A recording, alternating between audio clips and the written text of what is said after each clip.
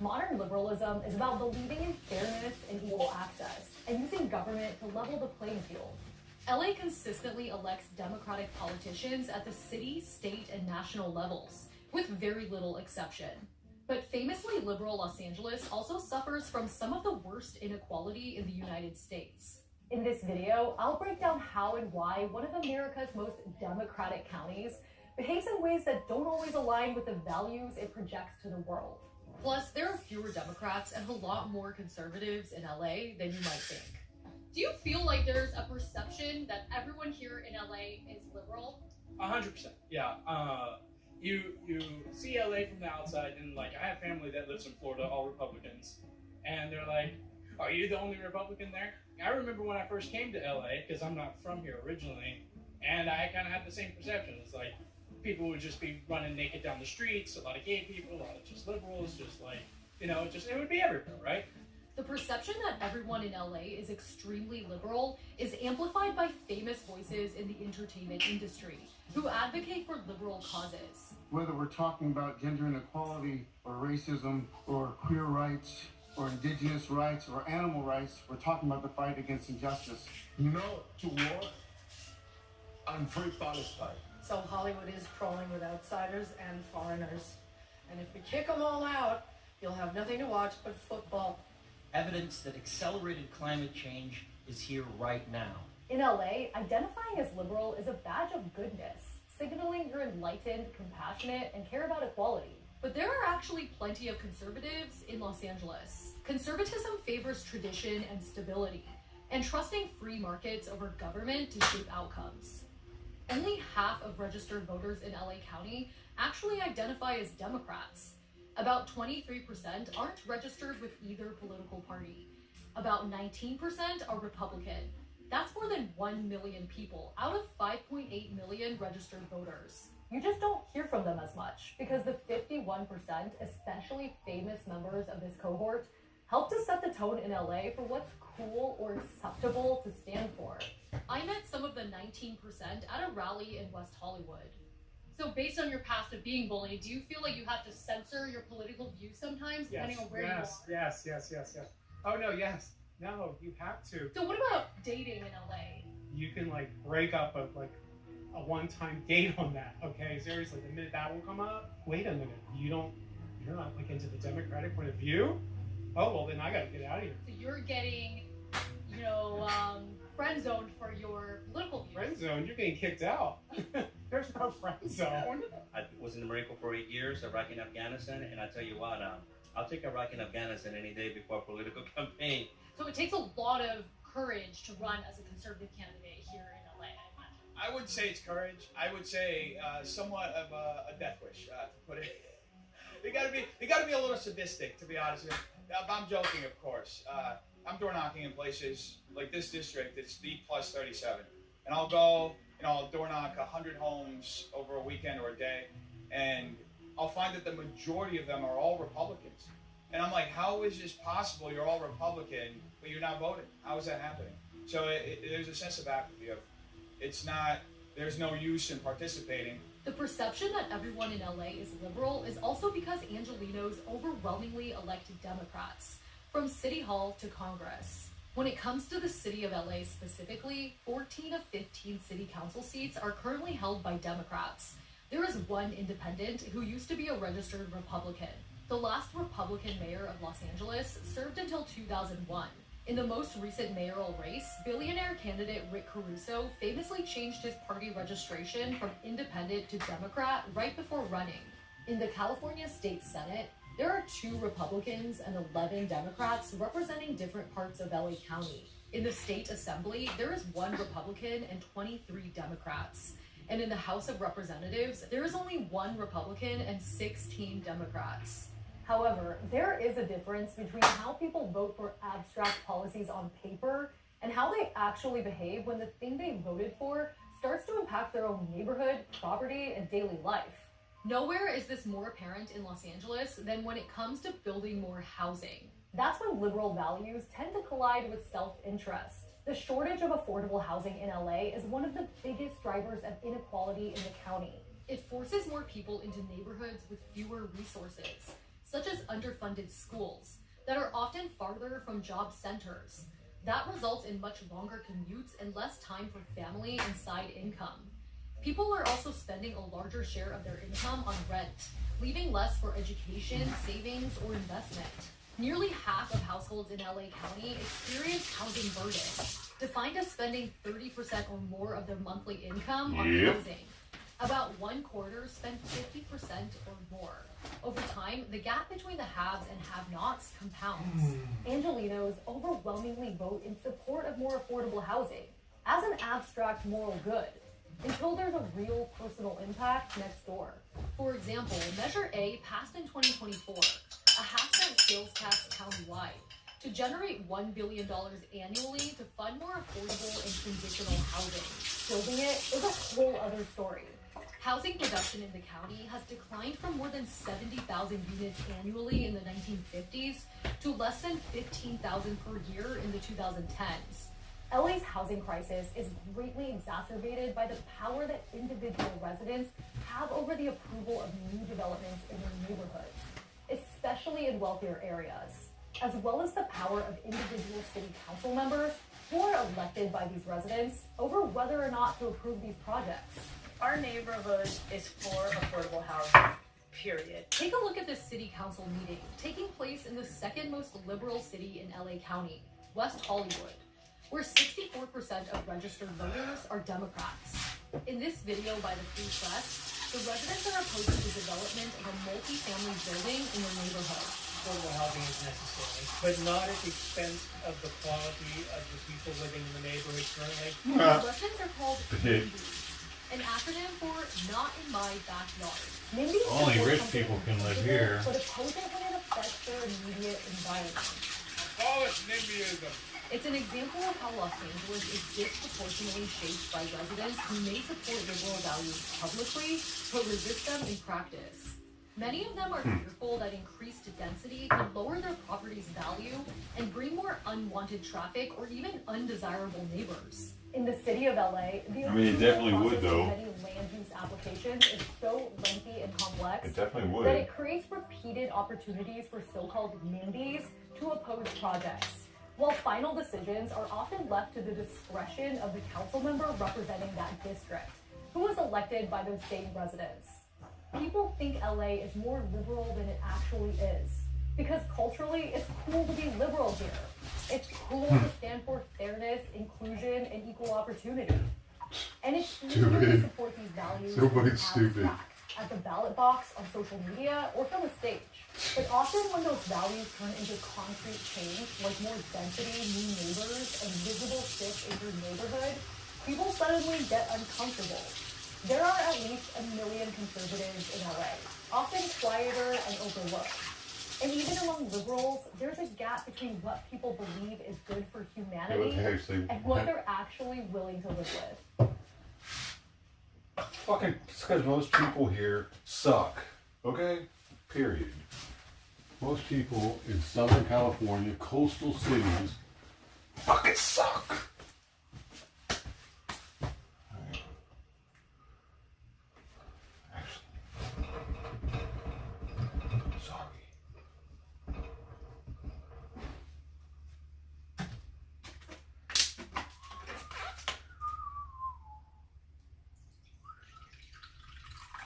Fresh water for my boy.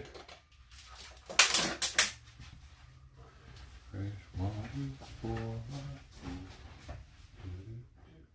There you go, Frank.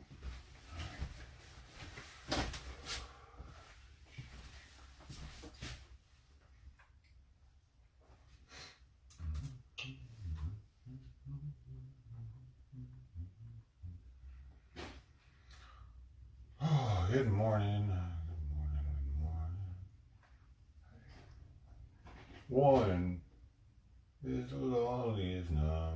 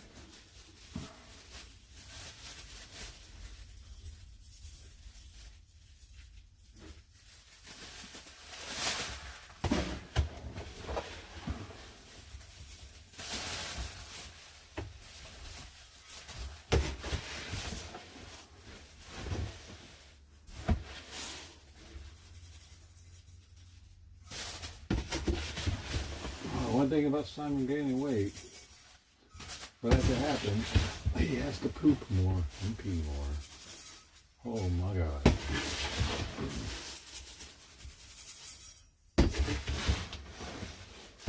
Yesterday was a big day.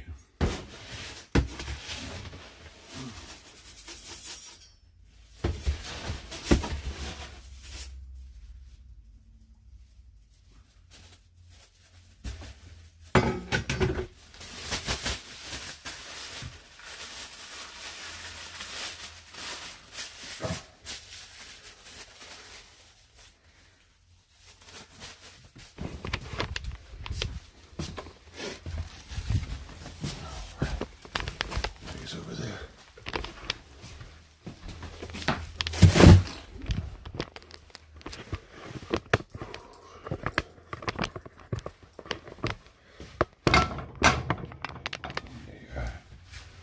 Yeah. All right. So we're going to trucking on along today. Trucking on along today. You and the cat.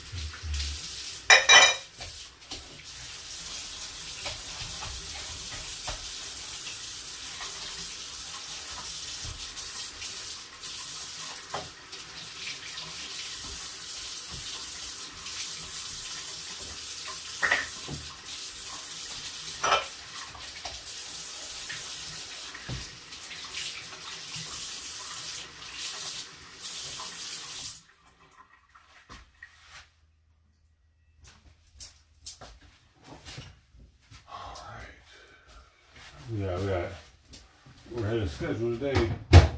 Yeah, boy. Simon's medicine is already split up. All I gotta do is give it to him. Litter box done. All I gotta do is feed cats. Get Simon's medicine not dirty. Do their litter boxes and feed the outdoor cats. See if Penelope's there so I can give her her monthly flea medication. So let's have some coffee now.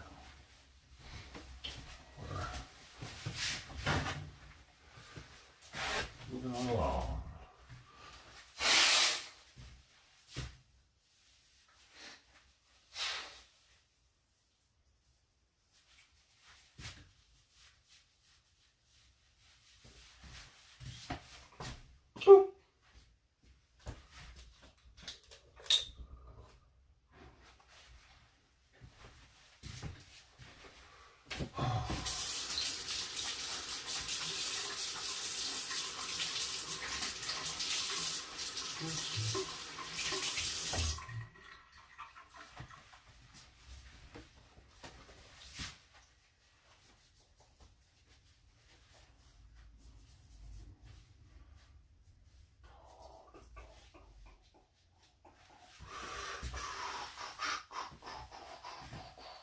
Nightbot, baby, is level 5, you did it. Congratulations.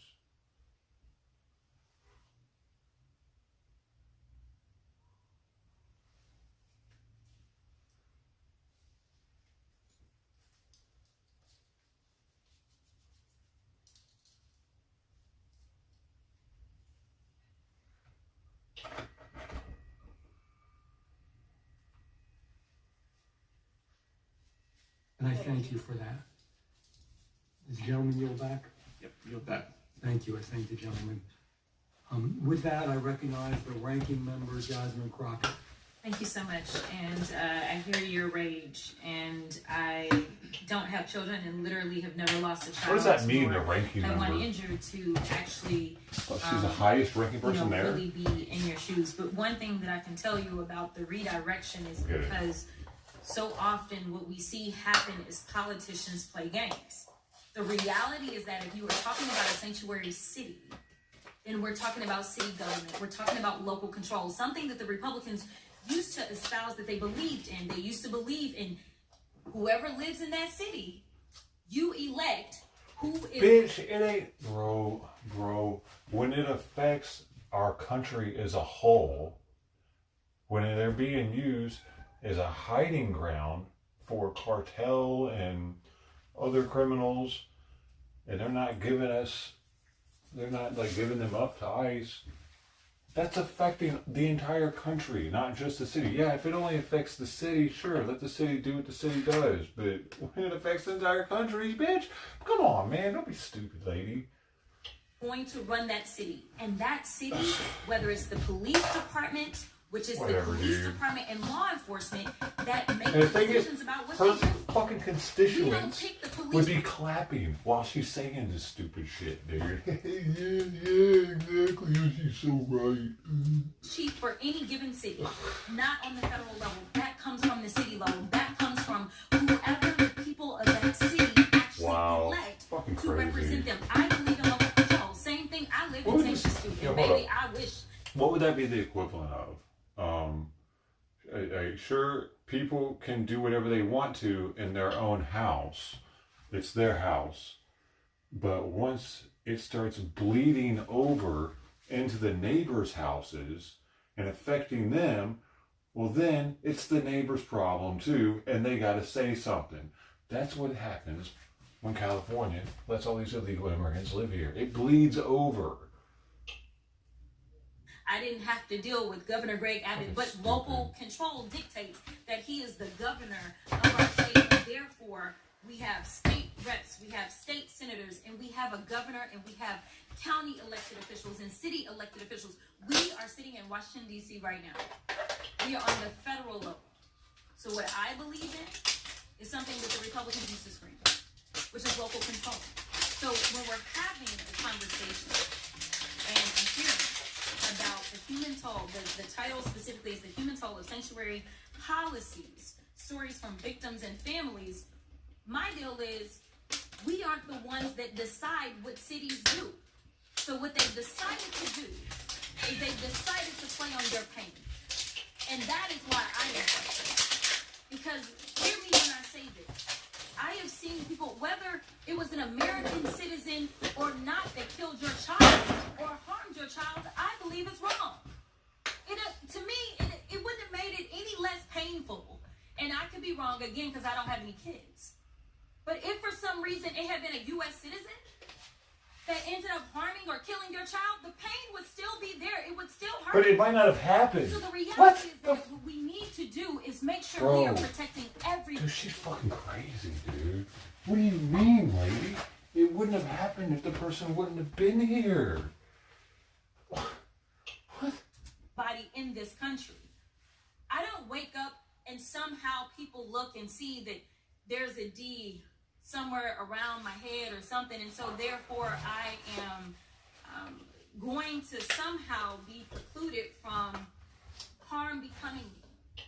When I go out to do policy work, and I've worked on the state level too, the policies that I was writing when I was on the state level are different from the federal level because we have different levels of control. The one thing that we do have control of, you may have recognized that the DHS secretary, as we're talking about immigration, she had to come before this committee. I want to say maybe a day or two after she came before our committee, because we have jurisdiction over her. We don't have jurisdiction over your mayors. We have jurisdiction over her. She lost her job. Well, The DHS secretary is gone. But that's because Trump fired her. It's not because you had her impeached or anything. Like you're thinking Like, sure, you have control. Y'all could have impeached her possibly, but that didn't happen. She was not impeached. You know, like, what do you mean, lady? Because you were able to blast her, that means you were in control. Because you were able to call her out on something and she got busted, that means you're in control. No, Trump's in control. The admin's in control, lady. Now, to be clear about This is the retarded. Republican president is the one that put her out of her job. Exactly. Because she was failing. So how do you? So the reason that my colleagues have brought these things up, and this isn't to say that the harm and the hurt that you are feeling, that you should not be feeling that. It is wrong. Again, even as a criminal defense attorney, I can't tell you how many times I was begging clients to enter pleas. In fact, it literally made me remember a case that I had with a guy who was a veteran. He had served this country. He ended up being put on some new medication, and he also ended up drinking with that medication. Now, the medication had a warning on the bottle. He went out, he drove, and he killed someone's mother. That client told me he had no criminal history. He told me over and over and over, he said, just give me whatever they're going to give me. They offered him the max, which was 20 years, and I could not in good conscience. The fuck is the point of this story? Would not give him the max. The only reason we went to trial is because the prosecutor wanted to be so greedy. That jury did not give him 20. He was willing to take 15 years. Hey, I am here what are to we tell doing? you that it is never right to break any of our laws. So the reason that we... What did that dude's veteran description DUI story have to fucking do with anything? Please, could somebody explain to me? Because so I don't think she's completely fucking stupid. Is there anything? What is it? What did that have to do with anything? Hey, what's up, Lou?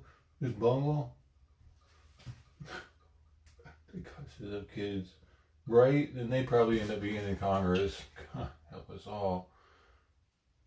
I'm surprised she doesn't have 10 kids and brags about it. Now she's a single mom and she can do Congress and raise them all at the same time. Meanwhile, they're all at a fucking teen takeover. We have gone down the line, and the reason that we brought Mr. Romanucci is because we actually have control over CBP and DHS. It's just Wait, dude, you don't have control over shit. And if the Biden administration didn't show us that, and that we couldn't get Mayorkas out of office, then I don't know what the fuck. You're on some power trip right now, lady. You don't have that kind of power. ICE. It's just that these guys don't want to exacerbate, use that control. They sit there and they allow U.S. citizens and non-U.S. citizens to have the rights violated, and that is something within our purview. If I lived in one of your cities, in fact, I am in Dallas. Dallas has a Republican mayor. To be a sanctuary city doesn't necessarily mean that you provide sanctuary. It means that you're not going to do the federal government's job. That's what it means. They are local law enforcement. Like, why does she say such stupid shit? What do you mean if you're a sanctuary city, it doesn't mean you're going to provide sanctuary?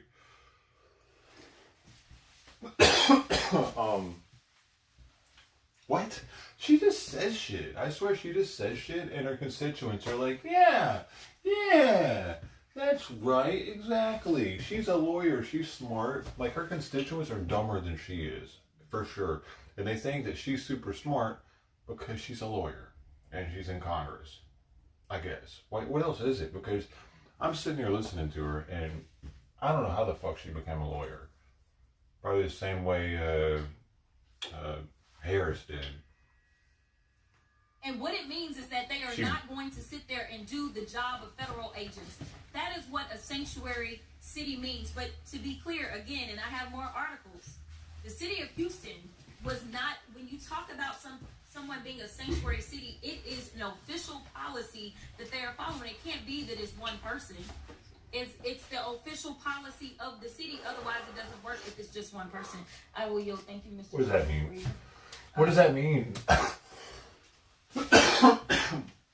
It's the official policy of the city. Does that mean, what does that mean? Who gives a shit? She just says a bunch of shit, dude, and to try to get people like pissed off, and like that's in Houston or wherever, to get her constituents pissed off. That's all she is a row raiser. Like she's not actually making any change, you know? I mean, she just said herself, the mayor of that city is Republican. Indulgence. And how the hell are they a sanctuary city if they're a Yes. Republican ran? They need to change it. Thank God she won't be back next Congress. Like, Just Okay. to answer. They said that? They said that, dude. That was yesterday. Sure. Yes, gentleman is recognized. thank God she won't be back next Congress. But like, Just Okay. to Dude, he actually asked to be recognized to say that. Oh my God.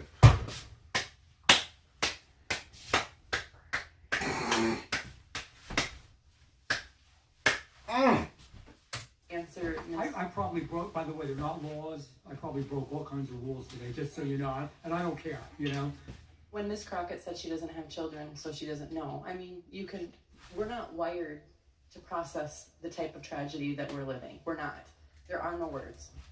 I will tell you, it does feel different when an illegal immigrant kills your children than it does an American, because it was preventable. It feels different. Not that I know that because I have had an American kill a child, but when something's preventable and your life is ruined from something that's preventable, it does hit a little different. Yeah. I than can what I would imagine. imagine it would feel like just a regular casualty. Loss in itself is so difficult. But it was so easily preventable. It was so fucking easily preventable. Not just preventable, but like, all they had to do was vet people as they came through. Like they were supposed to. Like they were supposed to. There's no words. Loss is loss. It is very tragic. What we're dealing with is preventable when these people have done something and they weren't asked to leave. If I were to go to Honduras, where the woman who killed our children is from, and I would kill 2 teenagers there, I'm not getting any rights from the Hondurans. They're not giving me rights. It's different. This is preventable. So I think it does hit a little different when our tragedy is preventable. Thank you. Thank you. Interesting. Oh, dude, my back just started hurting. That's it. Why is it always the left side? Very alarming.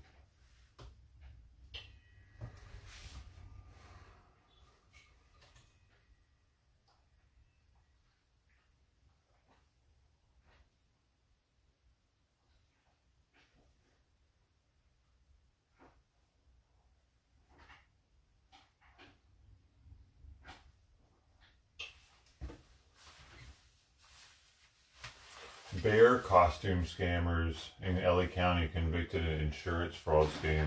Remember that shit from like a year ago?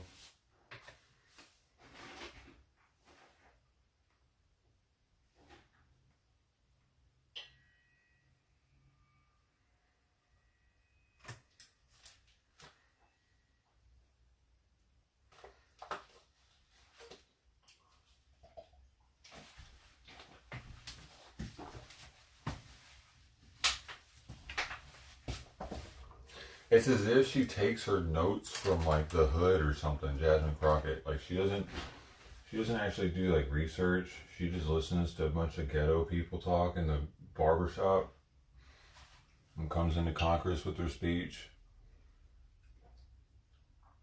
I think I've heard her say one smart thing, like one historical fact that was like, oh, she got him there, like the whole time she's ever been in Congress.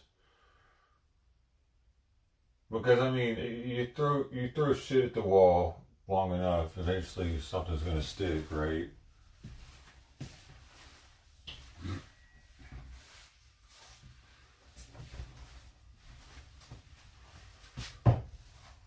Yeah, baby. But yeah, normally her words are dribble. Reminds me a lot of Harris. My pants, hey, thanks. Old. I changed my pants today. Look at me. Oh. These are old, man. These are my, actually, dude, the girlfriend that I got the fucking charge, the DV charge with fucking like 2 decades ago. These were, she had these. And they, like, of course they didn't fit her. So I just like absorbed them into my clothing somehow. And I've had them ever since. I think these are those. I don't know, man. I've had these things for at least 20 years, so.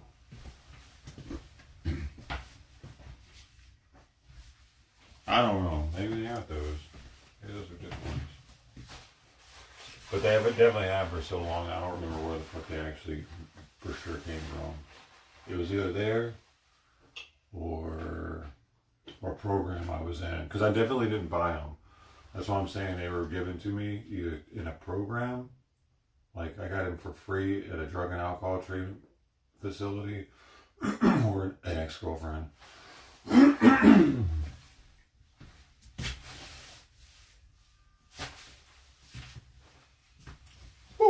Belchi, what's up, man? France in the house.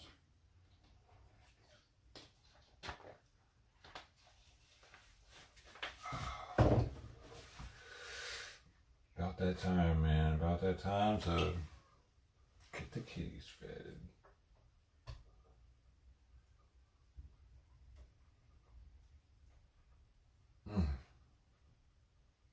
This is one of my least favorite things to do in the morning just because of Sawyer.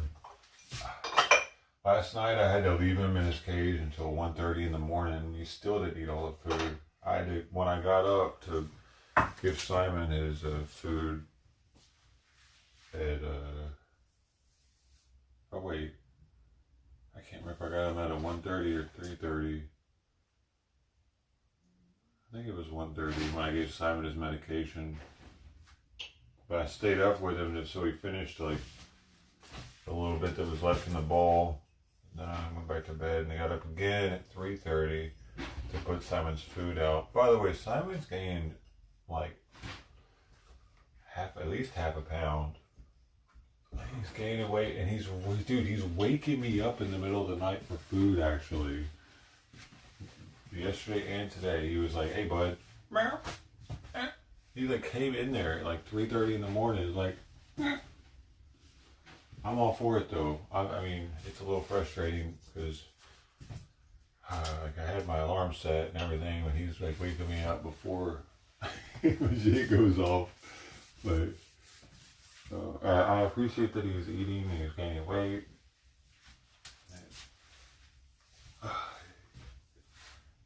Oh, it's just such a roller coaster, man. Oh, there he is right there. That's his favorite spot in the house, that couch. That's his bed, actually. It's a massive bed for Simon. He's got the biggest cat bed in the house. Because I rarely sit there.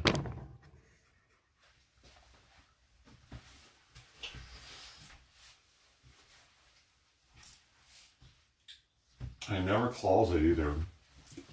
I'll bet. I don't know, man. I wonder, though, if they're going to claw it up once they're able to hang out on it. Don't get me wrong, he has clawed it.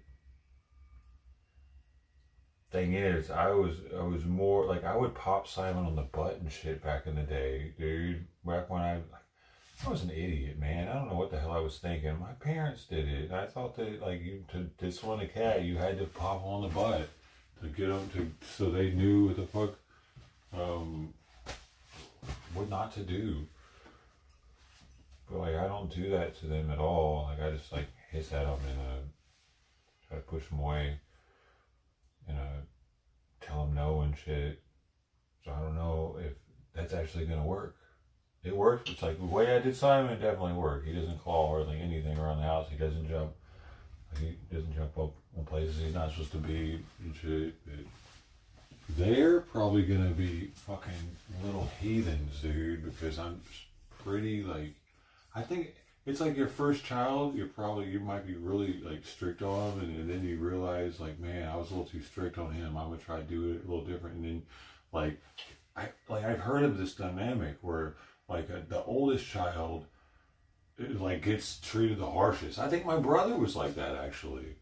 He got treated the harshest because he was the first. My dad was the hard. He treated him more like his dad treated him. And then, like, with my other brother and me, he kind of softened up a little bit because he realized that actually did hurt him more than it did my brother. Like, because he couldn't undo it.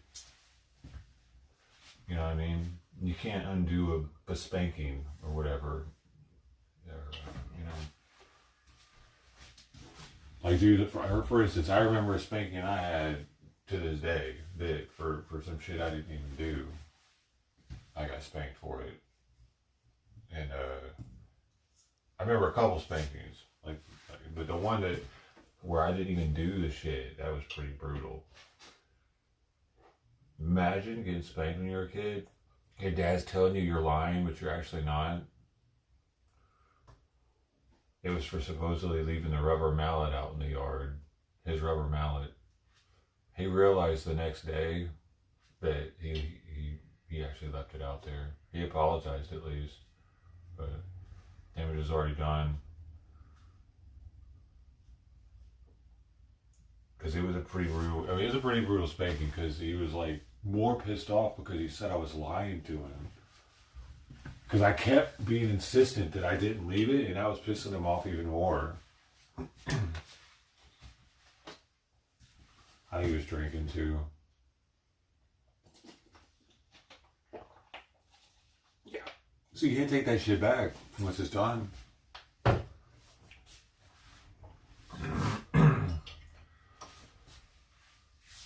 Yeah, the good old days. When, yeah. I guess now that would be considered like you go to jail for that shit, huh? Back in the day, your dad could tell you to take your underwear off and spank you with a belt and shit. And that'd probably be considered straight up child abuse nowadays. I remember my older brother got beat with a shoe once.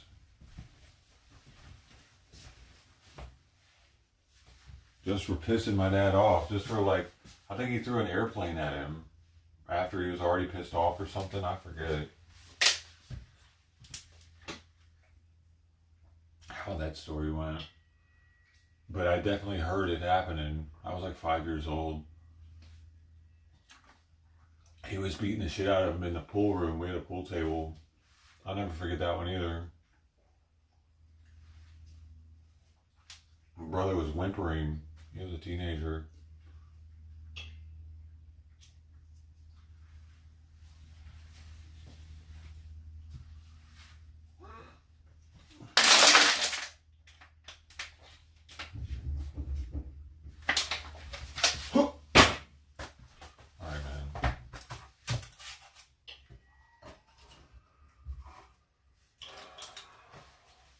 Dude, I got a crick in my back. I can't move my fucking neck right now.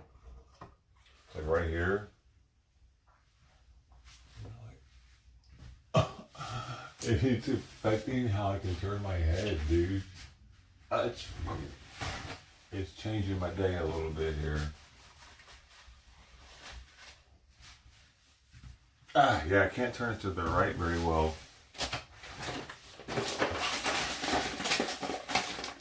The left, not that. Yeah, the right. The right, I'm disabled right now. I have a neck disability.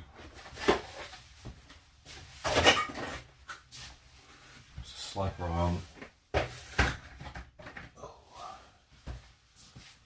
Dude, I remember once in elementary school, man. It was my first crick in my neck I'd ever had.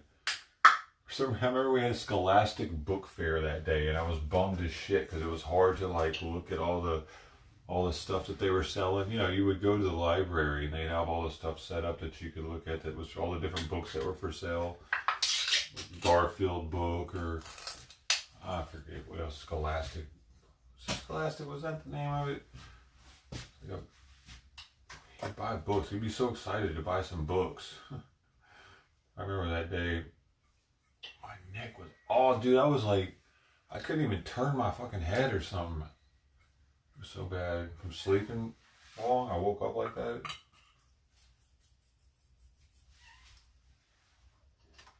It feels like you're straight broken. That's what this feels like though. It's not as bad as that one, but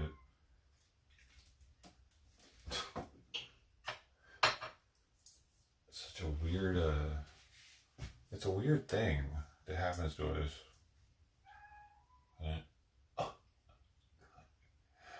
Does it just go away on its own? I forget. I think so, but maybe I should take some ibuprofen or something. It makes you feel like you're Frankenstein. Like you can't turn your head.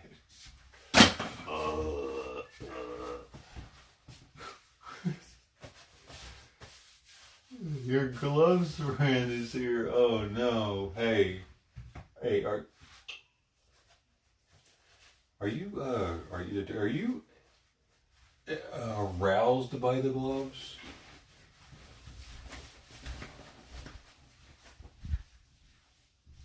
Hey, you two, can you just behave in here, please?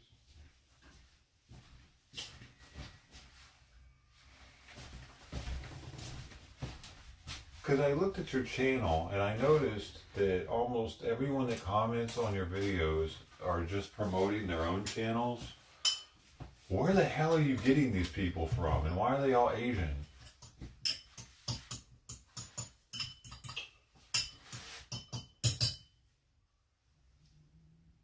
On the pull-up bar, you could slowly hang and stretch, but you know. Oh, it'll definitely work. That's how I do. Originally, I couldn't do pull-ups. And it wasn't because, well, I mean, it was also because I wasn't strong enough. But I had something wrong with my shoulder. It would catch really bad and hurt like hell, and I just couldn't do it. Something was fucking up in here. And I watched this YouTube video of these two chiropractors that were talking about just hang from the bar and just hang. It's gonna hurt like hell, but hang and make it like it like made everything go back to where it was supposed to be. And before I knew it, I was able to start doing pull-ups, dude. It fixed something. It's not completely fixed. Sometimes my shoulder still pops out of socket and pops back in, but it doesn't catch like it used to, which is pretty wild. YouTube doctors saved my shoulder. I fucked it up in the Navy, dude, doing dumbbell presses. I was doing decline dumbbell presses with 75s, so 150 pounds, 75 in each hand. And I was doing like my last rep or something. I was really just trying to push it out, and I went, I tried to I don't know what the fuck I was trying to do. I tried to put more and when I did that, my shoulder moved around in there and straight went bing, and my arm just completely dropped that way, almost on my face. And since then, it's happened a couple more times for me. I didn't even have to rotate it. It's fucked up now for life from that shit. It's it's a looser in there now or something. Because Asians do support channels. Yeah, but do they really support channels? Okay, it's one thing to support a channel. It's another to only comment because you're trying to support your own channel and you're hoping people in that channel will see yours like I did and go to theirs. You know, that's not really supporting the channel. You're doing it for selfish reasons. You're supporting yourself. Because a lot of them were like, hey, come check me out. You know what I mean? Supporting a channel. like what you do. You support a channel, Lou. But if Lou came in here, like every time he came in here and he's like, hey, everybody, come see my channel. It's very good. Like, hold up.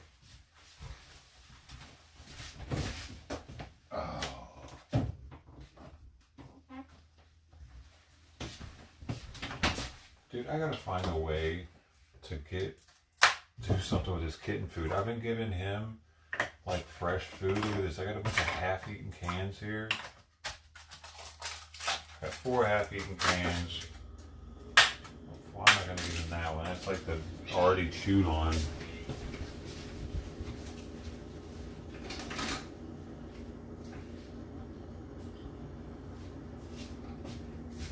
So I got enough fresh ones that I need to get rid of. I don't need to feed them already chewed on food.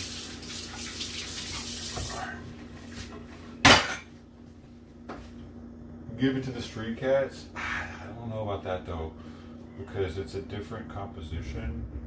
And they might not be used to it. I don't want to get them sick. It's the minerals actually that I'm worried about, because it's got magnesium proteinate as the second highest mineral. I don't even think the adult food has magnesium proteinate in it at all. Manganese, sulfate, no other one. No, it doesn't have that. It has different mineral profiles. That's the thing that, like, it's not just the macros you gotta watch for. That when it is slowly introducing them to other food, it's like they might not be used to that mineral at all. It could give them the runs, or then that could dehydrate them, and on a hot day that could be dangerous. I wish I didn't know. I wish I was ignorant. And I'm just like, yeah, here you go, kitty pig. I used to do that. Remember when I used to just give Simon's food? But I mean, it was all adult food. It's a little different than just giving them kitten food like that without a crossover, without like giving them percent. I mean, I could, I guess, give them like a very small percentage of it. It wouldn't really bother them probably, but I'm already giving them so little food that it's not going to make much of a dent in my cans here. So I might just try to microwave it again and see. And I'm just gonna do a little experiment. Okay, we're gonna see if we can get them to eat it, because otherwise, it's going to be complicated for the next month, probably, doing this. I don't want it to be complicated. I want them to just eat it. So what we're going to do, I'm going to measure out 2 equal parts of this kitten food here, which has real milk in it, by the way, in case you were wondering.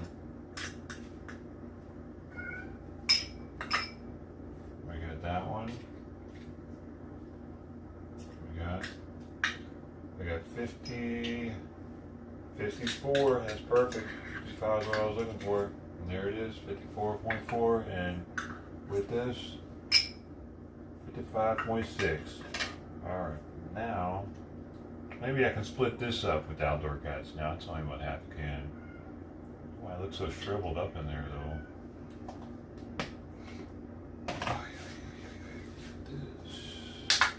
I'm getting a 50-50 blend, because then he tastes what he smells on Sweet Pea's breath, because he's always smelling her breath, see what she's eating. Now he might think he's actually getting what she is. And since he's already 11 months old, I don't know if he really needs the minerals that a, say, 2-month-old, 3-month-old needs. So 50-50 is kind of giving the minerals and an adult needs, plus still some that the kitten needs. See, he is a growing, well, I think he's still growing.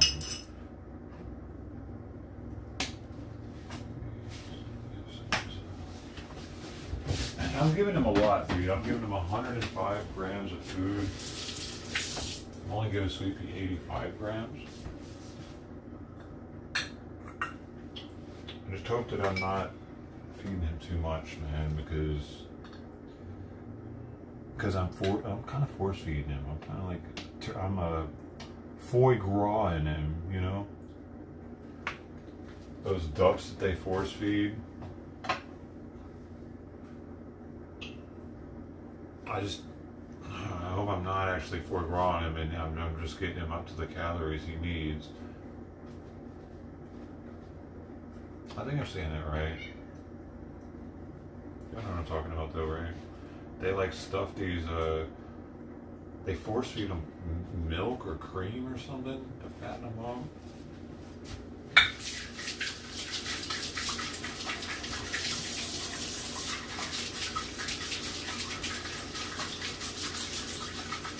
It looks brutal too when they're doing it. They like shove this thing down their throat. It's like a feeding tube, bro. Those poor things. Cats are usually like this when they're cooped up in a room together. They usually get crazy as hell right before food time. I miss the good old days when, man, Sweet Pea used to be calm. There wasn't all this craziness. I mean, she had calmed down a lot after that first year. Sawyer showed up. She got mad. She didn't want to share that room with him.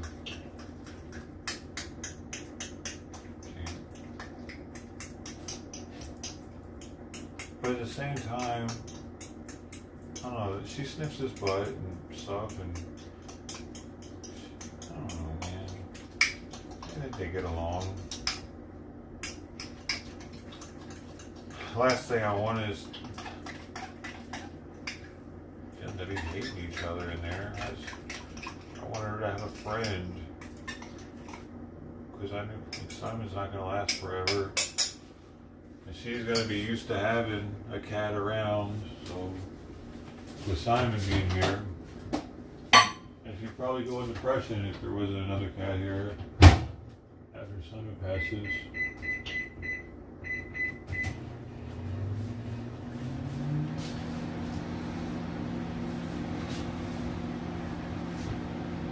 Of course, you all know I didn't get Sawyer intentionally.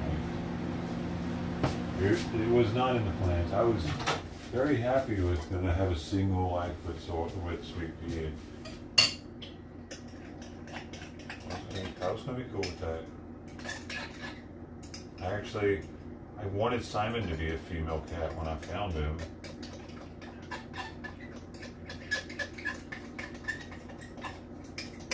I feel that I'm sweeter to female cats for some reason.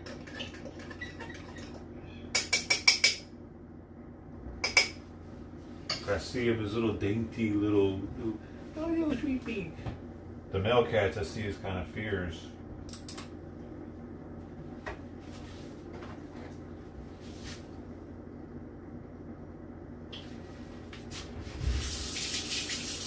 But actually, to be real, she's actually more fierce than Sawyer is. He turns into a puddle of just a goo puddle in my arms.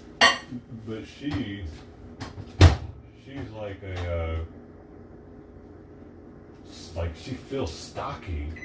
She has like this thickness, this strong like rawr to her when she's in my arms. Like her body never completely relaxes in my arms, unless she's already passed out.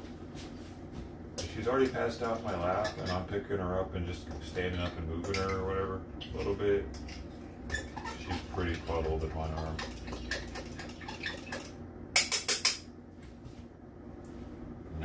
Not just on a regular. She has to be in that dream state. And that's the perfect time to clip her nails, which I did yesterday.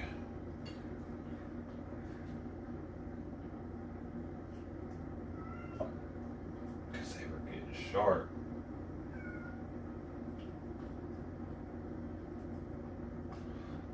Ow, motherfucker. Dude, this food has some fucking sharp bones in it, dude. Maybe that's why he doesn't like it. Maybe that's why they don't. Dude, that makes sense though. Maybe that's why they don't like licking it off the bottom of the bowl, dude. Because with my fingers, ow!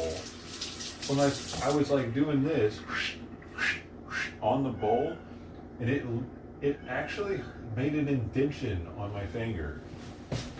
Whatever was in the food right there made an indentation on my finger right there. It hurt. It was definitely painful. Like it felt like it was a jagged piece of something digging into my skin. If they're doing that to their tongue, whenever it presses the food up against the bottom of the bowl, that's why he doesn't like licking it off the bottom of the bowl, I bet, dude. Oh, that makes sense. That totally makes sense now. And I wonder if some cans have it more than others. Like out of the same batch. Because it's not every bowl, like, I don't think every can might not have it, a jagged, sharp.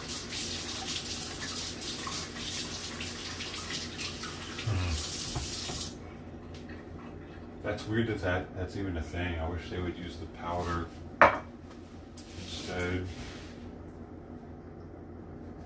Jagged bones. I'm sorry, Simon. Hey, buddy. Simon's right here. Because if it hurts my finger, it probably hurts his tongue. Tongue's more sensitive. Because one day I've been trying to rack my brain. Why doesn't he like licking it, the thin layer of it once it's close to the bowl? Like one chunk will come up from the bottom and he'll walk away from the bowl. Oftentimes it happens so often. I brought it up.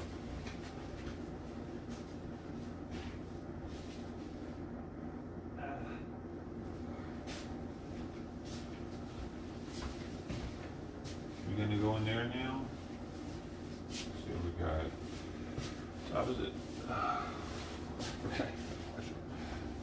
About medicine time and food time. I kind of keep it at 9:30 for all of it.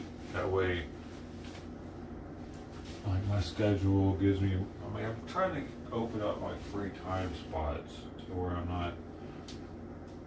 Like if I have, I'm creating this free time in the morning, which is kind of like it could give me something. I could make time to do something else right now.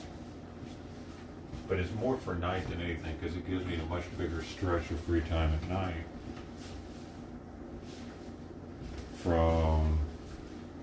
And if I could pull back his Plavix medication to whenever I put out his food to like 2, then that'd give me from 2 to 9:30, and I might actually be able to do something with that.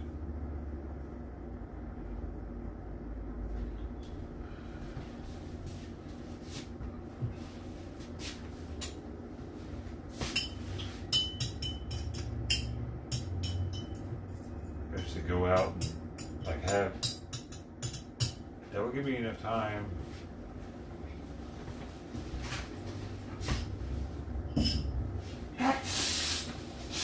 Stop! Fucking stop it! Stop it! What are you doing? Why?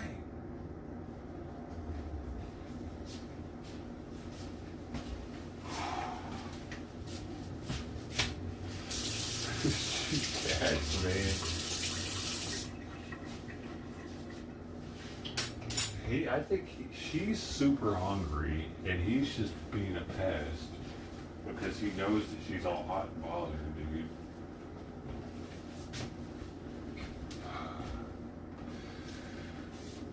Oh, wait, I don't mean that as a negative.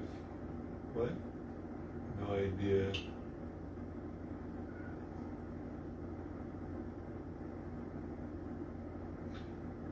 Mass subscriber number. No, not like I understand the support channels. I know about this because I actually met some girl called Delia. Well, yeah, but I mean, And I remember, I think we went to one time. Like, I think they came through and you told them it was my birthday or some shit. But guess what? I've never seen any of those people since then. And I don't think it helps my channel a bit. It was entertaining though. I didn't know what the fuck was going on for a second. Random people come and tell me happy birthday.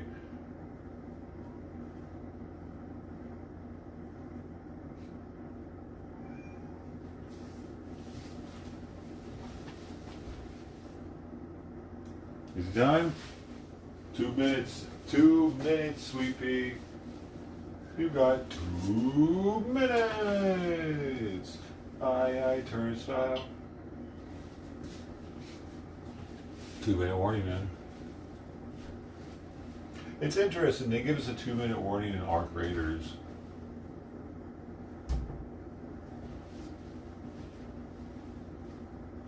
Because that was a military thing for Chow. I don't know what other 2-minute warnings are besides that one, but that was one that was every day for every meal. They would tell us when we had 2 minutes left.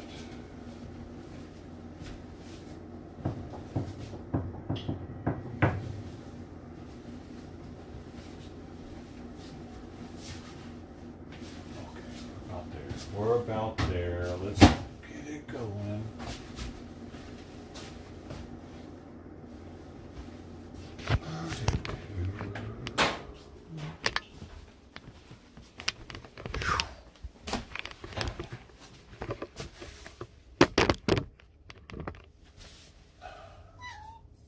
See how Sawyer's way back there, not even tripping, and you're like acting like you're starving to death. See that, Sweet Pea? Why are you so crazy? How can you be this hungry? Hey? See, wait, why are you coming here? Why are you coming here? Come over here. No, why are you coming over here? Why are you coming over here? You don't, no, Sweet Pea. No. Oh, what is that? Whose hair is that? Huh? Whose hair is that? Are you messing him up again? No, both of you back. On God! I used the camera. On God. Get back. No, not that way. No, this way. There you go. So you're, see what I mean? She's over here stressing about the food. He's over here trying to mess with her. You're such a little punk, Sawyer. Come on, Sawyer. Come on, bud. Cage time. Sawyer, you hungry? Come on. Sawyer, come on. Not you. She's like, he gets more food. I'll eat it there for sure. Come on. Ow! Oh, I thought you were gonna claw me for a second. Come here. You're gonna maybe put you in there today, huh? Okay, what's this do? Excuse me, mister. You playing dead's not gonna keep you out of it. Okay, come on. Let's go. Come on, let's go. Come on, let's go. Come on. You got good boy. You're so smart. Too smart. Ow. Okay, I'll be right back with your delicacy.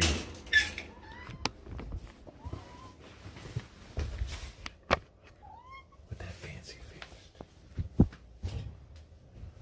Oh my God. Sweetie, you're such a stand. I have to pick you up. Come here.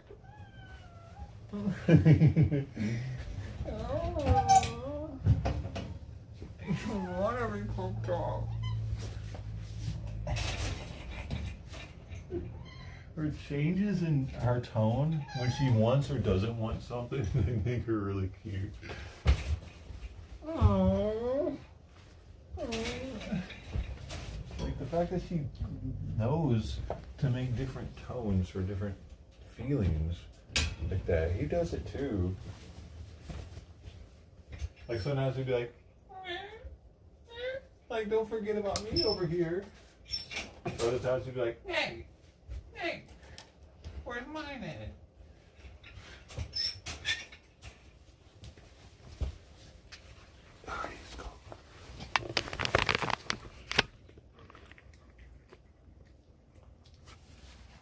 The Long Beach Cat Eating Competition has begun, folks. This is the first annual. Sweet Pea's off to a good start. She is a gold medal contender. Oh, wow, look at that bite. Ladies and gentlemen, I think we're seeing a world record attempt here.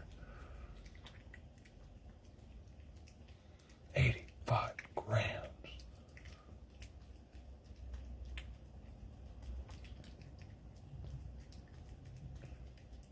I don't think any other cat on the block eats as fast as Sweet Pea. And I'm including Penelope in there, which I believe is Sweet Pea's mom or sister. I think Sweet Pea still got her. I don't know if she has Penelope's ingenuity, but I think she might. Like, Penelope will take the paper bowl or plate and step on it so it doesn't move. Get a different angle on it so she can lick it better. Sawyer's already done also, but it's not in the same way. He's probably eaten 20 grams versus 85. That means Sawyer's got to stay in the cage for probably 2 or 3 hours. Good girl, dog. You're a good girl. You're such a good girl. And I don't know if it's because I gave him the microwave refrigerated stuff, or you just need to go poop or something maybe. And you're gonna. I need to do his litter box real fast, and then I'm gonna put him back in the cage. So let's just do that, because I haven't done his in a couple of days, and he's been spending a lot of time in here. You're going to go back in the cage, though, bud. Just so you know. All right?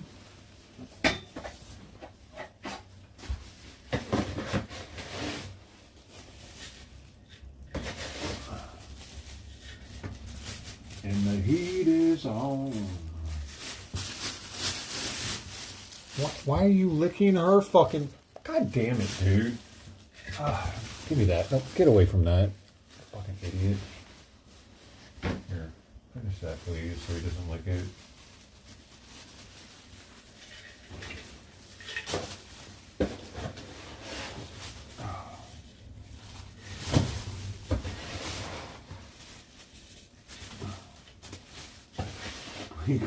That's why I'm giving him 50-50. But he's like, I want 100% adult food. But he needs the minerals still, probably, man. That's the problem I'm running into. I'm trying to get him those minerals. It's more than just the calorie content for baby food or kid food.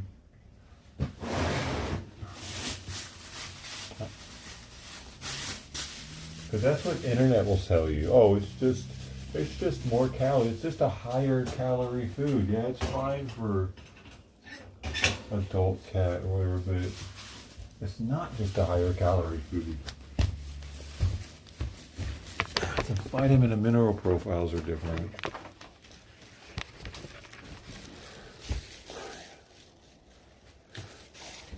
Why is everybody... No. I don't want to deal with you right now, Sweet Pea. I'm sorry. Taking this stuff out of here. Go do Sweet Pea's bowl. I mean, a little box real fast. There you go.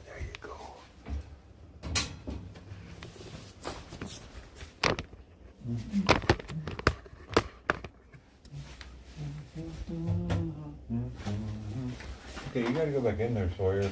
Sorry, buddy. Come here. Come here, come here. Even though you feel like you might be getting fat.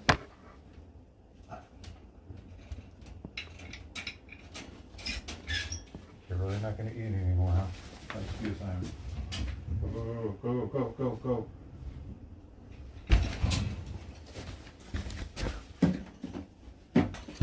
But yeah, he's got another hour and a half. We'll just keep an eye on it. If he doesn't eat anymore at all, then I know that, well, I gotta give him the fresh stuff or he's just gonna be a little shithead. That's what I'll know from that.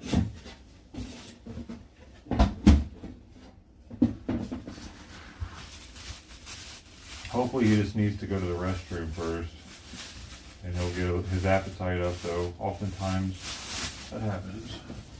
As you can see, he is doing a little something over here. Anybody interested in that?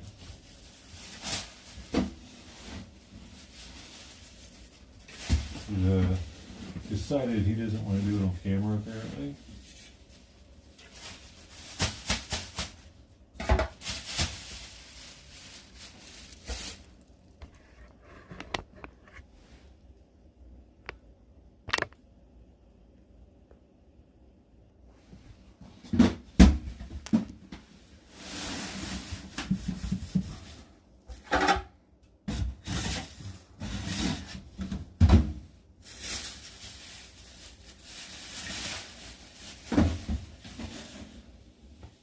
Sawyer, oh Sawyer, I really wish you were so picky.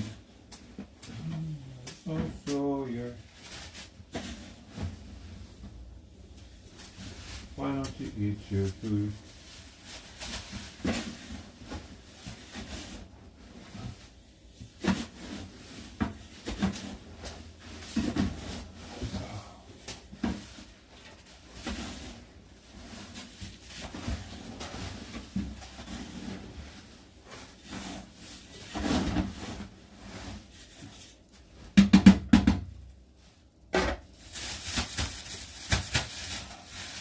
Yeah, that's a lot. That's dang. Daily, y'all. Sorry, come on, man. Don't fucking do that. You get up like letterbox, man. Don't lay in there, bro. Shit. I thought you'd outgrown that by now, bro. What are you doing?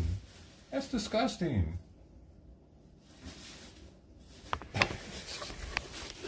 Oh.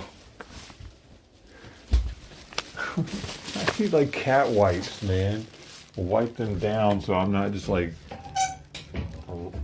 wiping cat litter dust off of them every time I pet them. Luckily, dude, like I've said this before, one of the reasons why I get unscented cat litter is so I it's like out of sight, out of mind. If you get scented cat litter, dude, I swear, every time you pet your cat, you're gonna smell it on your hands. And then it's like, they're covered in piss dust. But as long as I don't smell that floral nasty shit that comes from cat litter, like I don't. It's much harder. Like I can't really smell anything actually. I did it for years, dude. I was getting Costco's litter. Because it was cheap and it was there, easy to get. But I didn't pet Simon very much because of it. I didn't pet him like I didn't want to pet him as much. I wonder if there are a lot of people like that don't want to pet their cats because they smell like the cat litter.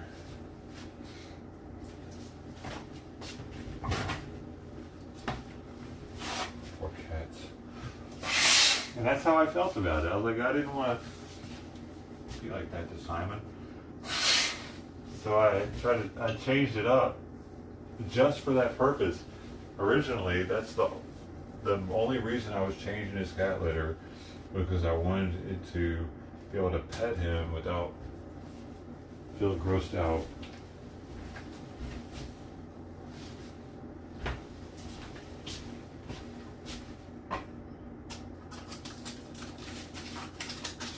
Oh my God, Simon, dude, he is trucking through this second can.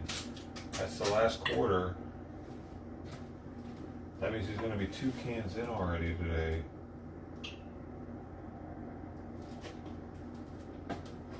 Sawyer could just eat like Simon.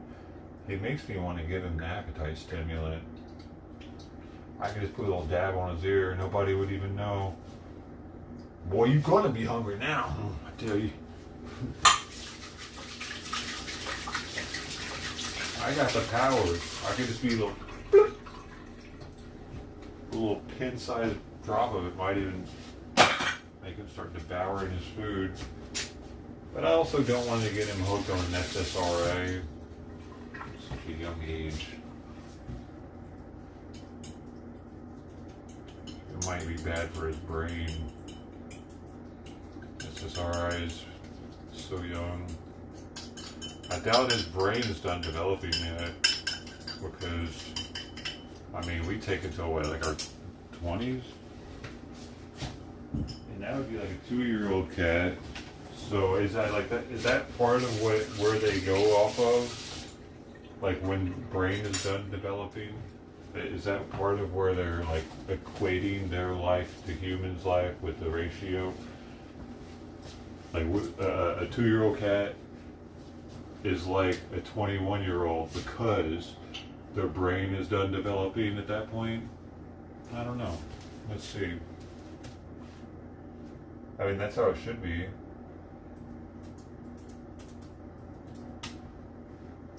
At what age is a cat's brain done developing? Probably 1-year-old, but I can't imagine. 2, that seems kind of crazy for it to. Wow, look at that though. A cat's brain is generally considered fully mature around 12 to 18 months. So minimum is 12. Though some aspects of behavior and social maturity can keep developing longer. One veterinary source notes that mental maturity can continue into the 6 to 18 month range.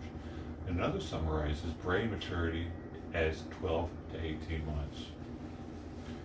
Basic neurological development starts very early and progresses rapidly in the first few months of life. Brain maturity is usually reached in the first 1.5 years, but cats may still act teen-like beyond that.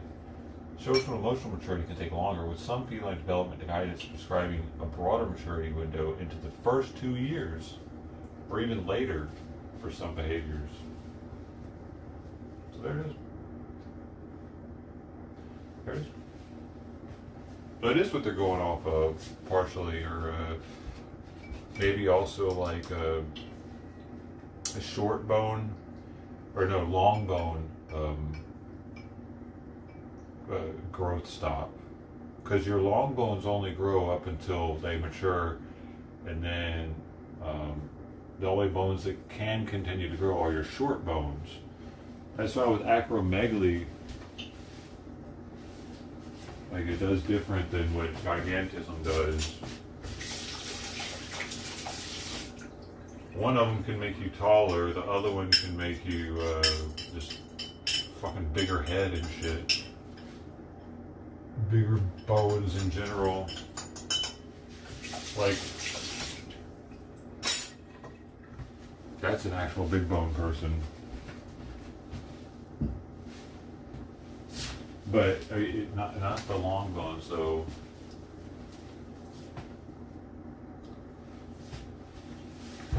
So let's see. When do feline long bones? Oh wait. When do feline long bones stop growing? And humans. I could have worded that better, but I'm a little retired right now. Cat's hormone growth usually stops when the growth plates close at about 12 to 18 months. And humans, this normally happens at, there it is, 16 to 18 for boys, 14 to 16 for girls, and that coincides with it because 12 months is what, like that coincides. That's around the same. Because a 21-year-old is 2 years, 18 months is shy of 2 years, and they're saying that very interesting. So that's how they're going off of all those numbers. It's like, I guess everything. Well, mostly probably brain development and like organ development, of course, long bone, growth plate, reaching, stopping, Okay. So, wow. Damn. So why aren't they giving like us? Why aren't more cats giving kitten food longer? If that's the case, that's what I'm wondering. So I think they would need higher calcium contents in their makeup. Shit, I gotta give Simon's medicine. Because it's saying 12 to 18 months. That means their bones are still growing after that first year.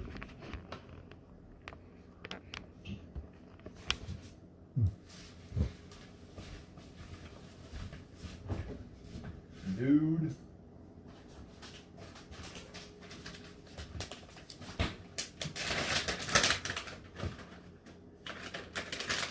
I've learned to keep these in the fridge. If you use these ever, keep them in the fridge or they'll go bad, dude. This doesn't say anywhere on the packaging to keep them in the fridge after opening. But I would pinch one in half and I'd put the other half back in there, and I think it would have like bacteria, because bacteria is everywhere. And then just beat it in there in the bag over time. All of them would start changing in their texture, they start stinking.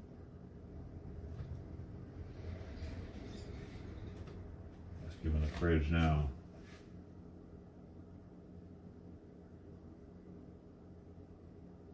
Yeet.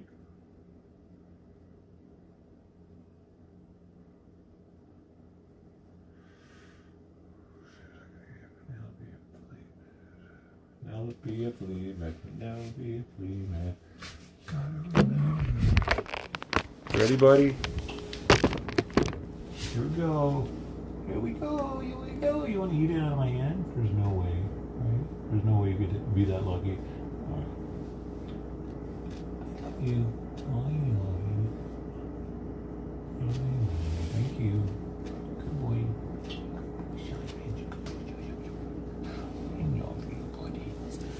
God, you feel so much better. His side, he's getting, like, he's actually gaining weight.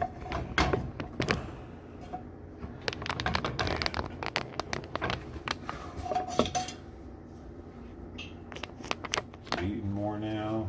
Okay, look at it. Go. Good boy, buddy. I love you, buddy.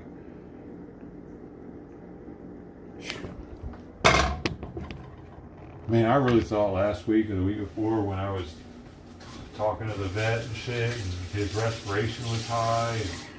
But I think it was because of a couple things. Actually,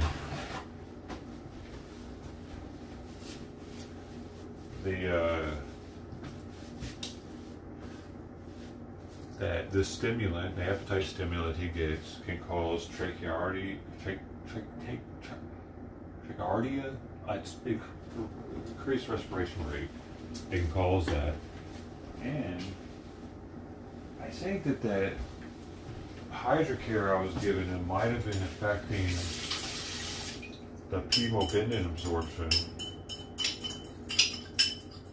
Because it has protein in it.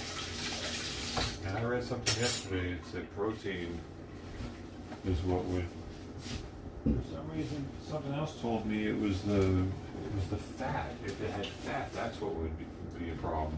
I don't know what to believe, but I don't give him that anymore. In between, no food times. Can't risk it. He seems to be on track now.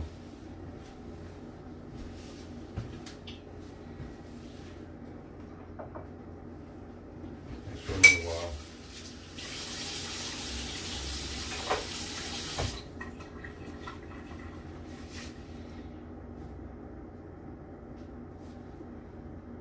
Well, it does say most cats reached. There it is. A year and a half. The clearest marker is growth plate closure, which radiographic study found occurs at approximately 18 months in domestic cats. So, alright, I'm just going to ask the bot, why not give kitten food for that whole time since increased calcium would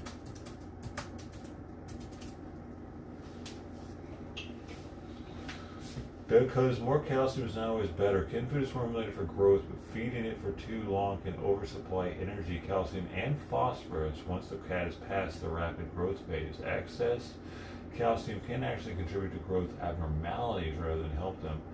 Why kitten food is limited? Kitten diets are designed for a short development window when bones, muscles, and organs are building quickly. Veterinary guidance says kittens need more calcium than adults, but also notes that excessive calcium can be a problem. Research is growing, and growing kittens found that their calcium requirements is not extremely high, and bone mineralization responded to diet balance rather than just more calcium. Once long bone growth plates are closing, the cat's body shifts from growth to maintenance. At that point, adult food is usually better because it provides enough calcium and phosphorus without the extra calories and mineral load that growing kittens need. For most cats, that switch happens around 10 to 12 months, which is why I'm doing it now. While large breeds may stay on kitten food longer. See, I don't know if he's a large breed, that's the thing. How do you know if your cat's a large breed or not? Just looking at it. Okay, I might ask this thing. How do I know if my 11-month-old long hair kitten is a large breed?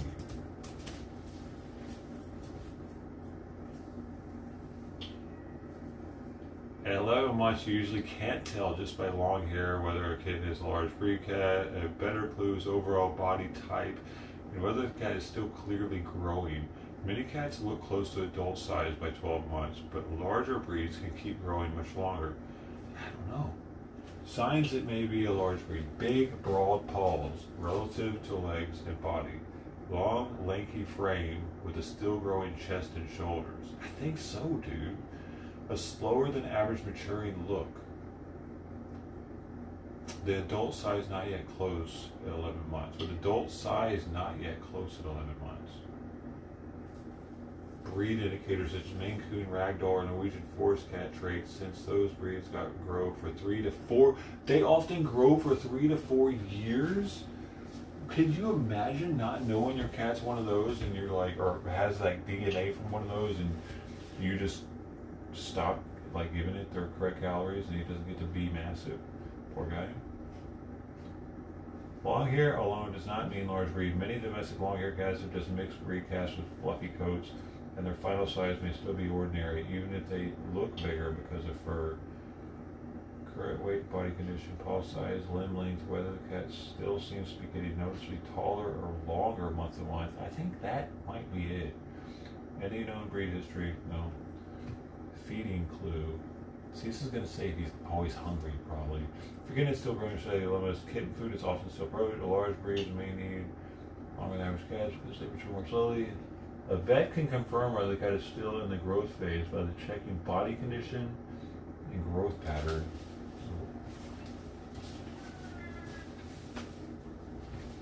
Like Simon got big, I think, because I had him on dry free feed when he was a kitten.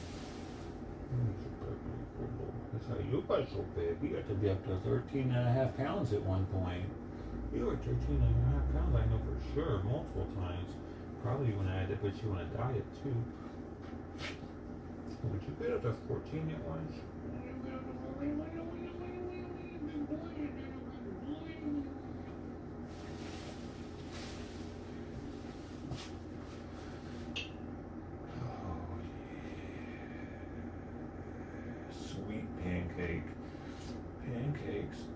Pancakes.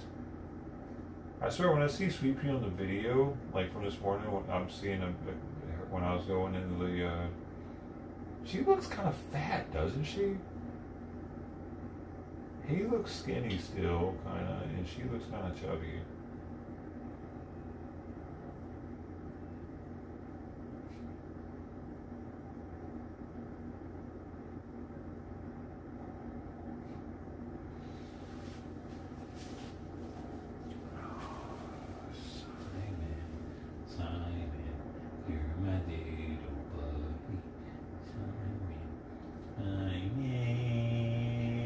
Best buddy ever. Hey.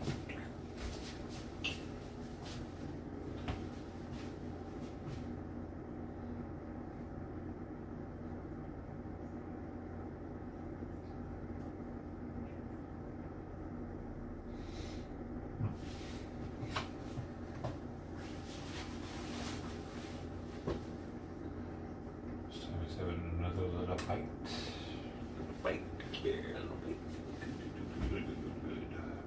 I think that appetite stimulant helped a lot, probably. It feels like that's doing a lot of the heavy lifting lately. But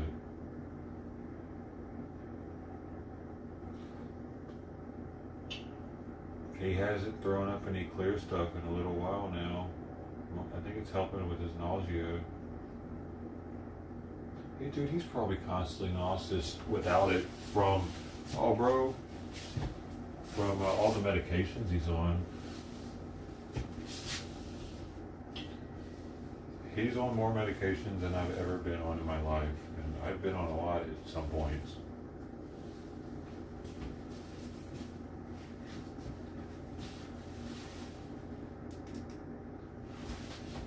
Oh, my shit's dead, dude. I gotta go find my charger.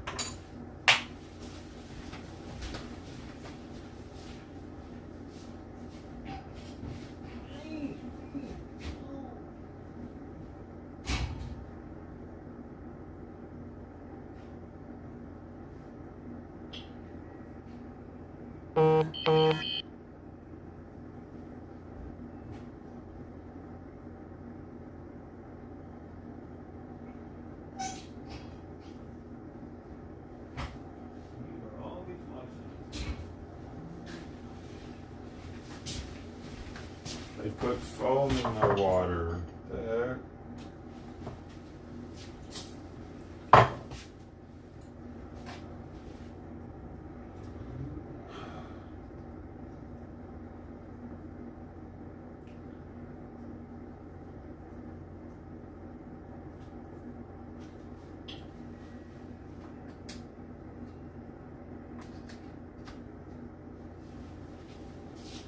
An old dog.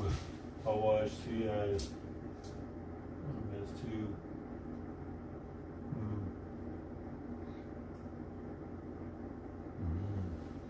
What's wrong with him? I feel like the same stuff pretty much goes wrong with dogs and goes wrong with cats. I don't know though. Many dogs get hyperthyroidism like cats do.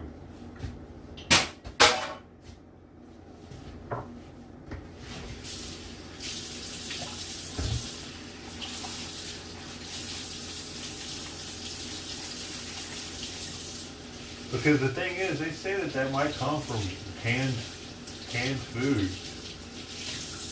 From the lining in the can or some shit.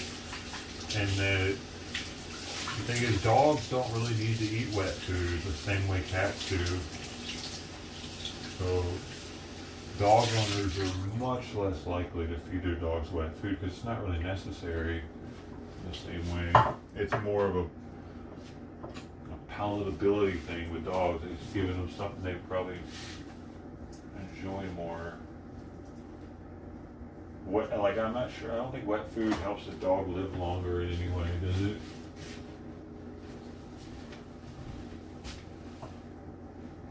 Okay, I'm just gonna put this water bowl back in there.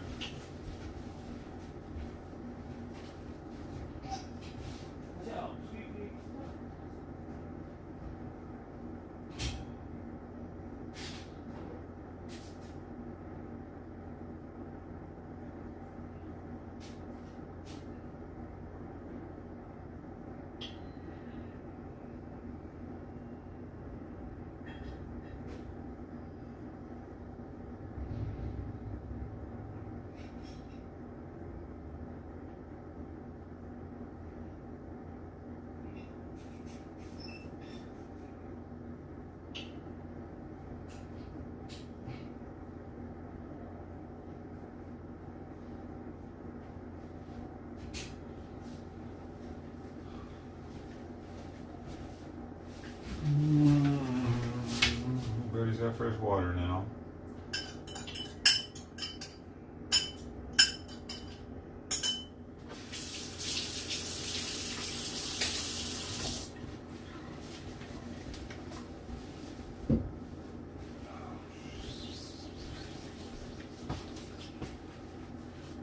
Doing is the damn thing. Good dog food is better than basic kibble. Yeah, I can imagine that. They're different qualities. Some having more meat, some having more carbs and stuff.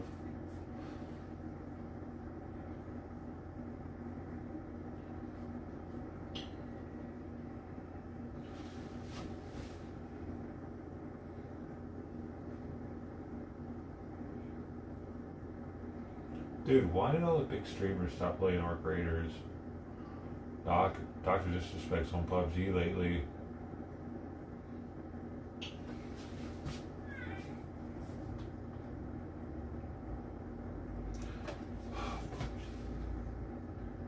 They're trying to bring PUBG. I bet they're paying him to play that game, dude, because it's dying in America. I bet they're paying him thousands of dollars, probably tens of thousands of dollars to play it. Because it gets other people to play it. And buy skins. I mean, he's got 10,000 people watching him play right now, and that's constantly revolving. They might only watch for 5 minutes each. So he's getting like hundreds of thousands of people to see him playing PUBG. And if just 100,000 of those people get on, and 10,000 of them spend $20 each, well, that just paid for itself, didn't it? If they didn't spend $200,000 to hire him.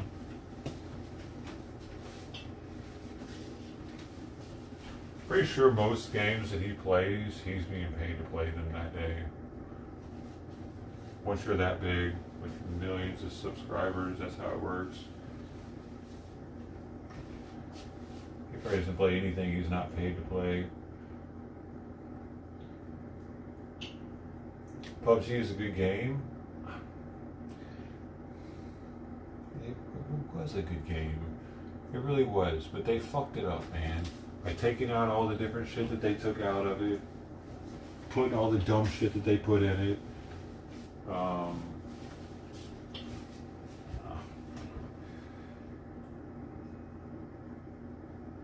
They even changed the menu, dude. You can't just press a button. You have to use this like mouse-like thing. You got to push it over here. It makes everything take. They have made so many things in PUBG take longer for no fucking reason.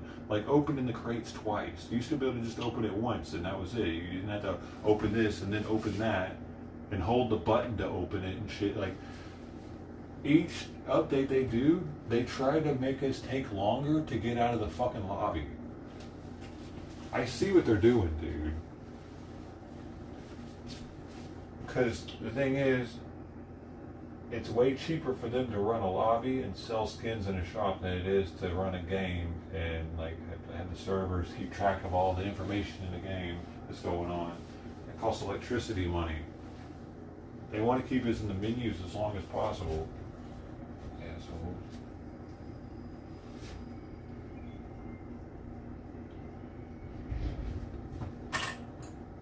Them making it so that we have to use like a mouse with our thumbstick in the menus is just like in the lobby and shit. It took me like a month to even realize what the fuck was going on. I thought my controller was broken, dude, because the button was no longer working. I'm like, why isn't it bringing up the menu, man? And then I realized that I had to use the thumbstick to put it over there and press the button. Now you know I'm looking at that now. Beep.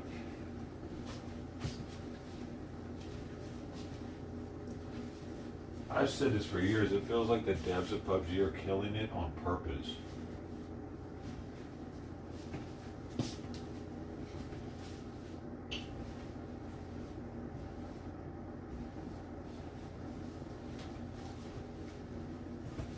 They took out the tire poppers, the strips you could put out.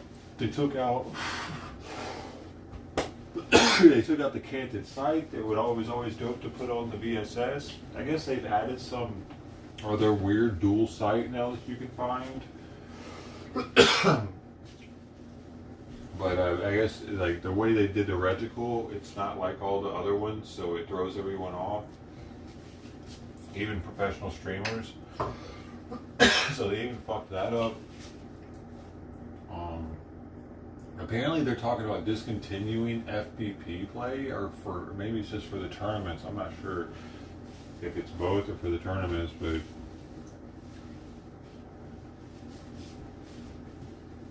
that's what I was playing now, FPP.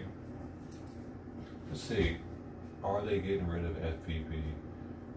Is PUBG getting rid of...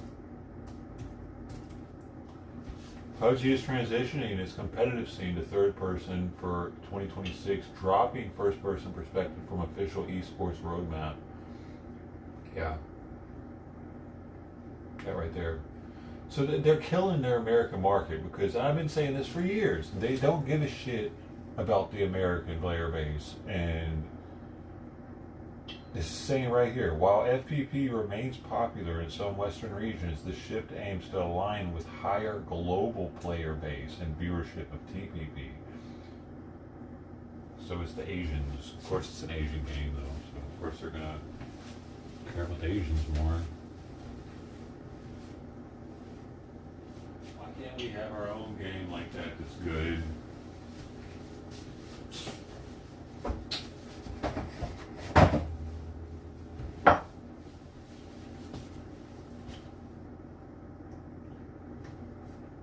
GTA 6.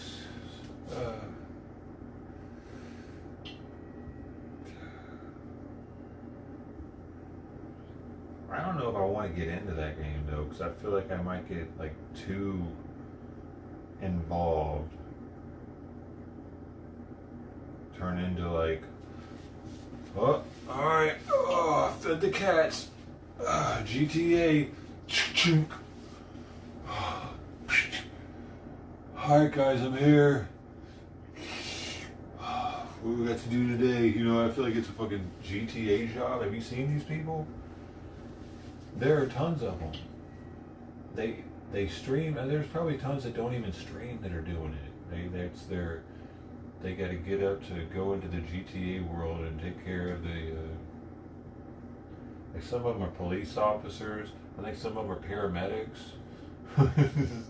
I don't know what all there is, but there's probably going to be even more in the next GTA. Even more positions. You could probably be an office worker next. You could be a trash worker. Somebody's got to do it. They're turning GTA into Sims.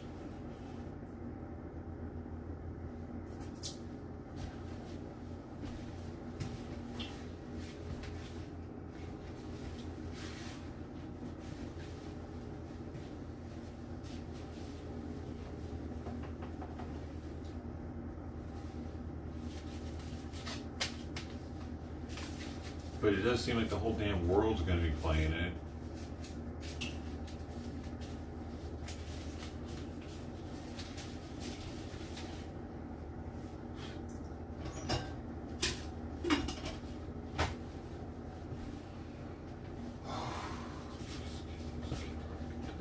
Sawyer's not eating in there at all. I just looked.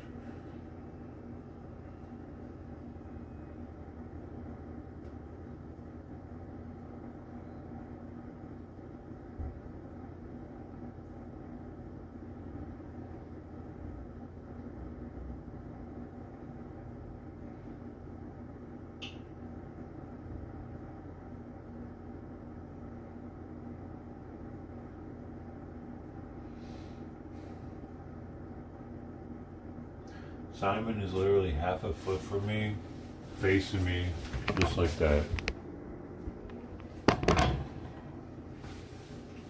Just chilling.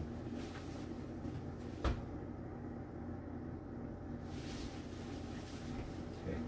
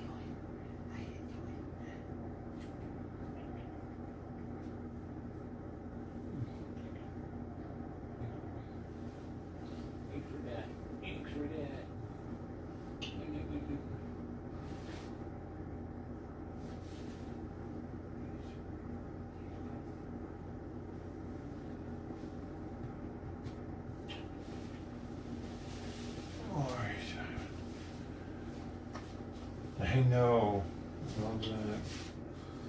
Dude, I should just dump the bowl into my palm, maybe. I'm gonna try that today, actually, in a minute. I'm just gonna dump the whole bowl in my palm. I got a big hand. My thumb's not big enough. If he just devours it out of my hand, that would be insane, wouldn't it? I'm gonna have to hand feed Sawyer for the rest of my life. His life. Maybe the rest of mine, he would outlive me. Wow.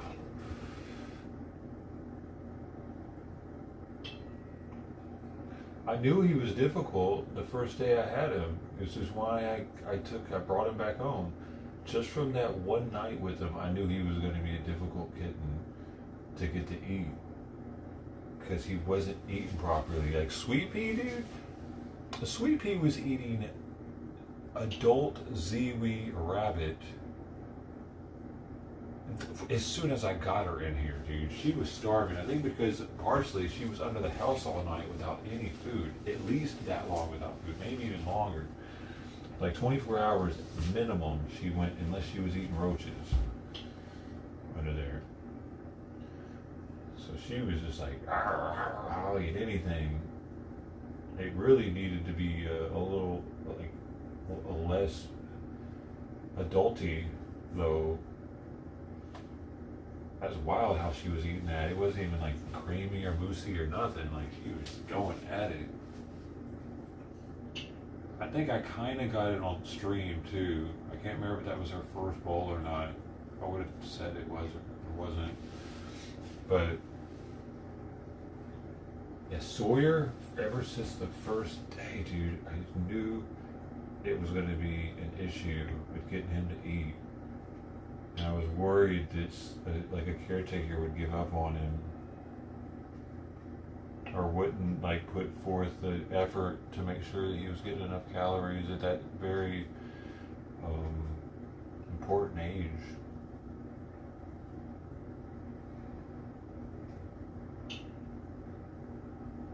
I knew that I had the time and the means to do it. I didn't really plan on keeping him though. But then after you spend all that time, money, effort, plus they get to know you a little bit and start wondering, like, could this cat ever love anybody as much as it does me because of the history? Could it? And if it can't, would that be me doing it an injustice by giving it to somebody else that it could never love as much? You know what I mean? Like, all that shit starts coming into play. It's a major sacrifice, though.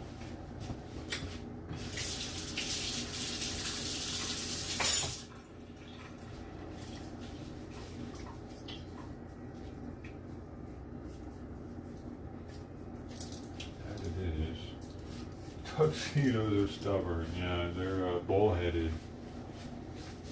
They actually, they have the,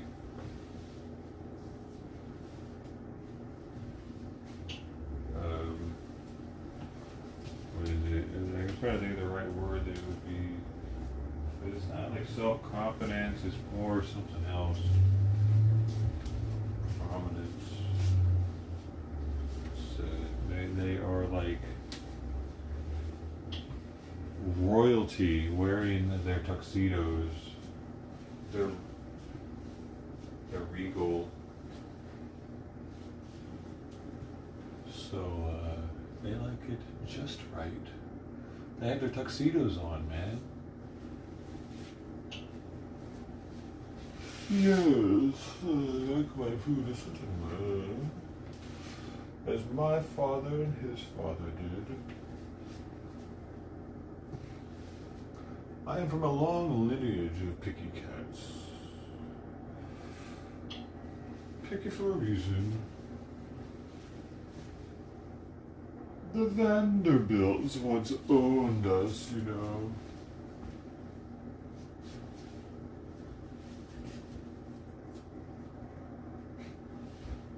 I mean, really though, thinking about it, were cats more of a rich person thing back in the day?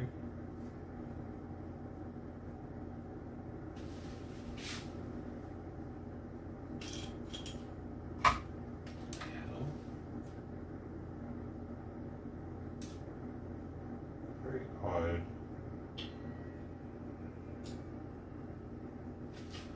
Huh. There's a bunch of... I wonder if I fucked up on one of his pills one day, because there's a bunch of white... I don't know what else that would be. This right here. I don't know what else that would be other than pill fragments that somehow got stuck in the tip of this and fell out. I don't know any other white. Damn it. I don't know, bro. What else that would be? I think that's what that is, though.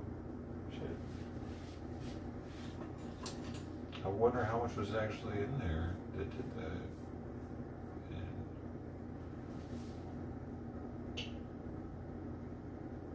You gotta be watchful of that. Now I wonder if one of them didn't get ejected. I wonder. Like stuck on the side or something. Because I don't always see it in his mouth after I...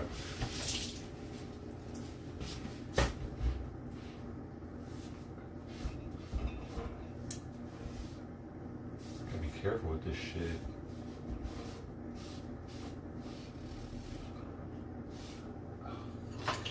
I want to accidentally give it to the other cats. That's what it is. Or myself, actually.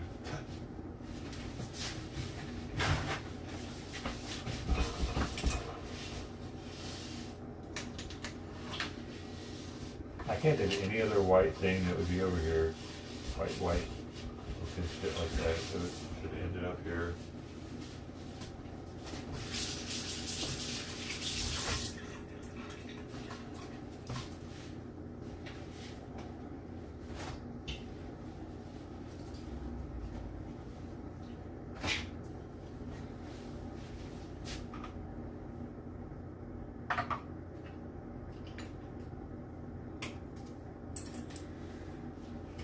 Tuxedo.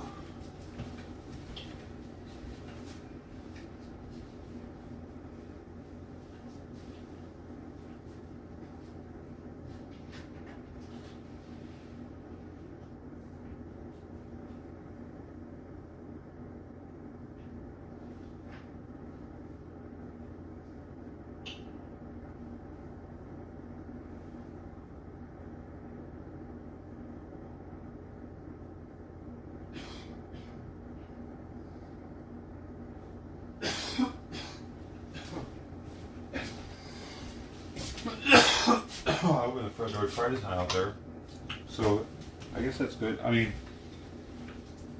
I don't know. I would have liked to have seen her today because it's 48 hours since the flea met it, and I would have known that she's in the clear.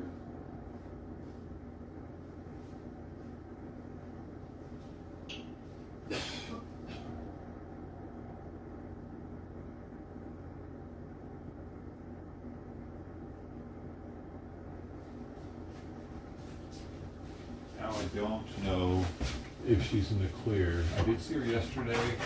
I gave her a nice little meal yesterday. And I mean, 24 hours is good, but 48 is a limit that neurological symptoms can happen.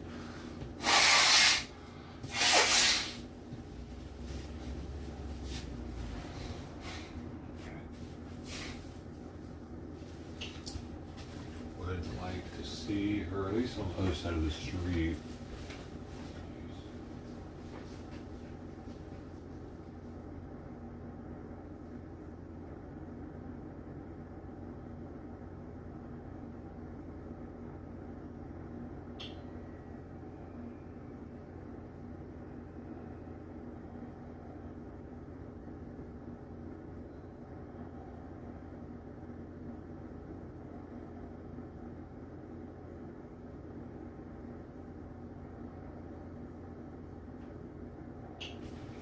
Oh, I actually see a different cat across the street that is not...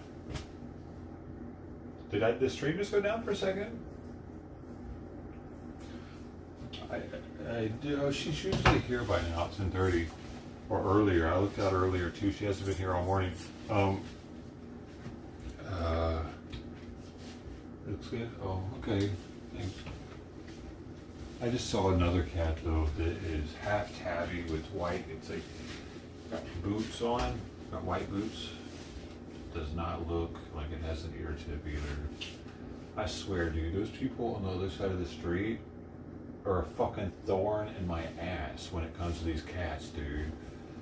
It's people. Actually, every cat that I've gotten neutered has come from across the street. 3 of them from over there. Even though Dom would come here, he would always go over there. These other cats, they can go over there. Frank does not go across the street. Fluffy does not. Penelope does not. And Freckles, he came from across another street. So every cat that I personally knew got TNR'd came from across this. It was somebody else's fucking problem, actually. Somebody else is feeding them. Their home base is somewhere else, and they're not fucking taking care of the cats. They're just letting them continue to breed. Fuckers! You know what I'm saying? One of them had a fucking home. Freckles lived it somewhere, and they were doing him like that. He had owners. His name was Pogue.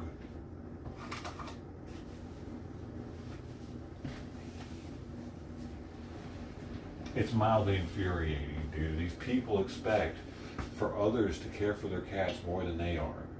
They don't like they I don't know if they expect it or they just don't give a shit about their cat. They don't do research and understand how beneficial it is to get their cat fixed.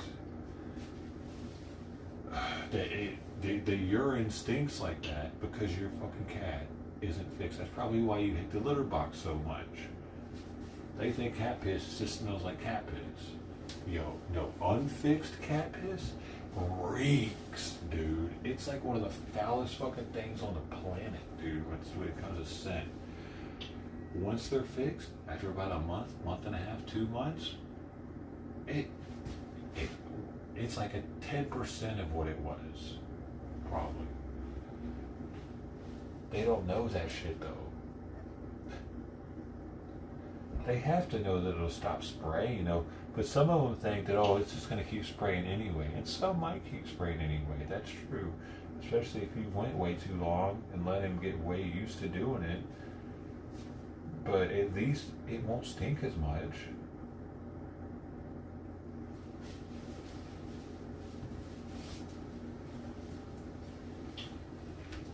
I saw this lady yesterday, dude. Her dog.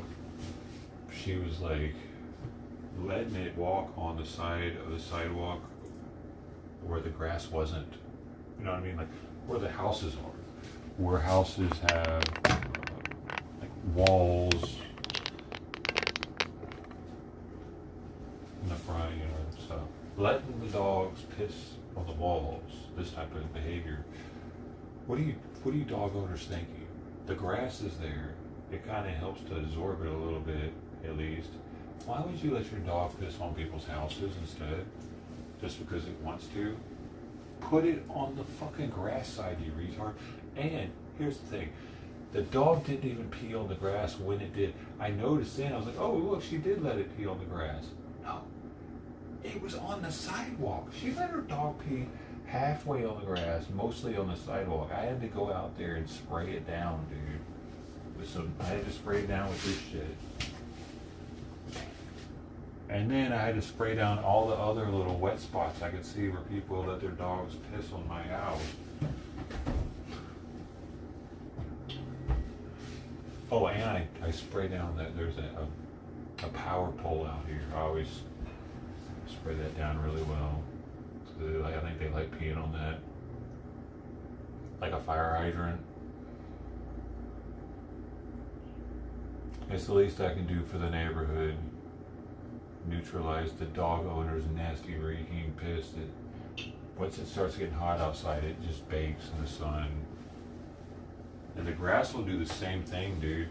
Like if I don't rinse the grass down every now and then, it'll even start reeking because so many like dog owners, they let their dog urinate in the same spot every day, apparently. I think my neighbors think that the cats are what's causing this reeking urine smell in front of our place, but it's not. It's the dogs. The cats cause the reeking urine smell over here, though. They do cause it over here for sure. They got their spots where they want to read.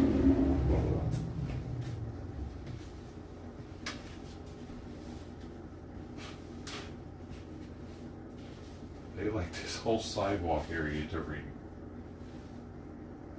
Right here. It goes up into the layer though. I don't think they're pissing in the front though. Very rarely do I see one of them piss in the front. Because Trident, the one that hangs out in the front, she goes across the street and does most of her business. She eats this grass on this side, so I don't think she eats much of it. That'd be weird. Do they do that? Do cats pee on the same grass that they eat? Let me see. Will cats pee on the same grass that they eventually...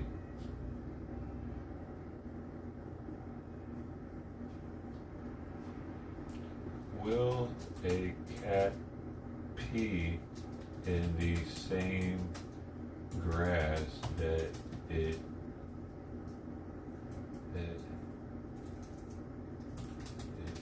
eventually eats?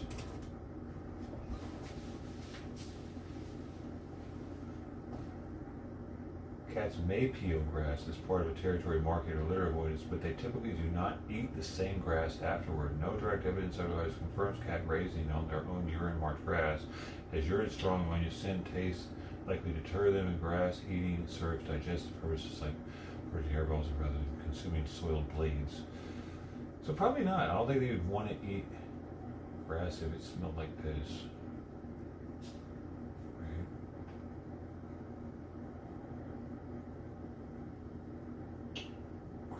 Strays might mark but graze elsewhere.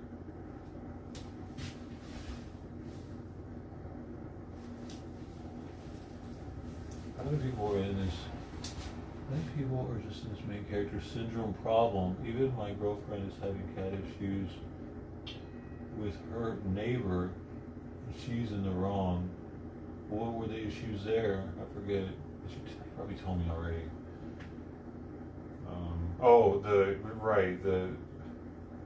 The lady that doesn't want her caretaking for the cats, right? For some reason.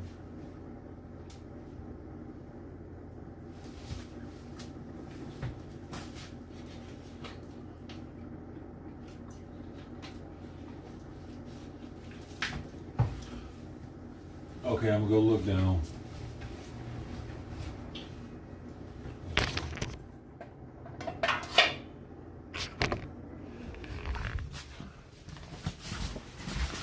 Gotta block off the walkway. Oops. Alright. Oops, Simon's already used the restroom again. There's a litter on the floor. Who's back here? Oh, God, I'm always nervous about this. I don't know why. Is Penelope back here? Are there 4 cats? Wait, oh, there's kittens back here today. The kitten, Fluffy, no Penelope. Where's Penelope at? Where's Penelope? What are you doing here, Gray Kitty? Where are you going? Where are you going? Where are you going? You're so cute. Alright. Dude. I didn't see Penelope, man. Damn it. I need to get her flea medicated. See what I mean? See what I mean? The gray kitten is back again. I don't know why she shows up like once a week. It's a rarity, though. It's not, definitely not an everyday thing. She just randomly will show up, be hungry. I did get her flea medicated, though.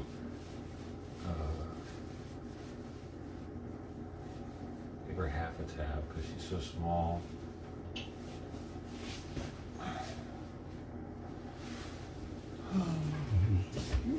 Oh, that's perfect then. I'll give her the kitten food. The extra kitten food I have over here sitting out now. What is this? Yeah. Give her 50-50 of that.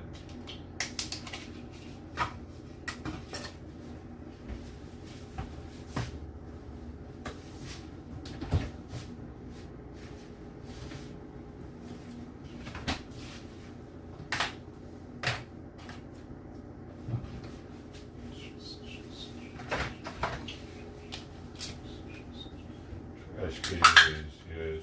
I hang out with my trash cans. Fluffy especially. Fluffy's actually the only one that sleeps on top of the trash cans like that. Frank is always on the ground sleeping. I'm surprised he wasn't curled up right there, was he? I can't remember. I don't know why the gray kitten's here though. Because I saw Gary yesterday. He fed down there yesterday. I saw him drive off at 12:30.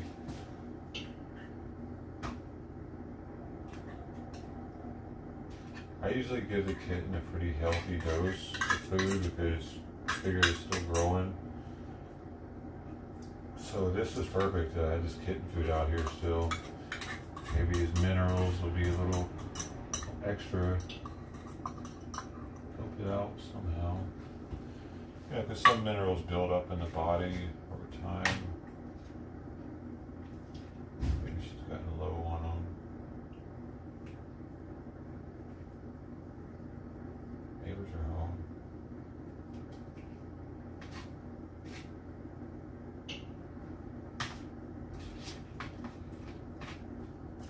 So get her 55 grams.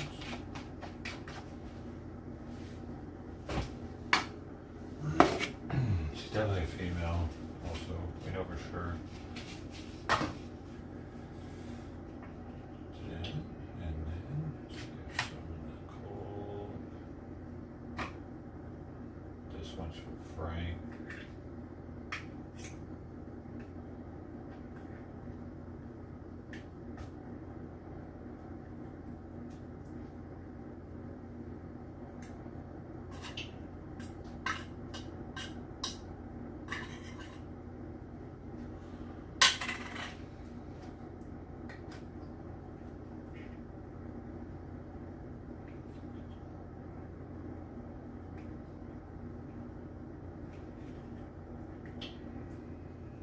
$54.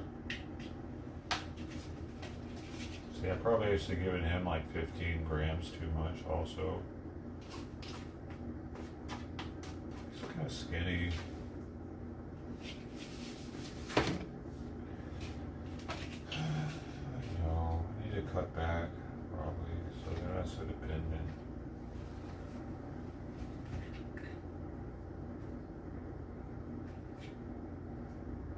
There's no way they're able to live off just this one meal every day though.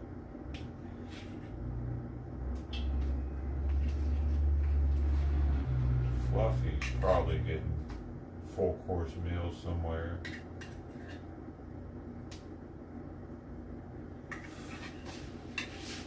Okay, just gonna split this up between these two.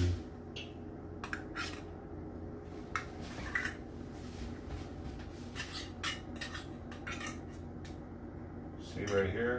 And I'm almost giving Fluffy twice what I'm supposed to. But it's way less than I used to give them.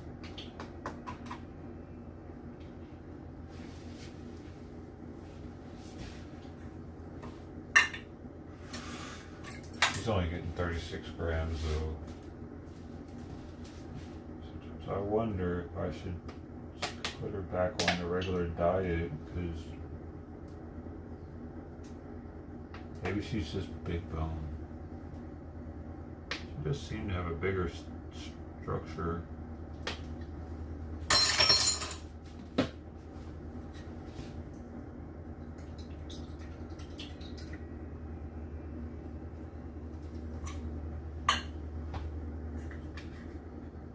Shit. I scratched the bottom. Oh no. I forget which was which now. Shit. Oh, that's not good. I should have marked them. I think hers is slightly heavier. 56. 55.5. Yeah, I think this is hers then.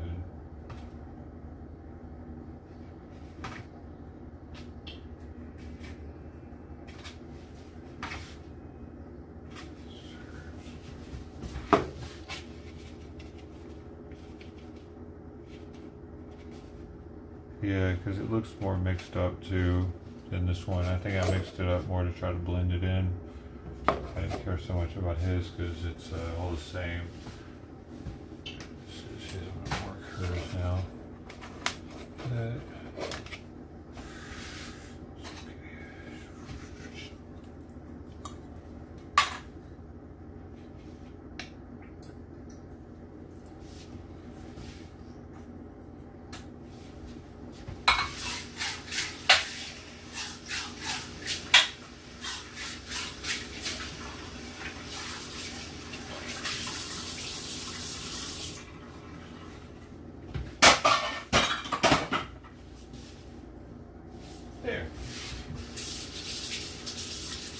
Now, I need to go take the trash back there and double check. Make sure Penelope hasn't decided to pop in. Because if she has, I gotta make sure I put her food out at the same time. Otherwise it gets kind of crazy. With only one of them eating and all the rest of them wanting more.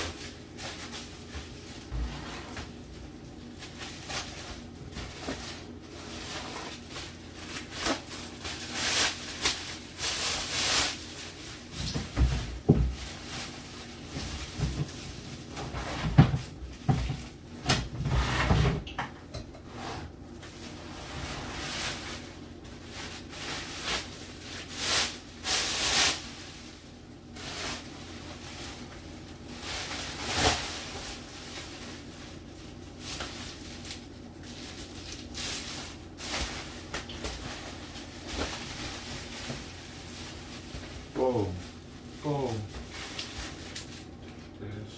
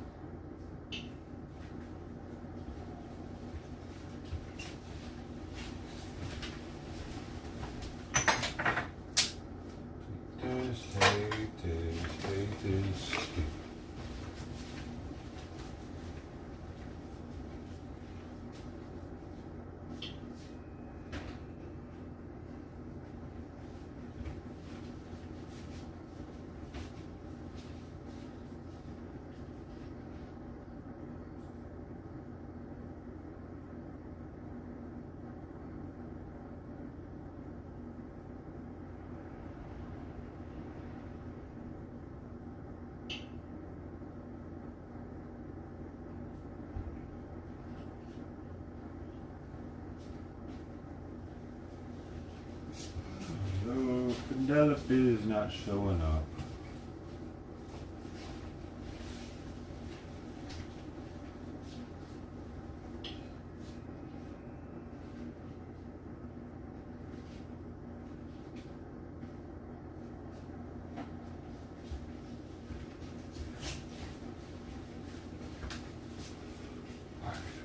You guys over. You guys over to the kittens.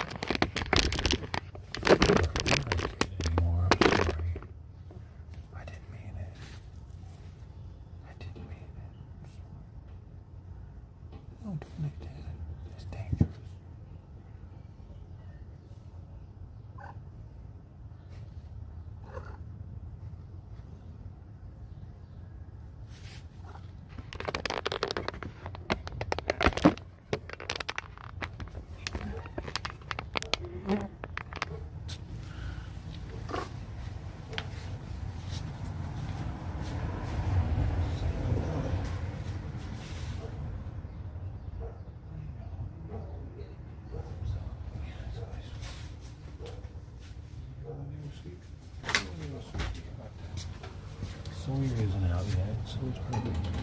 No. Come on, Purple, buddy. You're gonna like it. She doesn't bug you like Sawyer does.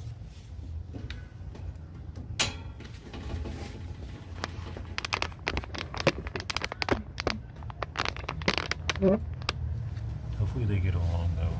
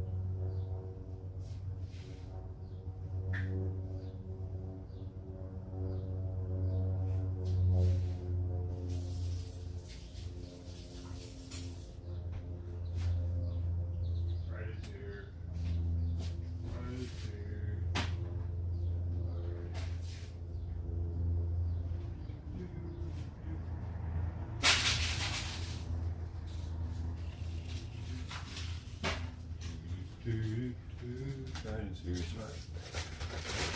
Taking a little bit longer than usual.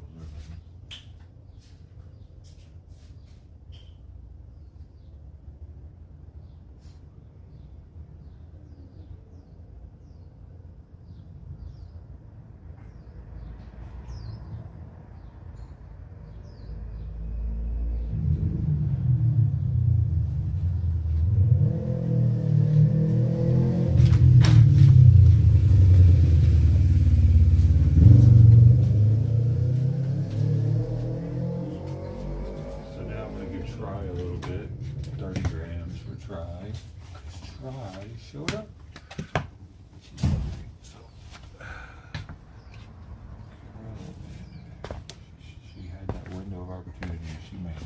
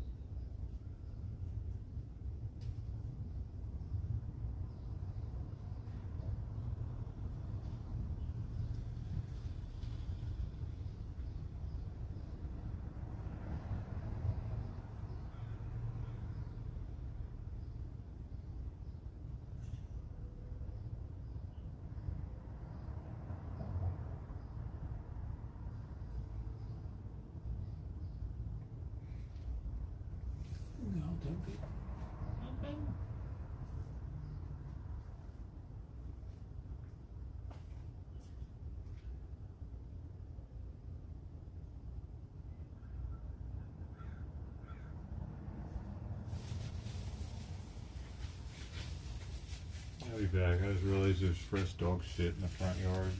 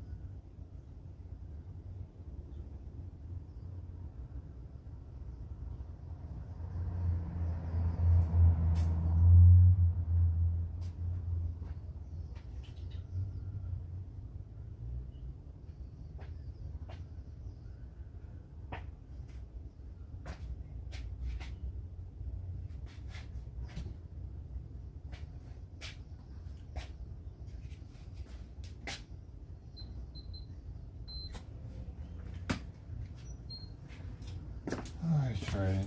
I gotta go. I picked up a couple more piles of dog poop on my way to the dumpster in the alley.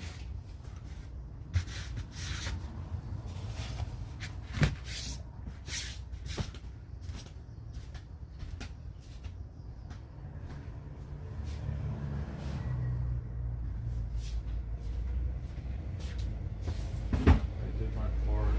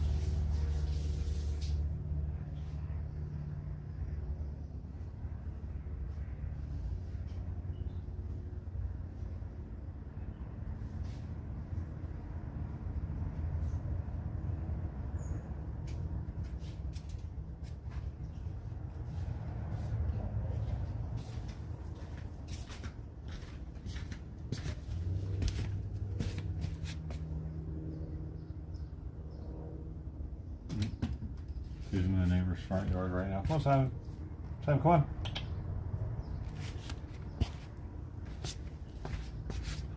Ciao, sweet pea. You know the drill.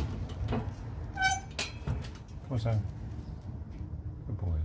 Good girl, sweet pea. Good boy. Alright.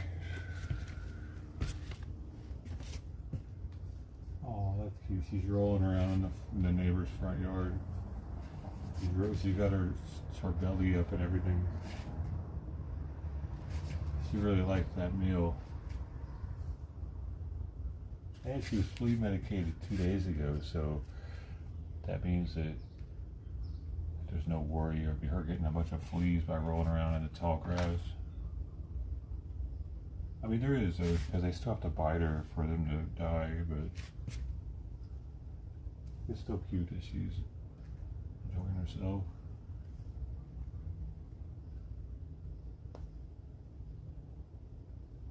Hopefully, at least with less bites happening now than were happening 48 hours ago, because now there are less adult fleas alive on her, and over the next week or two that'll gradually reduce to zero.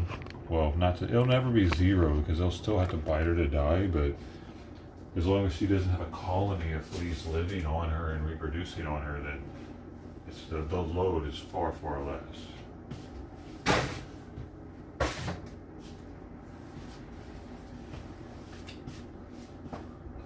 Plus, much less likelihood of her getting tapeworms.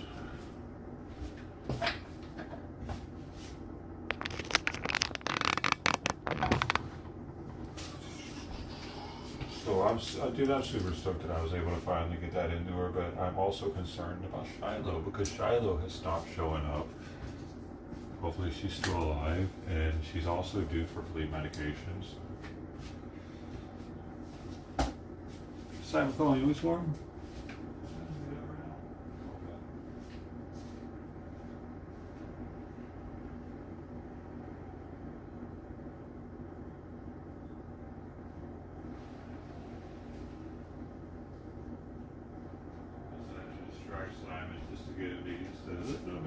Before I pick it up, I gotta close the door on him because he gets a little distracted. He just wants to look outside and see what's going on. He can probably smell Trident too.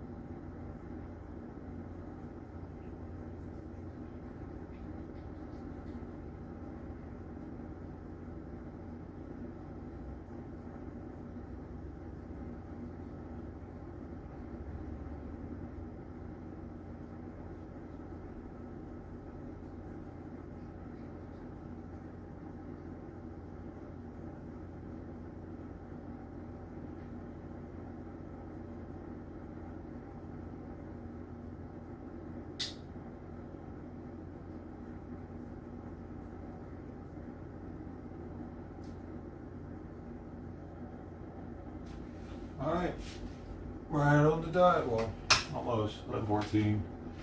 Good job, Simon.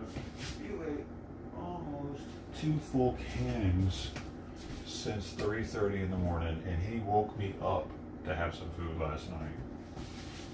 So, yeah, this is all that's left of the second can with added water in it. So you got the water also. Probably got an added like 2 to 2.5 teaspoons of water per each can. Roughly 1.5 to 2 added, which is like 100 and something licks each teaspoon, I think. 100 licks. I looked this up before.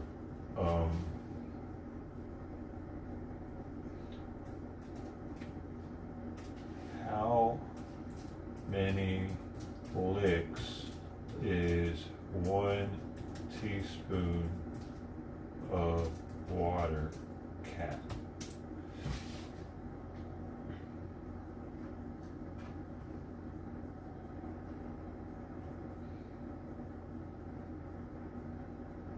Cat's lap water inefficiently due to tongue's J shape, which curls backwards to draw up a tiny column of liquid per lick. Reliable sources estimate it takes about 33 licks for a cat to consume 1 teaspoon. Oh, okay. Well, it's not that many. Only 33. I thought it was more.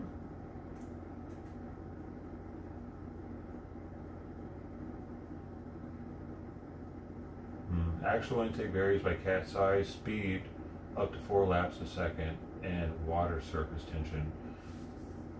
Dude, I think that, I don't know, man. Fluffy was like, I just thought about her. She was posting up over here. Or she's still over there. I'm just gonna look out my window real fast.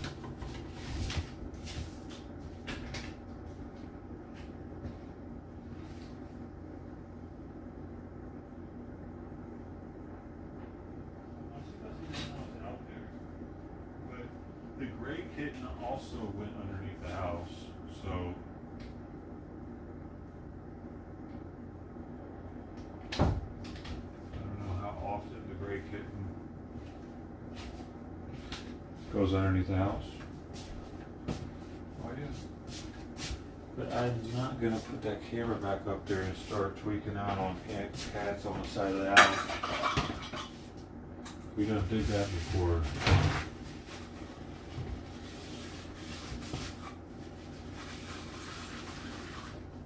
A little crazy.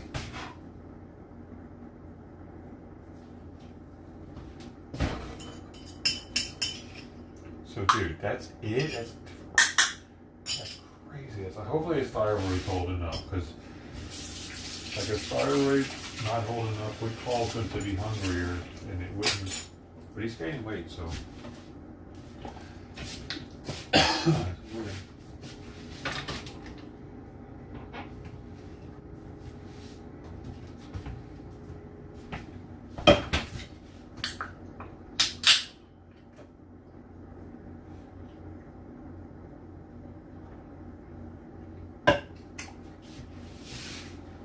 Yeah. That right there, though, flavor. A lot of flavor there. Man, is it artificial or something? Or natural flavors in this? There's got to be. There's so much flavor. Natural flavors. Go fucking figure. Yeah. That's why there's so much flavor.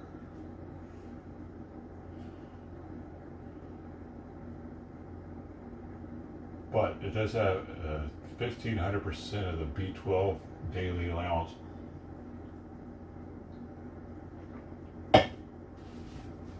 It's like a B12 shot on.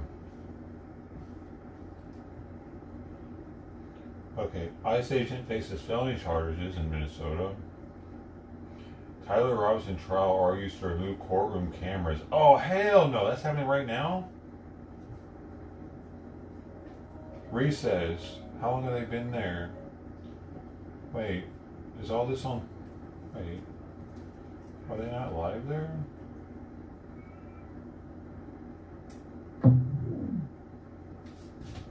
I think Simon's taking a shit, y'all. We gotta weigh him afterwards.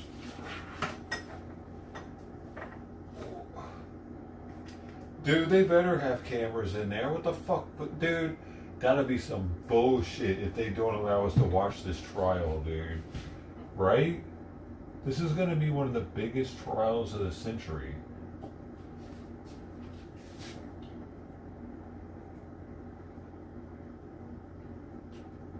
Especially the defense tries to argue that he wasn't the shooter.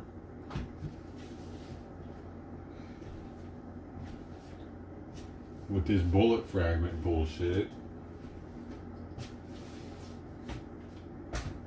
You know what I mean?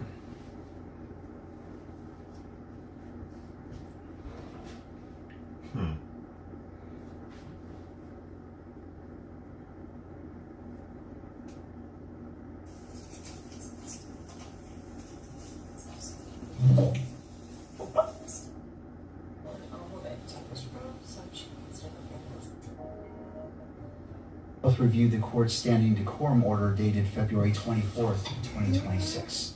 Yes, Your Honor. And do you understand the requirement? Bride was chipped.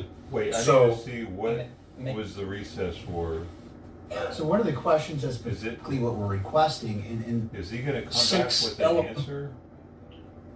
In the recess? I want to weigh the evidence, the oral argument, the information Yes. today, but I am also cognizant of the timelines, and so that ruling will not be delayed because Okay. both parties require that. So as it's they gonna should. With that, court is now in recess. It's a. So it doesn't say that he just went to recess like 20 minutes or something. It doesn't say if he's supposed to come back with an answer today or not.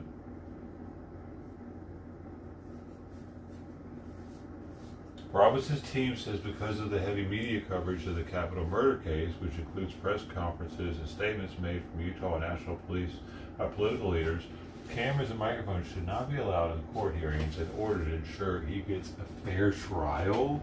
How would that make his trial any less fucking fair, dude? If we're able to see it, he's already going to be like national news, and it's not like people aren't going to be able to leave the trial and talk about what they heard and saw and write down everything. And it just makes it more of a pain in the ass to get the facts, because you have to rely on someone else's rendition of it.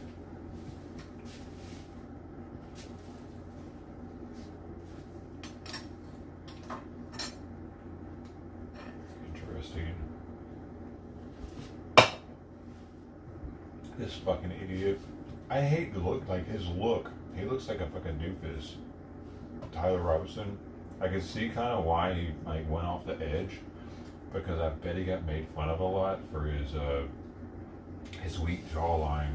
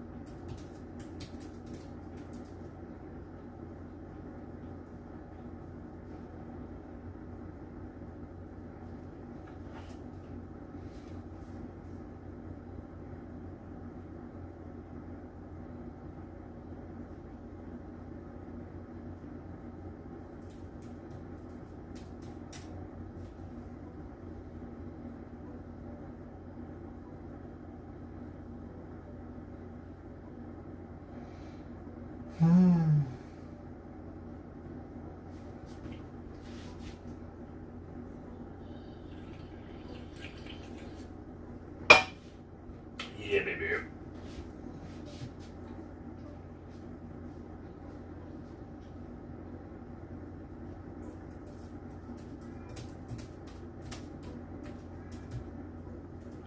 He's back there meowing again as if he's got a poop. As if he's got a poop.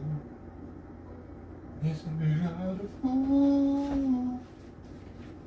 Let's go see.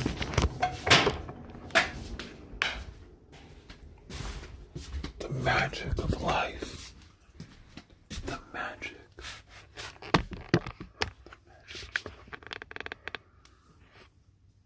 Jurassic Park. Life will find a way.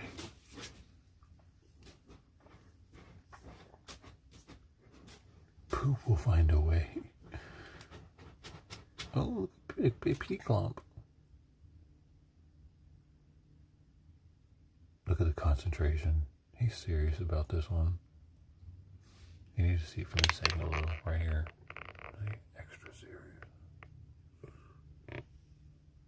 Serious as fuck, bitch. Taking this poop. He wanted me back here, by the way. He meowed until I came. Where is it? Oh, I almost caught it on camera. He's shy. He doesn't always want to show me his poops. He just wants me to be there for him as moral support. Whoa! Excuse me. Jeez. How rude of me not to share that. Should have made sure I had more people here first.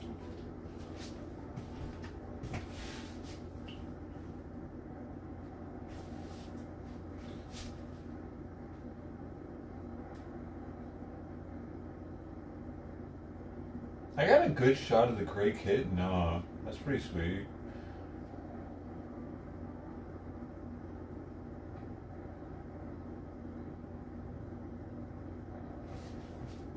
Yeah.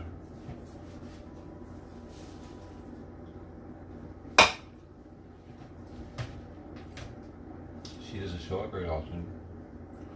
But where is Penelope? She is eating somewhere good, dude, for her not to be showing up. Huh. I saw her 2 days ago. She was right over here in the alley. She was about to, I thought she was going to come to the backyard, try to get something to eat. I was bringing the trash cans in. It was Wednesday. Yeah. Wednesday afternoon. Because I needed to give her flea meds, and that would have worked out, but there's a week grace period though, so. Testing, that worked. Thank you. Coming back. Court is now back in session. I wanted to give it a little bit extra time to ensure defense had that adequate time to have that discussion. What we're going to do is I'll hear from defense about that issue, and then we're going to take another brief recess. We have a technology issue that we want to address that will assist when the presentation of the evidence for both sides for the next portion. And I want to make sure that's seamless. All right, Ms. Visser.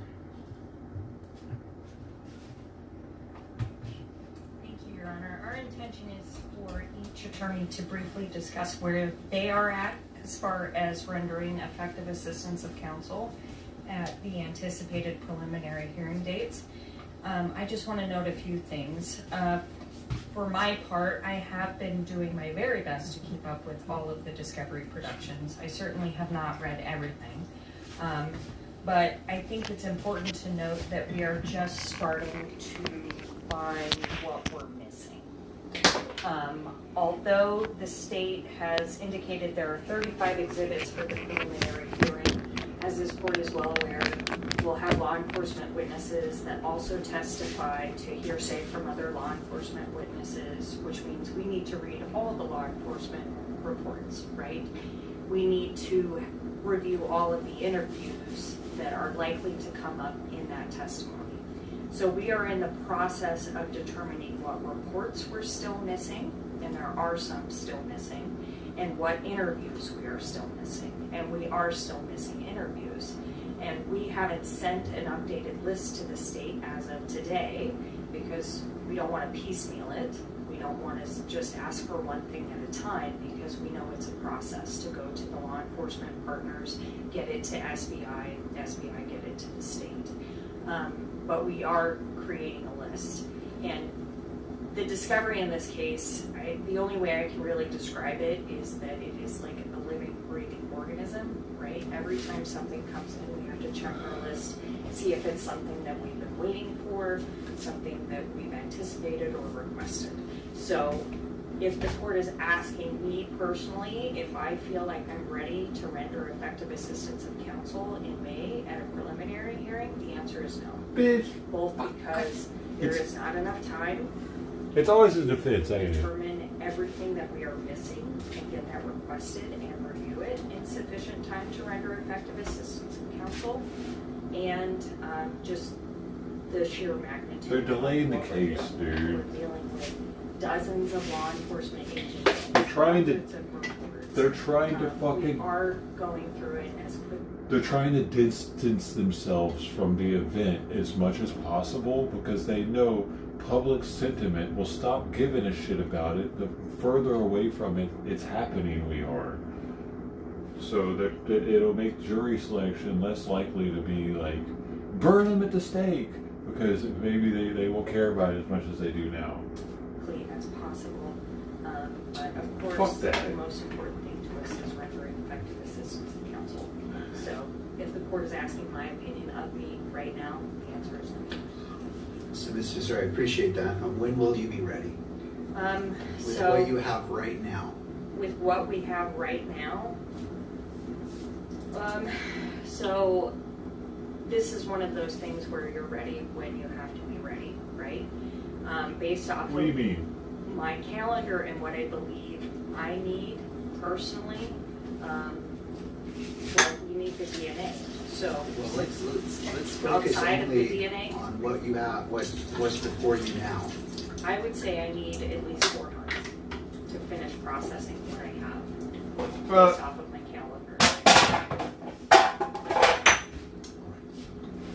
Thank you. Don't give it Good to her. afternoon, Your Honor. Kathy Nestor on behalf of Mr. Robinson.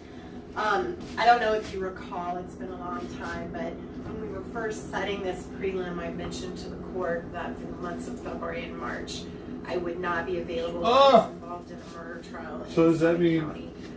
it's gonna be pushed off till And next So for the entire months April? of February and March, I was not able to work on this case. The trial Oh, ended, this- I think, this year. March 17th or 18th. Then I got sick. She's giving excuses as to why she didn't get all the shit over to the defense team in time. And it's just, no one gives a shit, lady. What the reason is, you fucking asshole. You should have had somebody helping you. Days. So I have not been able to turn back to Mr. Robinson's case until the beginning of this month. In the time that I was in trial, we've had 7 disclosures from the state.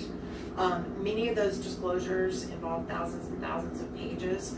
One of the biggest disclosures we got was on March 5th while I was in trial, and it consisted of the entire FBI file, which was massive. That's what I've been focusing on the last 2 weeks, reading it as fast as my eyes can read it, because a lot of the reports, I think, that are going to come out through the SBI originated through interviews with the FBI. So I've been trying to get my head around that file, and that's just one portion of one of the 7 disclosures, and there were thousands of pages. And I think I've made it through the FBI file now, but that I haven't even touched any of the rest of it. And as lead counsel, I do expect to have at least a portion of the witnesses at the prelim. I share Ms. Visser's concern about, even though there's only 35 exhibits they're going to introduce, that doesn't limit the testimony that's coming in. And I feel like if I'm going to do a job, a good job, that I need to be able to be familiar with everything that officer has touched, and really what the SBI they're gonna delay too? we went to examine physical evidence this past week, this week. It took us 6 hours. We did finish what the SBI has. However, we still have never seen the gun. The gun is at Quantico, so we've never been able to look at the gun. I actually think that's really important for purposes of the hearing. So I have some concerns about that. I also have not been able to get into my client's phone. The electronics that we have required an expert because they're so massive, we had to all get these huge hard drives shipped to us from our digital expert. I have not looked at my client's phone, and that concerns me, especially because the state's indicated they may call she's defense still. individuals Never mind. uniquely connected to my client. I'm not going to say who. It's just a different defense attorney, apparently. He's got multiple defense attorneys, I guess. Is that what just happened? I think that's what just happened. I thought this was the prosecution that was trying to delay it now. So, it's all defense, dude. But we've been Giving given the their names of excuses. some witnesses they may call, and what is on my client's phone I think is going to be really important. So I would share Ms. Visser's request for 4 months. I will tell you, I handle quite a few murder cases in the state. I think my last murder case that we had a prelim, we continued it I think 3 times, and there was 2 terabytes. This case has over 200 terabytes. So I think in the scheme of preliminary hearings and timing, this is not unusual or out of the ordinary for a homicide case in the state, especially one that's complex. So personally asking for a little more time, setting the DNA completely aside. Even if the court even if they get up and say, forget it, we're not going to introduce the DNA, even if you say, I'm not going to listen to the DNA, the rest of it is still significant. I also have some concerns that we do have a notice of intent to seek death with an aggravator. So I assume we're going to go forward with that at the prelim. No one's discussed that. If that happens, that does require really careful review of the scene itself, which I don't know that we're there yet, but we're close. I mean, we definitely have looked at so many videos. I think I've memorized the face of everybody in the crowd. But if we're going to go forward and the court has to make a decision if you're binding over on whether or not it's capital, whether or not there's an aggravator, that's a whole other section we have to get into. Dude, So why would he fucking admitted to it, dude? Why is she acting like he didn't do it or some shit? the same reasons, I would ask for 4 months at least. Thank you, Your Honor. Thank you, Ms. Nestor. Mr. Burns. Yes. I've had two primary assignments in the case. One is dealing with the media litigation, which has taken substantial amounts of my time. And I'm responsible for putting the hearing on today and working with the experts. And so a lot of my time is spent devoted to those kinds of preparation issues. In addition, I've been assigned the task of dealing with all forensic issues at the preliminary hearing. What does this guy have? Those efforts so far have. This is his third lawyer, dude. Sorting discovery as it comes in, because it's not come in discrete packages. Discovery dump one might have some DNA discovery in it, and the next time we get something on DNA is in discovery package number 4. So part of my process has been going through everything that comes in to sort of sort and get organized the discovery. So far we have information coming in on the following areas: autopsy, experts, canine deployment, crime scene photographs, DNA, fingerprints, firearms, footwear, laboratory intelligence unit discovery, question documents, state forensics, and trace evidence. So I have set up files for each of those areas. I'm uploading and organizing and reviewing discovery as it comes in each of those areas. We are retaining experts at the point in time when we feel we have enough information so that we're not paying experts to have to duplicate or do discovery review in batches. We're taking on the burden of getting it organized so that we're not spending a lot of expert resources on reviewing discovery. So we have retained the DNA experts, and we're stuck on that issue. As you've already heard, we've retained a firearm expert who is awaiting the case files from the ATF. We just got in the second to last discovery batch the autopsy photographs that were produced in September. I think we got those just in March of this year. So those are being reviewed and organized so that we can hire a forensic pathologist who will review the autopsy report and prepare us to do whatever cross-examination we need to do on that report. But we have not yet retained that expert. So that's kind of an overview, and happy to answer any questions. I don't feel, given the state of discovery and the complexity of some of these forensic areas, that I'm in a position to render effective assistance. The expert, the DNA expert, estimated 6 months. I think if we got the minimal 2 categories of information that I outlined for the court, that we could expedite that down to approximately 4 months so that they'd be prepared in that time period.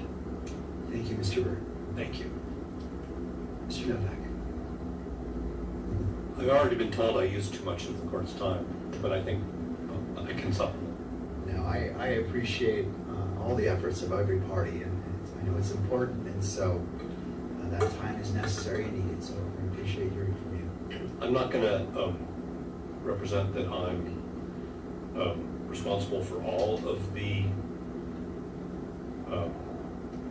motions and pleadings that have been filed, but I've really devoted my time to writing, and obviously the court has held many substantive hearings on issues so far. obviously, everything that we write is a collaboration, but I think that the vast majority of the time that I've devoted to this case has been the legal writing and, frankly, coordinating the mitigation investigation, which I'm not going to talk about. As John is saying, I speak almost daily.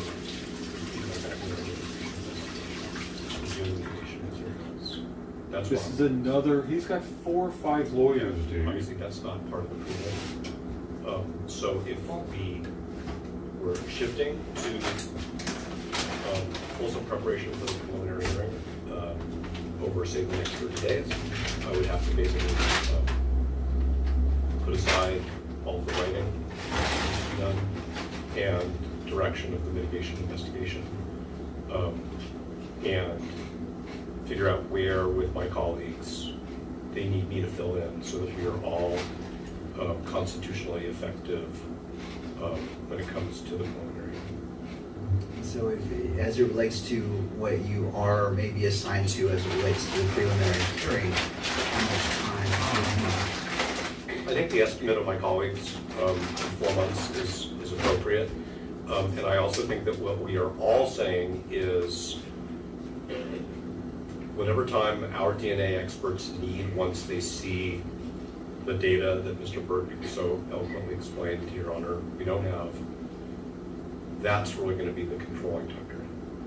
We're not, in other words, we're not going to say, oh, our DNA experts are ready, but counsel are not, because I think that 6-month estimate by our expert, which was provided in the declaration, is going to be the outer limit, but that's going to be from when they actually get the data, and as Mr. Burt said, there may be a refinement of that once they see the data that's available to them. This is a hearing to hold attorneys in contempt, apparently, for taking too long, I guess?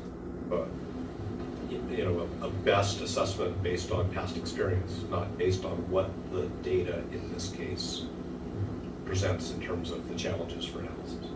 Thank you, Mr. Novak. Thank you. All right, as anything, 4 lawyers. State, any benefit of the record that's needed? I would just add, you know, I haven't seen everything in the file either. That doesn't stop me from being prepared. This is a massive file. Probably, I don't know, 70–80% of the file is running down leads that did not lead to any fruitful evidence.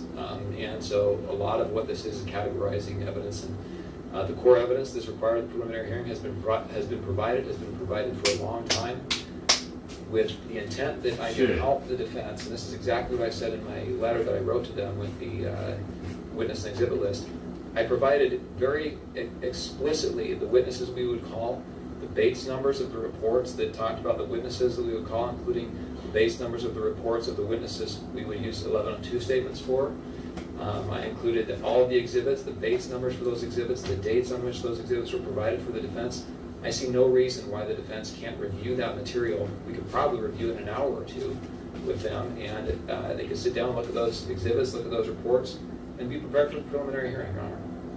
Thank you. All right, thank you to all parties. I appreciate that guidance. I've made note of it. As indicated before, we will take another brief recess. We just need to get technology set up to ensure that it's seamless as you're making presentations. And we'll break, come back at the 1 o'clock hour. Council also use this time to prepare, so when we start at 1, 15 minutes. We're ready to jump in. We'll start with defense, and that way we can be efficient with our time. Thank you. The court is now in recess. So you gotta do it.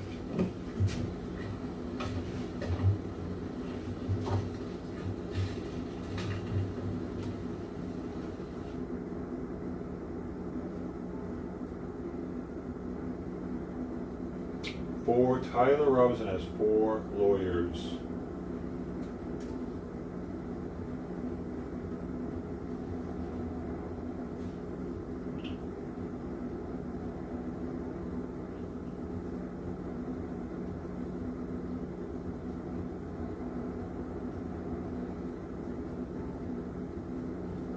Good morning, everybody. My name is John Alante McCauley. I'm with a grassroots organization called Flint Philly Red. We're here to offer you something different because you've been voting Democrat for the mayor's office for the past 70 years. In regard to bill number 250768, or what's called the Stop Trashing Your Air Act, a couple of weeks ago, Councilwoman Guthrie Year had children come to City Hall to advocate for this bill. It's in my opinion that you can't possibly care about the children's air quality when you stand with Planned Parenthood and not care if they even make it into this world or not. The Stop Trashing Our Air Act should be called the Stop Trashing Our Babies Act. You can't possibly care about the air quality for children when you align yourself with racist white liberals like Margaret Sanger, who says she wanted to get black women to abort their babies to exterminate the black community. You can't care about the air quality of children when you're found with CHOP, giving puberty blockers and hormones to our children. You can't possibly care about the air quality of our children when you're found with transgenders reading books to our children. How can you care? One moment, please. No matter, this is the people's house, right? And so we want everybody to have a chance to speak, no matter how much we may disagree with what is being presented. Freedom of speech, okay? So let's let him speak and proceed. But let's not boo. Let's not boo, so we don't have boos on the other side. We want to hear everybody's speech. And, sir, no hate speech. No hate speech. My First Amendment right, I can say what I want. I ain't threatening nobody. Understood. How can you care about the air quality when 15-year-old boys and 50-year-old men are smoking weed on septic trains? You possibly can't care about the air quality when the stench of homelessness is running rampant on these septic trains. Stacey Garrity for governor, John Alante McCauley for PA GOP chair. The hate speech was just bringing up trans people reading to the kids. That was considered hate speech. You can't talk. You can't say anything negative about a trans person. It's considered hate speech, actually. If you're catfished by a tranny and you say that you don't like any trannies because of that one tranny, now you're a hateful person. I'm considered a hateful person because of that. Fuck that. What happened to the old saying, one man can make one woman hate all men? And people understood it. They understood what that meant, you know what I mean? Because it can happen with anybody. Same goes for men and women, like opposite. Well, same goes for trannies, motherfucker. And you know what? A lot of these trannies are putting bad tastes in people's mouths. No pun intended. Yuck.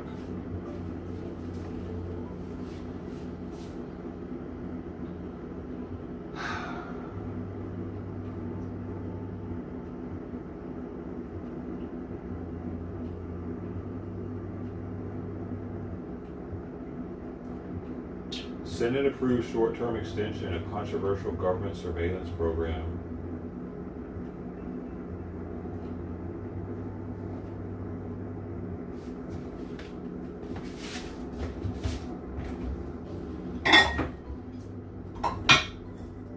Gotta get my egg water ready, boy. I gotta get my egg water ready, boy. Excuse me. Excuse me. I'm sorry.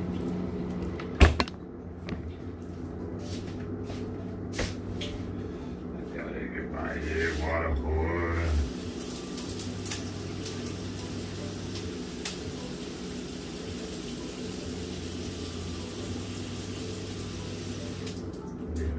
Egg water ready, boy. Gotta get my egg water ready, boy.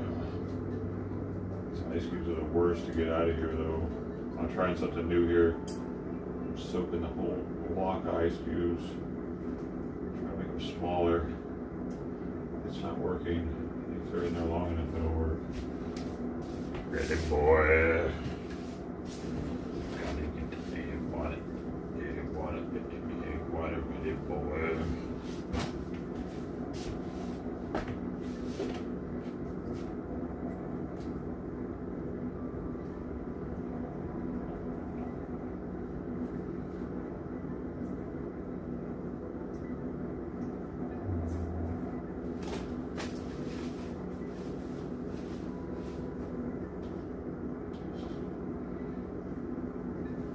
pursuit suspect sets car on fire on purpose. Good advice there, Rachel. Thank you. We do have breaking news to report. Pasadena police are telling us that a pursuit of a stolen vehicle ends with the suspect setting the car on fire. Mike Case is now overhead at Sky 5. Mike? Good morning, guys. You know, we normally see the end of a pursuit involving a crash, maybe some victims, maybe some tied-up traffic. Not the case here today. This started in Monrovia PD, Pasadena PD, with along with the city. He's trying to burn the evidence off of it, his fingerprints and shit. That's funny. Down here off the 110 freeway near Avenue 52. The suspect got off the freeway, got into this ditch, put it inside this some type of a structure, and car caught on fire. The suspect, we don't know where he is, but they have not started a He's still in there? But what they do believe is the suspect dumped the car here, set it on fire, left the scene. There's no other police activity. Fire department just rolling up again. The northbound side of the 110 freeway at Avenue 52, the end of a pursuit, a high-speed pursuit. He's like inside of a drainage ditch, dude. Of Monrovia. Mike Case up Sky 5 HD near Eagle Rock, or Echo Park, rather, and Review.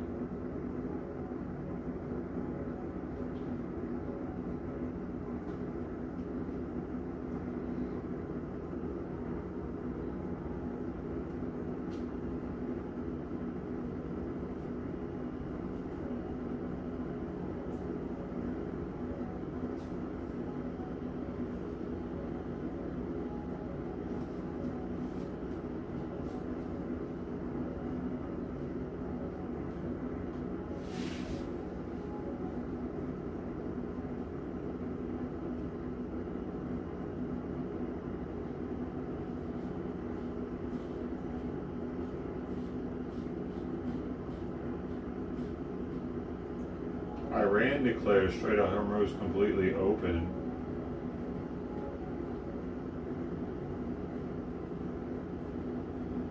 That's interesting. 5 hours ago.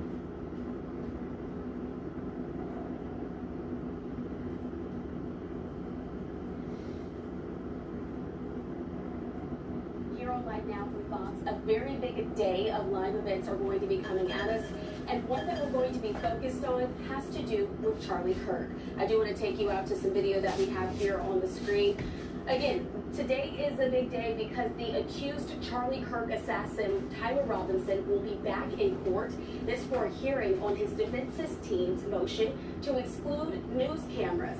This has been a central aspect of the hearing and is expected to include arguments that weigh the public's First Amendment right to have access to the proceedings and the 22-year-old defendant's constitutional right to a fair trial. Now, it is always important to note that Robinson had not entered a plea. It's been more than 7 months after that shooting occurred in front of a crowd of thousands of people at Utah Valley University in Orem, Utah. So to talk a lot more about what we're going to see discussed there in the courtroom today, I do want to bring into the conversation legal analyst Nima Rahmani. Nima, thanks so much for being with us here on Live Now with Fox. Christina, thank you for having me. Good morning. Good morning. And so, of course, in just about 30 minutes or so, we're expected to see the cameras actually go up in the courtroom during this hearing for Tyler Robinson. But that's really been the central issue that we've been watching unfold over several court dates, talking about whether or not those cameras will be allowed to be there when Tyler Robinson, if he does, eventually goes to trial. And so, Neva, can you also still walk us through a little bit more about what's happened in the past leading up to the point of today's hearing? Well, it's certainly been a slow burn in this case, and the defense has really litigated everything. One of the issues that you touched upon, Christina, is the issue of whether there should be cameras in the courtroom. And in states like Utah, there is a presumption that there are cameras. And throughout this country, we have open access. So the public and the media can walk into any courtroom to watch a trial. Obviously, there's not going to be enough room in this particular case, which is why cameras are appropriate.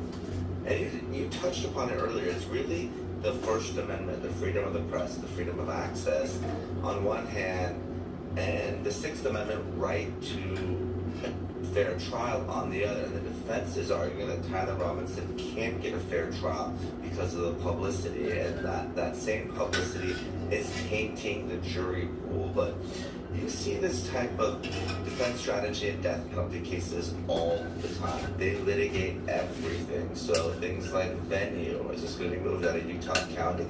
Trying to get the Utah County Attorney's Office disqualified. There was some litigation and a multi-day hearing on that. There was a hearing on courtroom security, and it's interesting in this particular case, the defense obviously is opposing cameras. Law enforcement actually is also opposing cameras. The prosecution's taking a more neutral view, and the victim in the case, Erica Kirk, does want cameras in the courtroom. And of course, media outlets like Fox have also intervened trying to get cameras in that courtroom.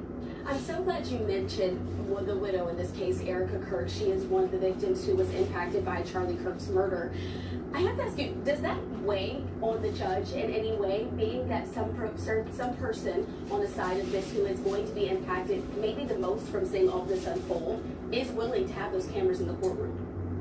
Well, Erica Kirk is not a party, but she does have rights under Marcy's law, the equivalent in every state, to be heard. So when you have non-parties like law enforcement, like the victim, they can be heard, but really it's going to come down to the prosecution, the defense, and anyone who's intervening, like those media outlets. They'll actually file to participate in the proceedings because it is that important. Typically, we'll all get together, and I believe there's 2 media groups in this case who have filed. Law and Order, I bet, or Law and Crime. It's going to be the biggest trial. And Court TV. It's probably not going to go until 2027, I think.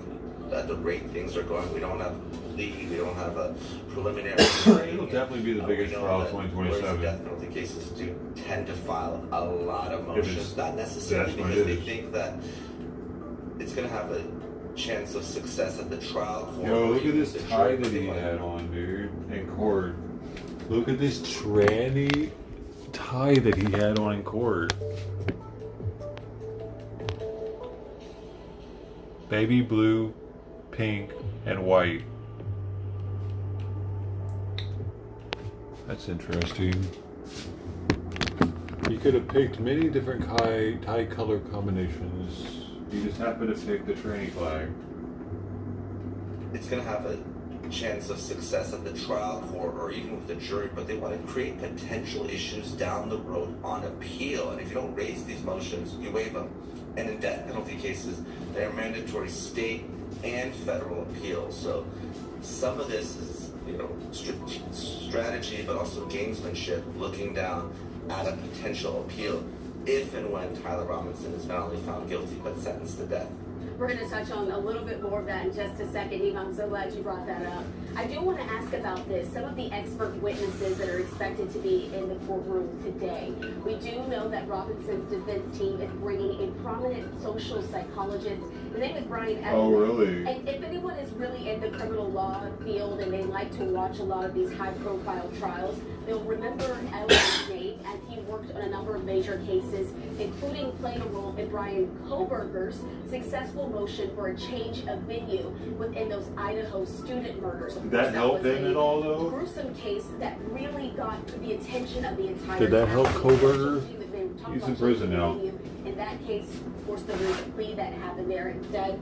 But I do want to ask. No, I see plea there because he ended up pleading. It didn't, right? It didn't go to trial. Koberger's case, right? That's why we never saw it. He's already in prison.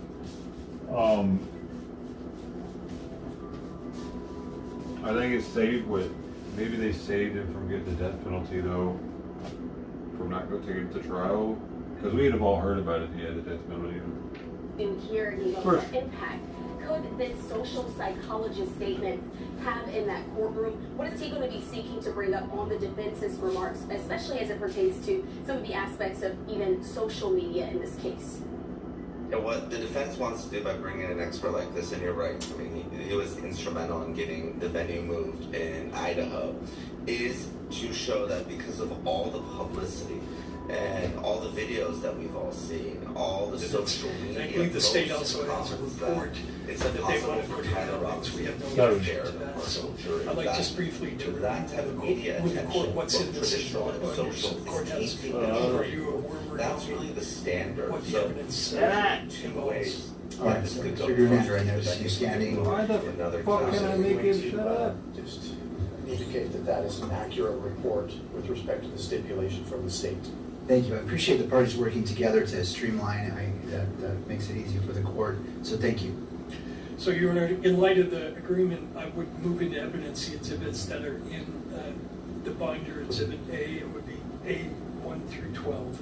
All right. And per stipulation, they are admitted into evidence and may be published at your discretion. Thank you, Your Honor. Second of all, we've put on a hard drive that we're marking as Exhibit B all of the PowerPoints that are going to be Dude, I gotta go try to get Sawyer to eat real fast. scientific studies that are going to be cited by Dr. Rufa, as well as the underlying videos that are going to be displayed. I mean, I'm just gonna dump all his food into my hand and see if he's gonna lap it out of there. Think that'll work? Wait, did he eat? Hold on. Did you eat while I was gone? A little bit, I can tell because I think you did. I don't know if you did or not. I think you did though, actually. Like you ate some. Okay, you ready? You ready for this? Come on. Oh, boom. Here you go. Want some food? Have it out of my hand. No, it's right here. Look, it's right in the palm of my hand. You want that?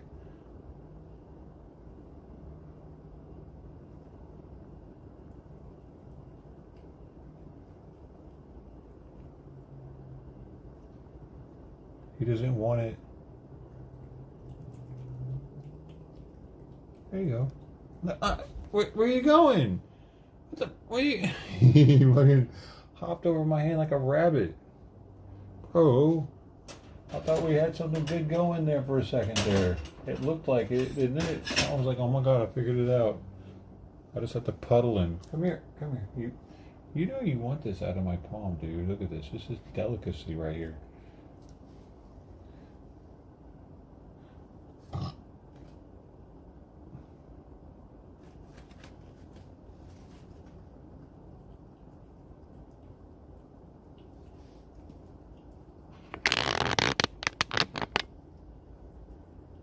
Okay. No, where are you going? No, come back and eat more.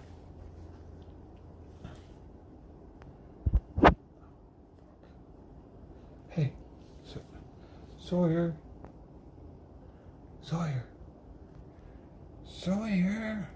No, Sweepy, no. No, baby. No, baby. Oh, baby. I'm sorry, Sweepy. I know you're hungry all the time. You gotta keep your sexy figures. Here.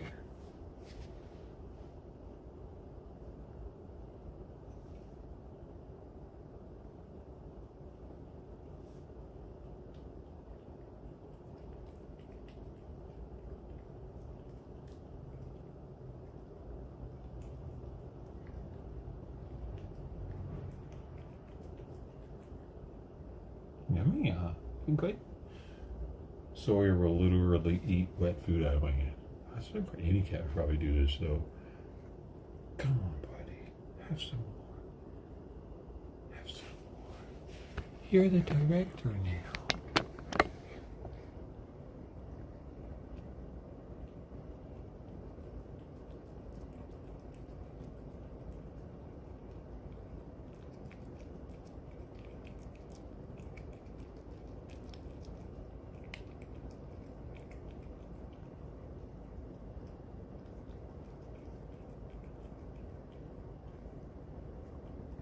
Good boy.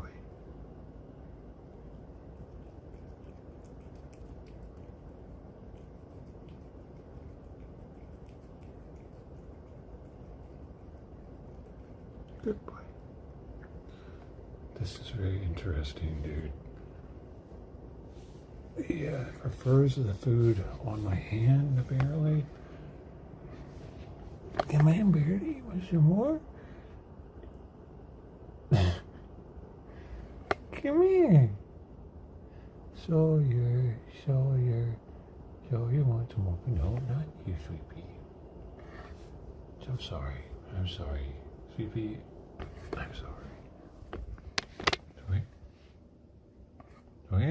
Sawyer? Sweet Pea, get back. Come here, Sawyer. Come here. It's on my finger. Come here. No, come here. Oh, Sawyer. No, Sweet Pea, no. Oh. Sawyer, come here. Here it is.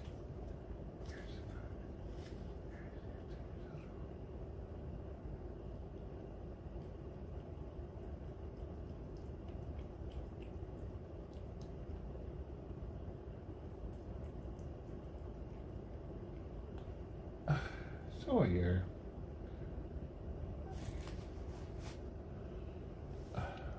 Okay. Well, I guess he's done. Oh, I'm gonna have to come back for the camera. I got some cat food all over my hands.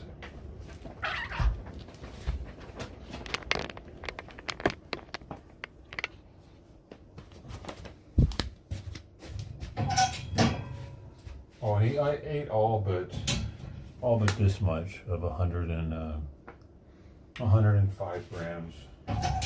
This is probably like 20 grams, 25 grams. I'm gonna weigh it right now.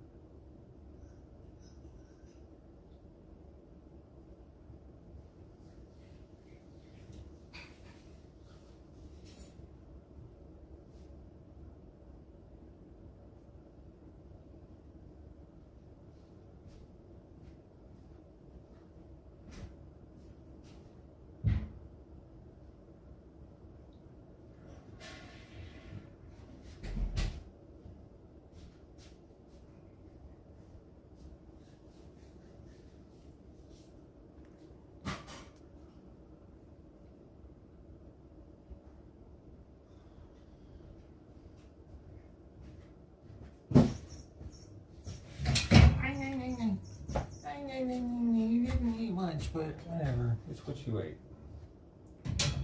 You really didn't eat much, Sawyer.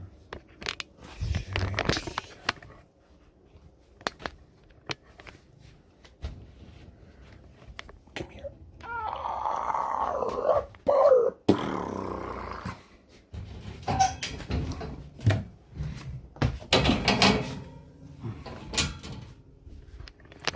All right, that's done. Now he's out of his cage.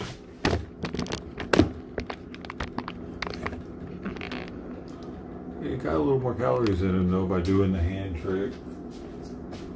Some of the videos are, because of the time limitations, have had to be edited so you get to the gist of what we want to show to the court. But the entire video clips are on the hard drive if the court wants to look at it. I've also provided a document of all the transcripts of all the electronic media coverage from September 5th through today. It's about 6,000 pages. But just in case the court wants to look at any of the material, the actual full context of some of the clips we're going to show the court is there. And in terms of what else, so I moved that into evidence as well. So that would be Defense Exhibit B? Correct. All right, and There's no objection for the purposes of this hearing, and I would just state, Judge, that while these are being received into evidence, the state has no objection for the purposes of this hearing. If we move to another sort of challenge with respect to venue, for example, I see. we may have to revisit any sort of stipulation. Thank you, Mr. Bernardo. And just for the benefit of both parties, I meant to start with this. So we have a monitor set up here for a court reporter. I just want to make council aware that it could be picked up on the camera. I finally did it, y'all. Transmission, so if there's something that should not, please make the court aware and we can adjust accordingly. I did But it just correctly. want to make aware so our court reporter can look and Came right off. make note of what's happening in court. So just FYI. Thank you. And your just in terms of what's in front of the court in Exhibit A, tab number 1 is the CV for Dr. Edelman. He will be our first witness, a social psychologist and the person who conducted a survey of the community opinion. He's going to talk about that. The survey he conducted is tab number 2. Tab number 3 is his PowerPoint, which is very lengthy, and there's no way we're going to be able to get through it in the time allotted. So Hell, I'm really? gonna do the best I can to summarize it for the court. Tab 4 is Dr. Ruva's declaration. And Dr. Ruva's, Christina Ruva, RUVA's CV. And she will be our second, and we're only going to have 2 witnesses. We're originally going to have 3. We've condensed it down to 2. So you have her CV on tab 4. Tab 5 is the report she submitted in support of the motion that we filed back in December. Tab 6 is a supplemental report that she wrote after the state and the media filed their opposition to the motion. Tab 7 is her PowerPoint, again very lengthy, and because of its length we're not going to be able to present the entire thing to the court. 8 is a document that is currently under seal. It's a declaration of Amber Robinson, and the court has sealed that. So one of the issues is whether it should remain sealed. And it relates to the issue of the privacy prong of the rule that indicates the court has to take into consideration privacy concerns of witnesses and others. So that is currently private. 9 is the declaration of Matthew Robinson, also private. 10 is a declaration of Ms. Nestor regarding some threats she has received. And that's, we're not offering that private, that's something like the court can consider. 11 is a declaration from a prosecution witness whose name is Samuel New, NEW, indicating his objection to being televised and the reasons for it. 12 is a declaration of another prosecution witness, James Rawlinson. I want people to know I'm a Furby. And Your Honor, just to let the court know, there are over 3,000 witnesses, so we have not been able to survey any of them except the 2 that we're providing to the court in terms of whether they have privacy concerns. When we get to the argument, I'll be addressing that issue, but I wanted to alert the court that we do have witnesses who are, at least these 2, who so far have stated their opinions. Thank you, Mr. Burke. So I'm prepared to call Dr. Edelman at this point. All right, just before we do, this may not be applicable, but just to be thorough, is either party invoking the exclusionary rule? Your Honor, we've discussed that, and I think with the agreement with the court that we would not invoke the rule, and the prosecution's expert or witness will be allowed to attend. Damn it. As well as Dr. Rubo. I'm fucking up. Listen to Dr. Edelman. I think that would expedite the process. Spoke too soon. That's accurate, Judge. Generally, there is an exclusion for expert witnesses. In part, that's the reason for the stipulation. The state's witness is going to be a fact witness. Okay. Nonetheless, the defense is not objecting to being present. All right, thank you for addressing that. That does streamline things. All right, Mr. Burke. Call Dr. Edelman.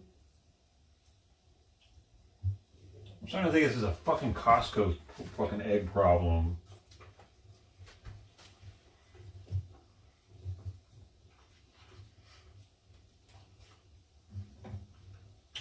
half of my fucking wipe is being ripped off right now. Because Costco eggs suck ass.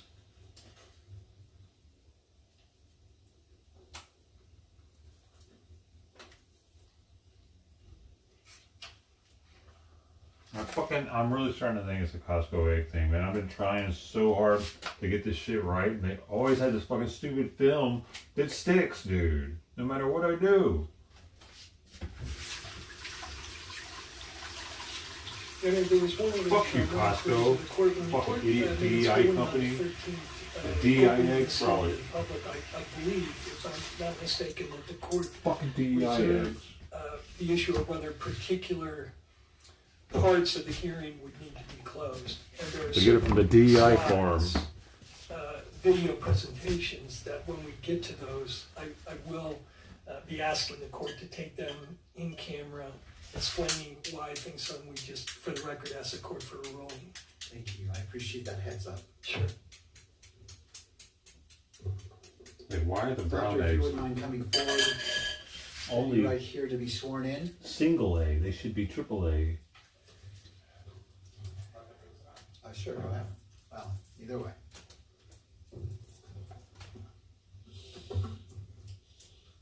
You're just gonna stand right here to be sworn in, and then we'll have you. Already sticking. You do solemnly swear that the testimony you're about to give now before the court will be the truth, the whole truth, and nothing but the truth, so help you God. I do. Thank you. Now you can sit down.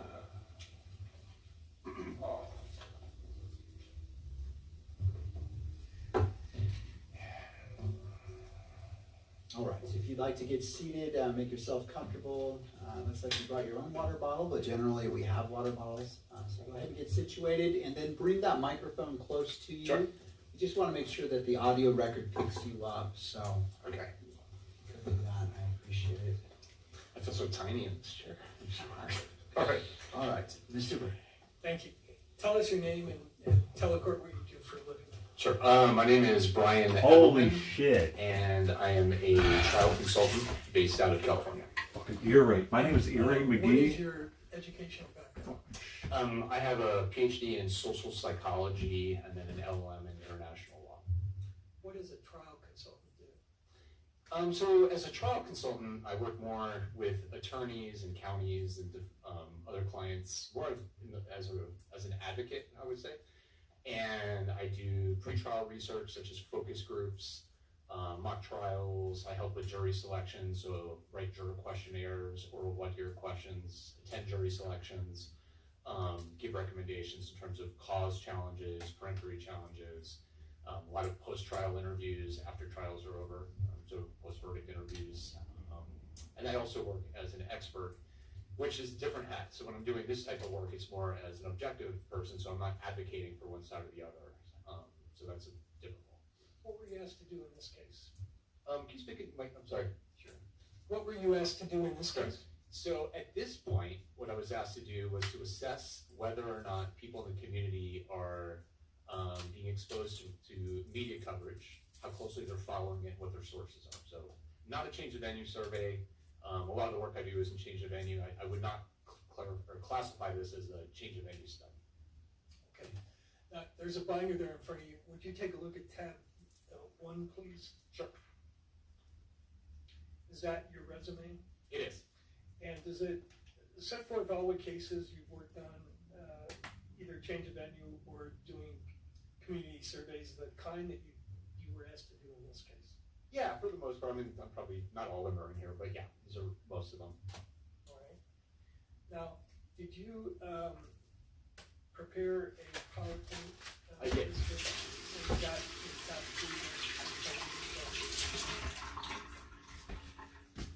Yes. And I've informed you we have some time restrictions here, right? Yes. You think you're going to be able to get through this whole I can talk really fast. I've had a lot of coffee, so I think we'll be good. Okay, good. So if I could bring that up. All right. He's actually on speed.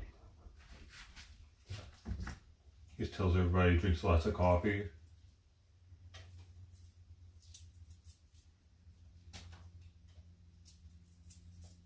I know he's kind. I've seen him before. They do love Monster Energy drinks, so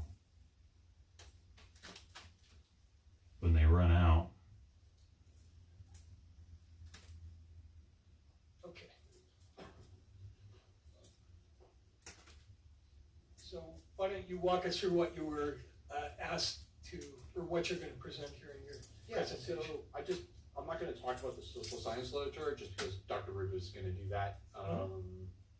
But primarily we'll focus on the extent and nature of the coverage in this case. And this isn't a change of venue study, so it's really focusing on what coverage has come out of these hearings, more of from the video streaming and video cameras in the courtroom. So not looking at an analysis of the prejudicial nature of the coverage per se, as we did in change of venue survey. And then the second part is the survey that was done to see what impact this has had on the jury pool. Are people following it? What are they seeing? What impressions they have at this point? So I would consider this like the baseline. This is the floor of where we're at right now, and we'll see what happens moving forward.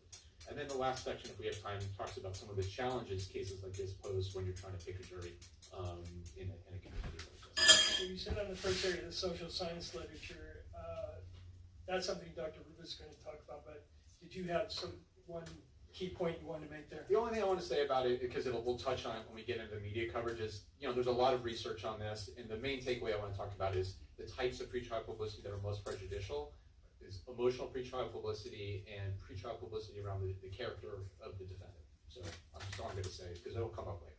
Okay, so I'm going to skip ahead. Okay. To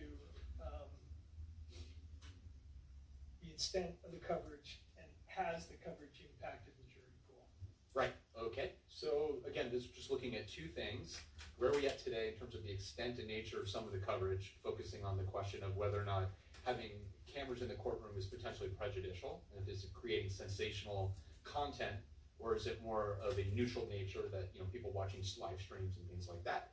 And then what impact has this coverage had so far on the jury pool? And question 2 is answered by your survey? By telephone survey, yes. So let's take a look at the first area, the media coverage. Okay, so I just wanted to touch on the extent of the coverage. So the data here come from two different sources. The first source is called Newsbank, and that's an archive of newspaper coverage. So when it's looking at the coverage in the state of Utah, there's 831 articles in that Newsbank that are sources that are based in the state. And it's probably a conservative number because it's not exhaustive. There's things that are missed. But I'd rather be conservative than overly inclusive. Right. And then Utah County, 697. I believe I've looked at like 15 sources, 15 newspapers. It also includes Fox KSTU, the local Fox station, and there's 209 news segments that are in that article. The last section of that row is from Alexis search, which is different, and it captures transcripts. So there's 441. That's the second time you said that. So it doesn't include Fox News, it doesn't include MSNBC, NBC, so it's not even I'm sorry, it includes CNN. It has CNN, I think it has CBS, NBC, it's missing something like this. And I told the court that the drive that we provided was the 441 transcripts, 6,000 pages. Yeah, that's right. You've seen that? I have seen that. Okay. Next, I think you're going to look at the nature of... Like, they're going to watch it and read all that. ...to do that. Yeah, so one thing I wanted to touch on is this is the American Bar Association rule, so 3.6 about pretrial publicity. It's not the rule, whatever the Utah one, this is just the ABA. And the thing that stood out to me initially is when we talk about people who work in, attorneys, people involved in the case, like what they should and shouldn't introduce to the public. And one of those things that are key factors to me are extrajudicial statements that the lawyer knows or reasonably should know, will be disseminated by means of public communications and have a substantial likelihood of materially prejudicing the adjudicative proceeding in the matter. So anything that's particularly prejudicial in nature, you shouldn't be releasing if you know it's going to lead to bias. Examples when we talk about the defendant, I mentioned defendant character evidence is particularly prejudicial. We have character, credibility, reputation, and criminal record. And then tests and things like confessions, admissions, statements given by a defendant. When we talk about tests, it could be DNA, ballistics, things like that. And then opinions as to the guilt or innocence of the defendant. And then anything they know might be admissible. So this is the stuff I look at are things crossing that line, looking at particularly prejudicial, and I think the ABA, a lot of that is driven by the research that this stuff. Okay. We're on slide 14. What does this show us? So the reason I point this out is because a lot of the prejudicial content that's come out so far, that you see in the media and being reproduced on social media, in television newscasts, is what was initially released in this press conference. So, it's the indictment arrest affidavit, and there's a lot of prejudicial details that were distributed. There was, a very long press conference where literally reading text messages from the defendant to his roommate, and they're prejudicial. They imply there's some degree of guilt in there, and it's reading it, the whole thing, which is then disseminated, and it gets reproduced on TV and reproduced again and again and again. It appears in social media posts, reels on YouTube, and a host of other places. And does that reproduction include when the coverage relates to in-court appearances? It does. So, we'll get to that, but the information that was here keeps getting reproduced in a sensational way on TV. And not only that, like here, he's reading it, but when you see it in the graphics, it shows text messages that implies this is the actual text message on a phone that came from the defendant, and it's not. So it's very prejudicial and misleading. So you see on your slide, this serves as sort of a megaphone and a distributor of certain information. Yes, and is within the categories you set out. Yes, and when it's being distributed, just to point out, it's not like it's only distributed on conservative media outlets like Fox. It's on CNN, NBC, all of the networks. So it's widely being distributed to all types of viewers. And in terms of other sources of this megaphone effect, your next, and by the way, you've got the actual video of the press conference. Yeah, this is a clip of it. We're not going to play that Yeah. because of time limitations, but it's Right. there if the court wants to look at it. Are there other sort of megaphone factors here? Yeah, so this is a unique factor in this case, in the sense that people who are very influential, obviously the President of the United States, or former Attorney General, these are people that have a lot of influence and power, perceived credibility, and they're making strong prejudicial, inflammatory statements, and I think that's unique. I don't usually see that in cases. In calling for the public execution of the defendant before there's been a trial, things like that are unique in nature. Right, this is one of the slides I would like the court to see. We did admit to it already, so there's that. Expressing opinions, strong opinions about whether Mr. Robinson should be executed. So the court wants to take it in public, that's fine. Yeah, he should be executed probably. I'm asking the court not to do that. I do think it's important that the court hear this, just without a trial. And the substance, I think, is very important for the court to consider. That'd save a lot of time and money. The PowerPoint is on the drive. The court can listen to it outside of the public domain. You know what I'm saying? The court wants to proceed. It's like we all do. Cronenberger was fucking guilty, right? We all know a lot of people are guilty, and that they're definitely gonna, because, like, unlike O.J. Simpson, they fucking, one, they either tell themselves, or there's more than just a glove that they found, you know what I mean? They got all kinds of other evidence surrounding the shit. You know this dude's fucking the one that did it. So, all this is just so stupid. Just go ahead and, they could just go ahead and do that, couldn't they? Noted that, and I'm happy to review that. Thank you. If we're not going to play, just one thing that's unique about it, if we're not playing it, is Sure. there's inflammatory language in there that also creates in-group, out-group identification. I think. Could you explain that? Yeah, so it's a lot of people identify with a political side, unfortunately. I'm a member of the Democratic Party or the Republican Party. I'm liberal, I'm conservative. So I think there's some language in that clip where it mentions, I don't remember the exact phrase, but something about like lunatic leftists or something like that are doing this. So it creates this, the out-group is dangerous, they're lunatics, maniacs, or whatever phrase was used, which creates more of danger, the perception that members of that group, that out-group, are dangerous and there's a danger there. So that's something that comes up later. And how is that kind of information more or less prejudicial? Well, it creates, again, in-group, out-group identification, and we think members of the out-group are not like us. They tend to, they're all the same. We contribute stereotypes of how those people behave. They're more likely to impact how we see them. You're less likely to have empathy for members of the out-group when group salient is high. Versus members of our group we see as individuals or complex, less likely to be impacted by stereotypes, more likely to empathize with them, identify with them.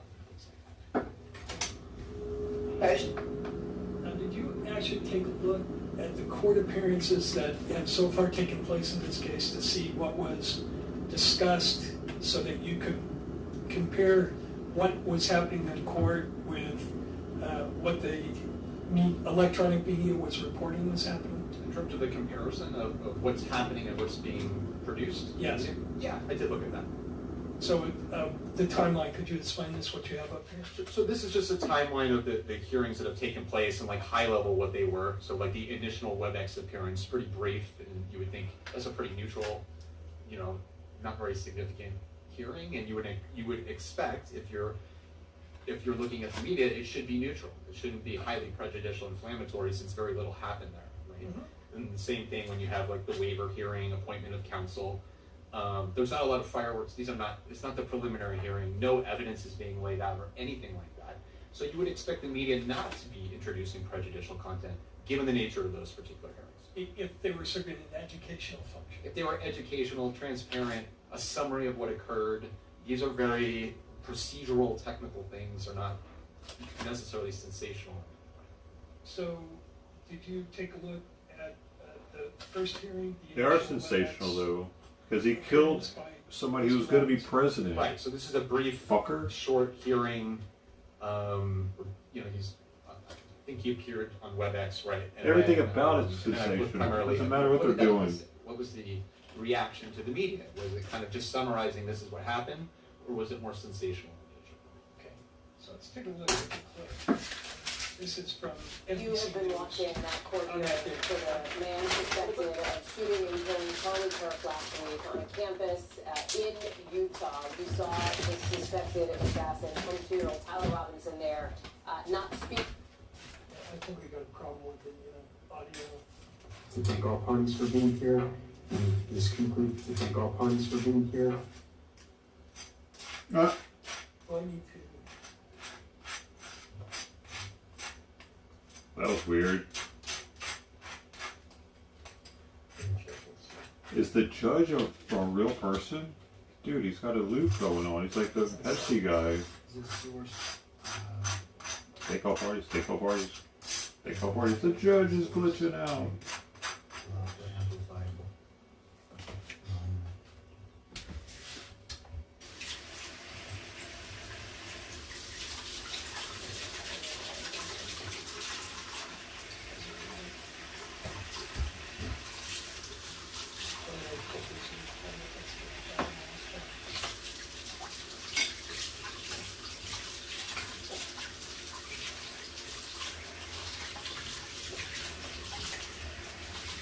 Dude, I bet if this judge ends up siding with them not having, I bet the shit ends up getting appealed or something, doesn't it? Probably like Erica Kirk will be like appealing it.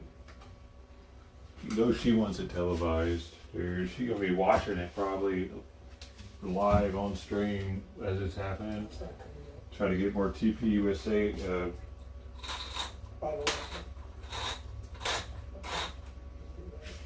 enrollees.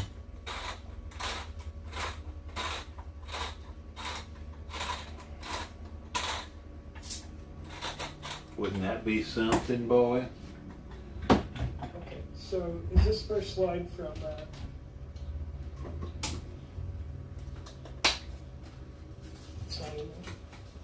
Oh, that was too much salt.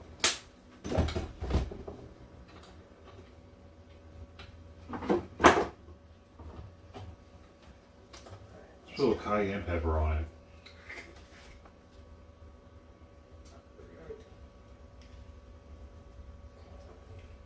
Just a teeny little bit.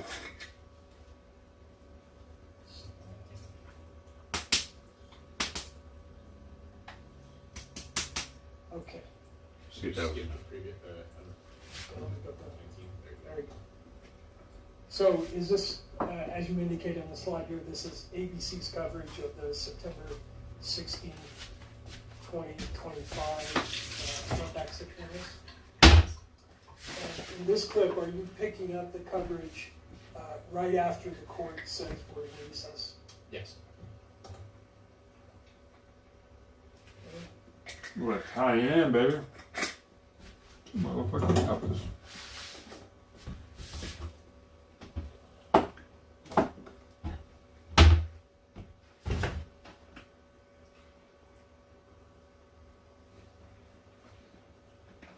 You might need more.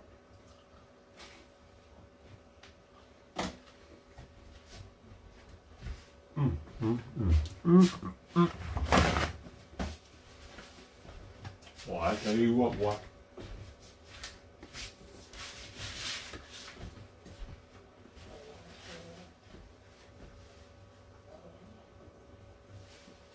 What is happening? Come on, man.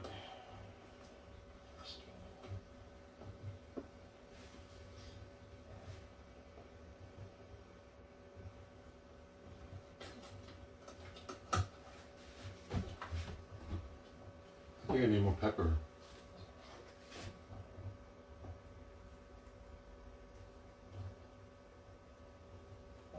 Ooh, now we're spicy. And then I'm up.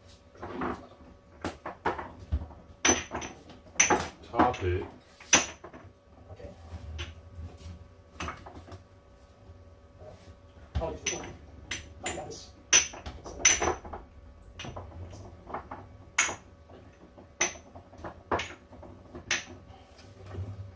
Oh, there it is.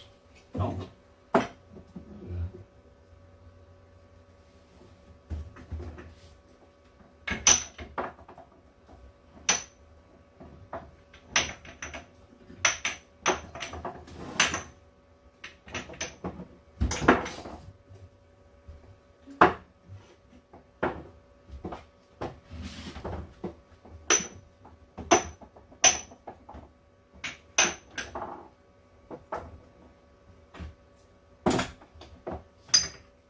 Found it.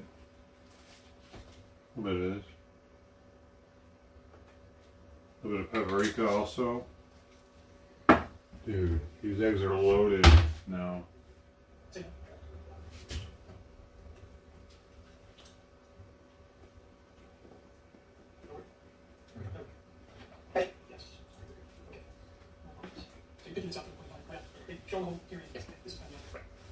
We're good now?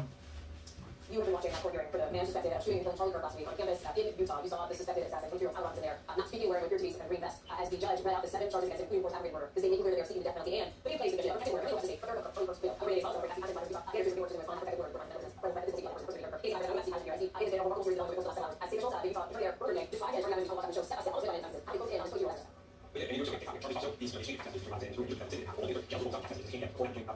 and roommate who believed to be romantically linked. It is how cognizant and lucid Robinson appears, and I would say that for looking at this video, although unblinking, so unblinking and eerily at times, that it almost appears like the video is frozen. Just to comment a little bit more on the physical appearance. Robinson, appearing over WebEx on video, appears to be wearing what is described to me as a safety smock.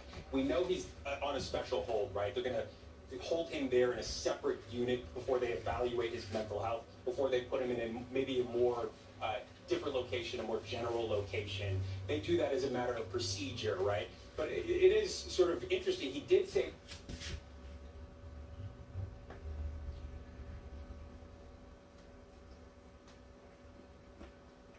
Come again. One thing, which was his name, which was stated clearly and firmly. And again, I want to say gels with sort of what we saw in that exchange of text messages, because he's talking to his roommate. It clearly appears to have no idea, the roommate, what is going on, or that he is the suspected shooter. And yet he's sort of talking a TikTok of what he's done and why he's done it, and admitting to do it, essentially shocking this roommate through these series of exchanges, which sort of gels with his physical appearance today. Obviously, we also heard during the hearing Utah County following the course of action to introduce the death penalty as well. That was filed at as this was being read in court. So definitely some developments here today, and just the amount of information that we got, the blanks that were filled in. That's right. Not only that, but also on the apprehension, the involvement of the mother as well, and sort of bringing him in. And also the physical evidence, the DNA found on the actual trigger of the rifle was tied to not only what was found on the screwdriver, but also the towel used to wrap the rifle. So an extraordinary amount of information we got. He cummed all over it. What's also clear from these text exchanges laid out, Steve, is that Robinson That was his had cum no towel. intention of being caught. And I say that because he said he had hoped to die of old age with this being his secret, according to what the state had laid out in this text exchange. Almost seemed panicked when describing trying to go back to retrieve the rifle that he allegedly shot Charlie Kirk with, not being able to do so when He really thought he was going to get away with it, when though? his parents approached him and said, you know, That's we crazy. think this may have been you, tried to get in touch with him, tried to reach out.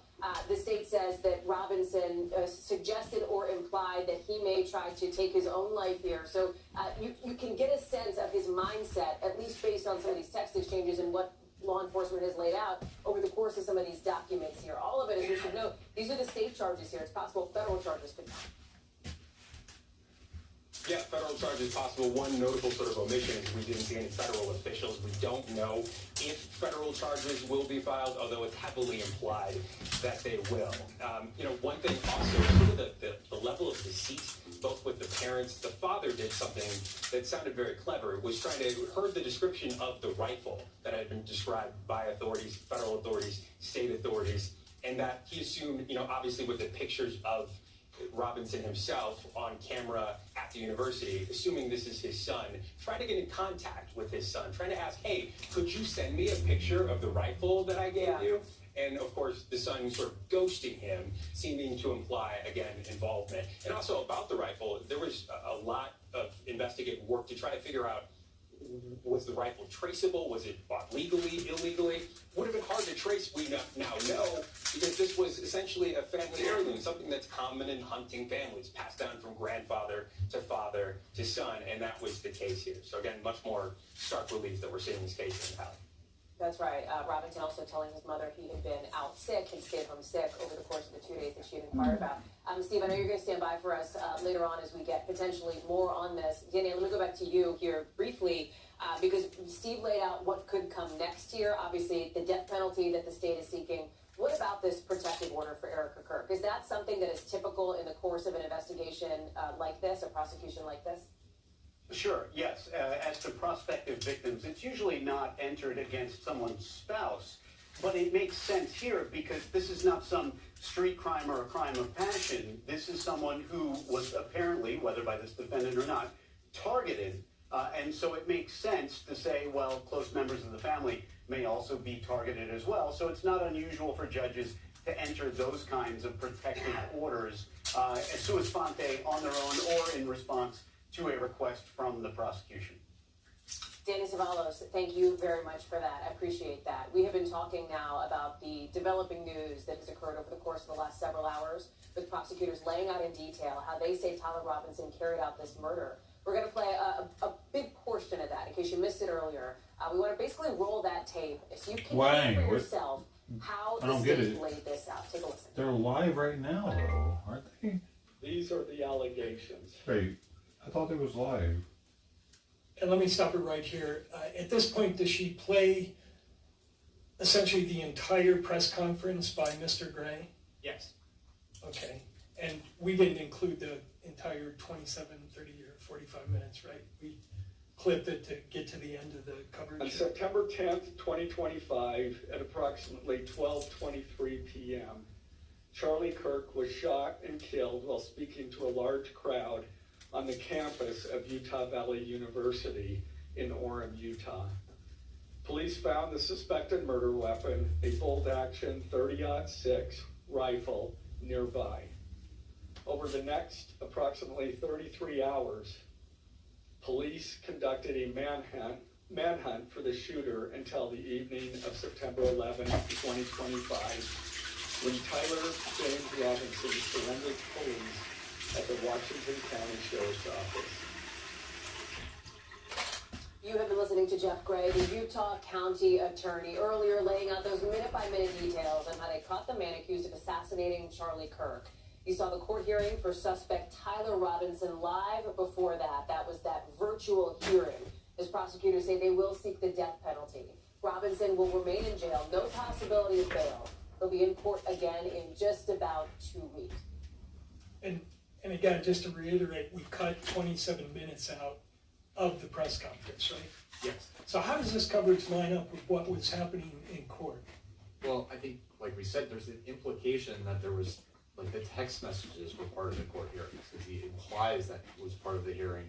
And then it's bringing up all of this new information, or old information, that has nothing to do with the hearing. So it's just rehashing. Let's remind you about the text messages, DNA, the deceit of the dad because he was suspicious of him in terms of the gun, and all of these things have nothing to do with this hearing. And I noticed the reporter, when he put that graphic up of the text, by the way, was that graphic the actual phone of Mr. Robinson? It's not. No, and it implies, and you see that throughout a lot of the coverage, like text messages. There's YouTube reels where somebody like creates a reel and reproduces text messages, so it looks like it's the real text message. And when he's putting that up there, he says, as we heard in the hearing, words to that effect.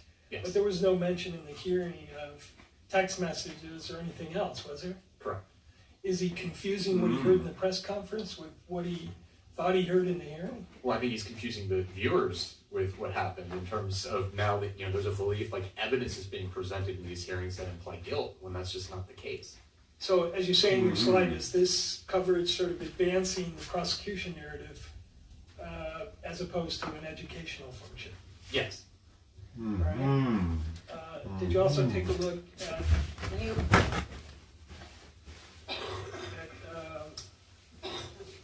ABC's coverage? Yes.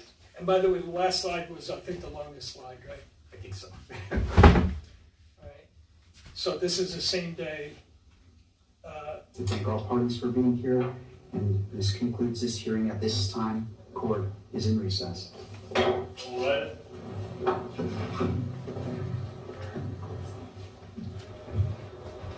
So the suspected shooter there of Charlie Kirk, the hearing has now just concluded. We know that the state is pursuing the death penalty here. We have just learned throughout this proceeding that they are going to try to find him counsel. They deemed he is indigent, so they will be providing an attorney for the alleged. What? That he has a public defender and he has 4 different attorneys? Is that still true? Shooter, and the next time that he will make a court appearance will be September 29th, and then again, as you heard the judge there say, that will happen on WebEx. A couple other things that we learned here throughout this quick hearing is that he will remain in custody without bail, and that the state was also present there, and they asked for a protective order on behalf of Erica Kirk. Of course, that is Charlie Kirk's wife. A reminder to everybody that yes, he was a conservative activist, but he was also a young husband and a father of 2 children, and a protective order has been granted on behalf of Erica Kirk. I do want to bring in our ABC News Chief National Correspondent, Matt Gutman. He's in Spanish Fork, Utah, there for us. Matt, thank you here for being here with us. And so we just saw this proceeding play out. No surprise, right? This is not the proceeding in which this person would enter a plea. But Matt, prior to this, there was a lot of evidence that the prosecution sort of laid out for the public, including text messages, DNA, things like that they do plan to try to present to the judge to be admitted here in trial. But perhaps, Matt, you can just gauge for us, since you've been covering this now for so long. Tell me about your first reaction here in seeing Tyler Robinson sit down there, if you were able to see it, sitting down in this court hearing. He was sitting down. It was via WebEx, so he wasn't physically in the courtroom, Kana, with the judge. But you can see that people were watching. You can see he was wearing this padded vest, and that's because he's been in what's called special watch in this jail here, which is essentially in isolation. He's being held to prevent him from harming himself or from others harming him. We heard from the prosecutor earlier today in his announcement of the charges that the suspect's mother had said that he was suicidal and that he wanted to kill himself allegedly instead of turning himself in. So you see him in that protective garb. The bulk of this hearing that we just saw was the judge reading the 7 charges, of course, they are aggravated by the fact that the suspect allegedly committed this political assassination of Charlie Kirk in full view of children. So that's one of the things that has enhanced the charges against them, and one of the things that makes this a capital case, according to prosecutors here. I'm hoping we can just quickly go through some of those text messages that you mentioned there again with this roommate, with the prosecutor saying that he was romantically involved with. And one thing they touched on in this hearing too, Matt, is the fact that in this text message exchange, and we're showing some of it, but Matt, they pointed out to the fact that they believe the shooter asked his roommate to delete the exchange and then to not speak with the media, and then it's shown in the charging documents, Matt. Yeah, we have not seen these text messages. We have heard them for the first time from the prosecutor. They also put out this charging document in which these messages were revealed. And it appears to show this exchange between the suspect and his roommate, with whom he's romantically involved, apparently. And it's very, very detailed. And in the text messages, the prosecutor says that the suspect was talking about the murder weapon, talking about where he stashed it, talking about how he stashed it, and yes, allegedly advising his roommate to delete the messages and not to cooperate with law enforcement, to get a lawyer and not talk to the media if this blows up. And eventually it did. What also struck me about these messages, at least initially, is that the suspect appeared to think that he could get away with this. He was thinking that he would never have Me to too. mention That's anyone crazy. ever again, and that they would never be able to find him. And it was only, as we learned through these text messages presented by the prosecutor, when he realizes that he can't get back to that rifle that he stashed and take it somewhere else, and he realizes that police is right in that vicinity and he can't go get it, that he is in trouble. And that's when things start to spiral out of control for the suspect, according to these text messages. And at that point, he does appear, at least afterwards, to talk about being suicidal, not wanting to turn himself in. Eventually, he's convinced by his parents that he should not do any harm to himself and that he should do the right thing and turn himself in. Right, and the prosecution revealing this was his grandfather's rifle. It was Yeah, now we got to deal with it. Why didn't he? You know what I'm saying? Matt Gutman, thank you Thanks, very Dad. much for being here with us today. I also want to bring in our ABC News Washington, D.C. Bureau Managing Fucking Editor, idiot. Catherine Falders, for more on this. And He Catherine, definitely again, should have went no ahead and off surprises here in himself. this initial court appearance. I think everyone now marking their calendars here with September 29th to see what kind of counsel this alleged shooter does get ahead of time. Also notable, again, a protective order has been granted on behalf of Erica Kirk, Charlie Kirk's wife, throughout this hearing. But Catherine, I think really the prosecution made a huge effort here to lay out as much of their case publicly as they could, and they made it very clear, Catherine, in this hearing, that they are ready to give over all of this discovery to the defense, the state really making an effort to have their ducks in a row here ahead of this court appearance.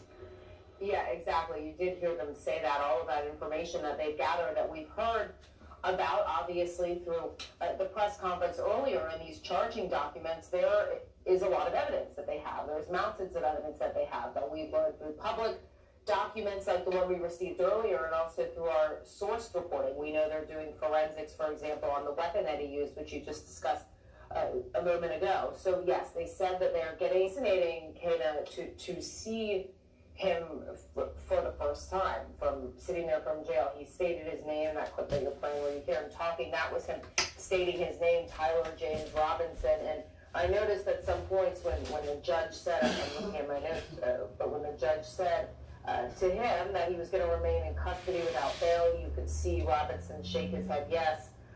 When he said that he was going to read the charges, remember there's seven counts here, 6 felony counts. When he told Robinson he was going to read the counts, you could see him shake his head a little bit of movement there, but he hasn't said really anything else, of course, other than stating his name, and he will be provided an attorney. But I do think that it is quite striking to hear and see all of that evidence that it appears that the prosecutors have gathered. Looking at the charging documents again, we of course have been really focusing on those text messages that Robinson and his roommate exchanged. It appears they exchanged on the 10th, so shortly after the shooting. Now it's unclear whether these are all of the text messages in the possession of prosecutors. We don't believe so. There's probably more, but those were quite striking to see. So how does that coverage stack up with educating the public about what was going on during the initial court appearance? Well, I think you can see he's trying to, in the beginning, lay out what occurred, and she actually stops him and says, I want to get to the text messages, and brings it up again, and moves it there, and implies again that that stuff came out in the hearing. So it's kind of blended, that sometimes it's mentioned in the charging documents, sometimes it's, the prosecution made an effort and implies in the hearing again, and just focusing on the evidence. It's not focusing much, that's like a 5-minute clip, and there's very little about what happened. It does mention what happened, and I don't want to act like they didn't talk about that at all, but they blend quite a bit of evidentiary information in there in the end of the day. And when you say evidentiary information, are you talking about incriminating evidentiary information? That has not been determined to be admissible or anything, so, right, it's just, here's the text messages, and calling it a mountain of evidence and all that kind of stuff. Why wouldn't it be admissible? Parties for being here, and But also, Did you also have a look very at, stoic. How CNN was covering this initial appearance? Yeah, this is the same here. And your understanding is the person in the CNN clip is a former prosecutor who is CNN's chief, quote, legal analyst, right? Yes. Right. Okay. Let's take a look at that one. What's your next clip? 24, I believe. This guy's a tool, man. But also, you have a very stoic defendant who I was looking to see any emotion that he might be displaying. Hearing that the death penalty may be requested for you is a very monumental, seismic moment. He had no reaction, nodding in essentially understanding alone. But then there was also protective work that was asked for by the prosecution on behalf of Erica Kirk, now widow of Charlie Kirk, that entails that there might be an element of fear that she was experiencing, or the thought that she wants no contact, either from him or anyone around him, that would make her feel more secure. Of course, she is a mother of 2 young children. You understand that. But here you ultimately, you've got a speaking, essentially, indictment of sorts from the prosecutor earlier today, which laid out so much evidence. It's all allegations, the statements of counsel, not evidence in a court of law. But what can come in a court of law? Yeah. Statements of the defendant, including all these text messages. So according to CNN in this clip, the evidence that she hasn't looked at is admissible, right? And again mentions it was laid out today, implying that it was laid out in this hearing, and discusses his demeanor. He didn't react properly according to her. His body language didn't, whatever the appropriate way to react is. So, focusing on him, focusing on these text messages, calling them admissible, whatever. And I notice in all 3 of these nationally broadcast clips, there's a real focus on the protective order. And tying that to Mrs. Kirk's fears, correct? Yes. How is that furthering the prosecution's narrative?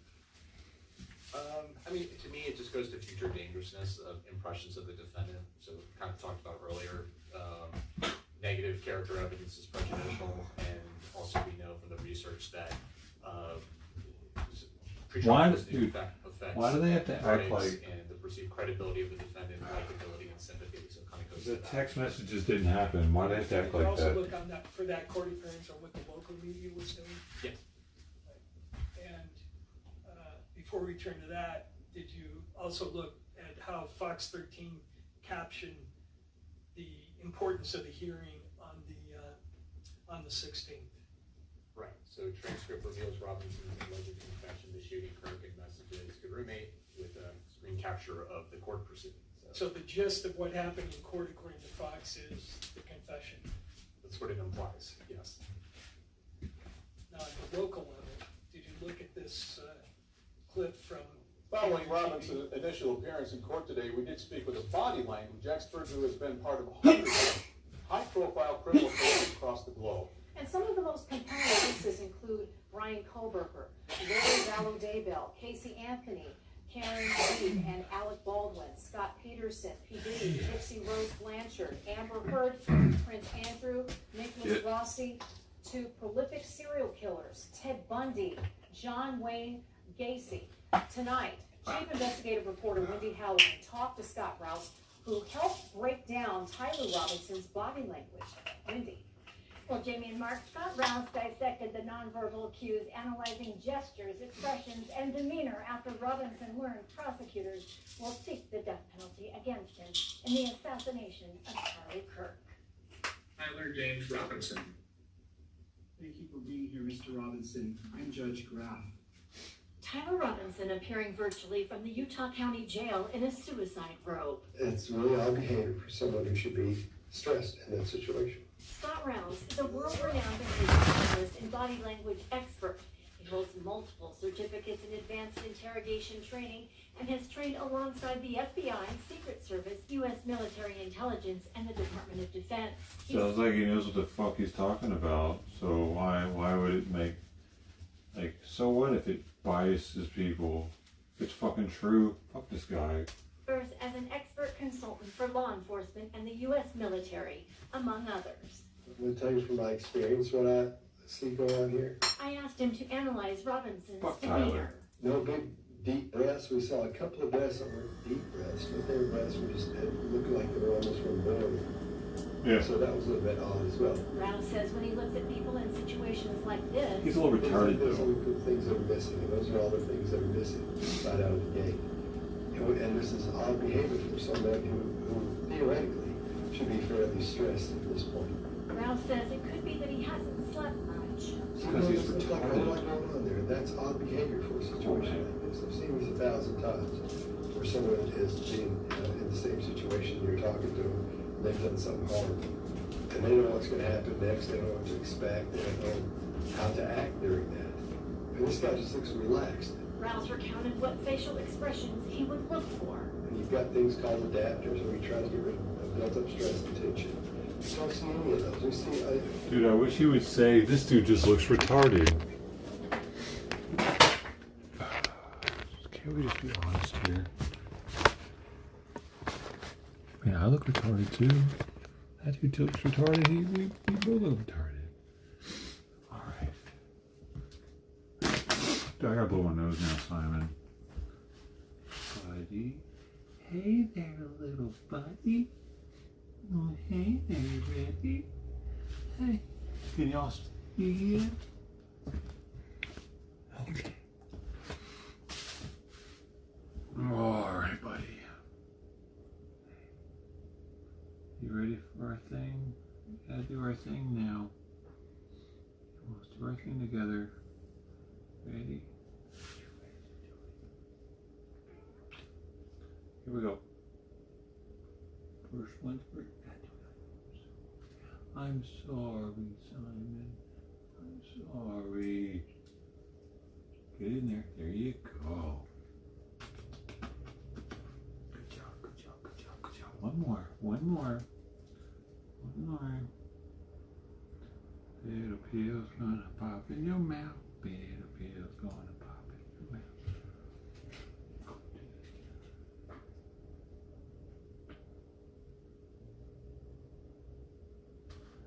Okay, ready?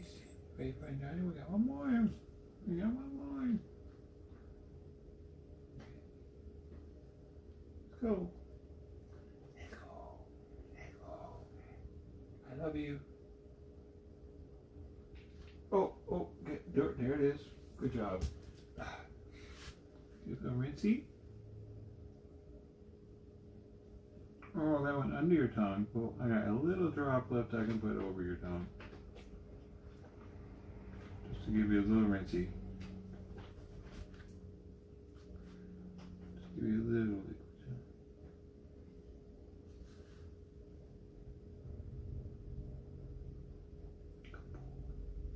You're gaining weight, buddy. It's just helping. All this is helping, buddy.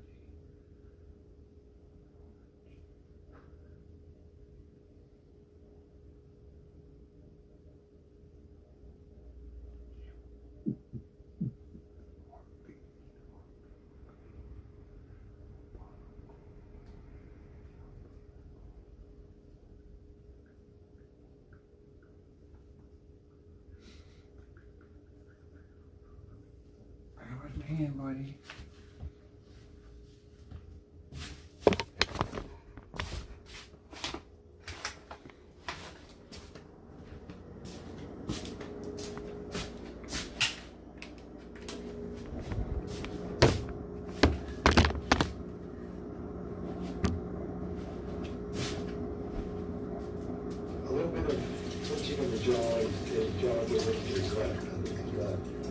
about it. In my opinion, he's pretty much resigned to whatever's going to happen is going to happen. There's nothing that tells us he's frustrated.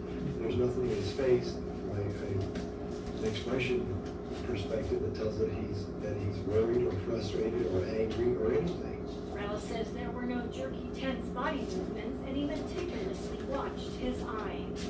You can't see his blood rate very well. Blood rate tells us if someone is concerned or thinking about something, or is stressed about something because your blood rate goes up a lot.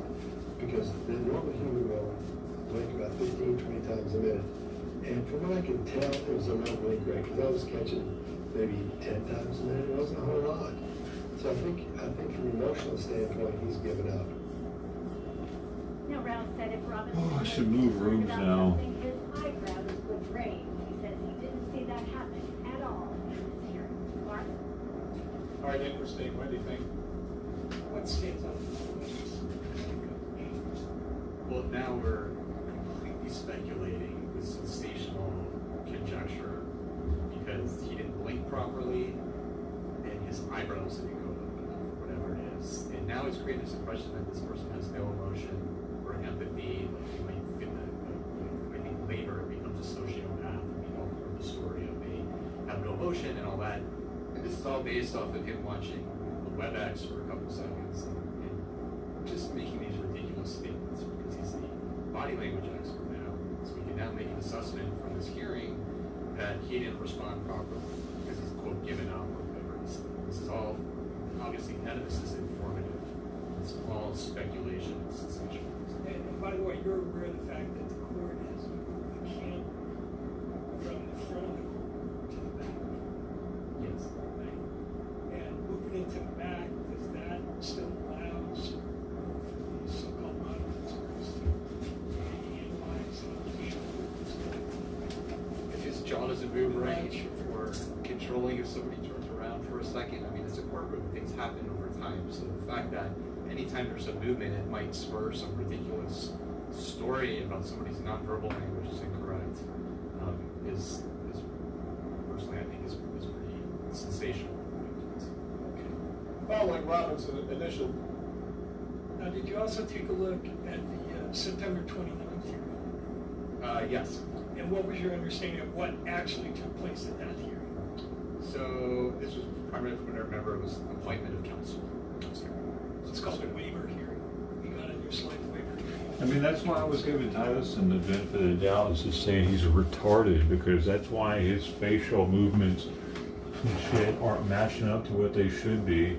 And that means that the facial guy that's taking his mannerisms and shit, if he doesn't actually put that into consideration, if this dude has autism and he's a fucking weirdo, he's not gonna because they're drawing their information from the status quo, the average human being, average American. This is what they would do in that situation, and that's what they're training us to look for in interrogation of an average person. He's not fucking average. That dude just assassinated a soon-to-be, sooner or later, president candidate. Definitely candidate for president. And someone who was loved all across the world by people. Like, Brevin. What are we talking about?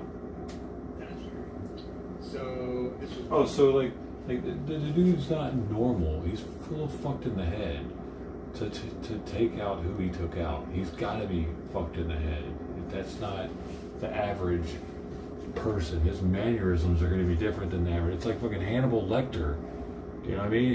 He wouldn't act the same in court either. So whatever this guy says is kind of bullshit. Who the fuck is he? And I get it. I get where he's coming with that dude. When I remember, it was appointment of counsel. It's called a waiver hearing. You got on your slide, waiver hearing, appointment of counsel. And again, Mr. Robinson is appearing on WebEx at that hearing. Hasn't been in the court. Still so, was it your understanding at that appearance, counsel got appointed? Yes. Essentially. Right. So how is that covered, first of all, by Court TV? And before I show you the slide, are you endorsing the criticism that Court TV in the slide makes against the court and the prosecutor? I'm sorry, endorsing what? Are you endorsing the criticism that in the slide, the court and the prosecutor?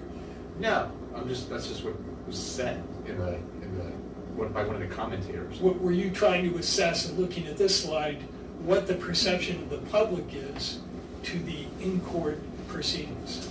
Yeah, I mean, I think it's commentary that falls on the sensational side, right? So now it's these people are pandering to the camera, and it's creating a performative experience. So it's turning into like outside the courtroom, like a reality TV show in a sense. Like, you know, this, I don't like what this person said or that person said. So not informative as to what's happening, but it's sensationalism, and it's just the kind of thing you want.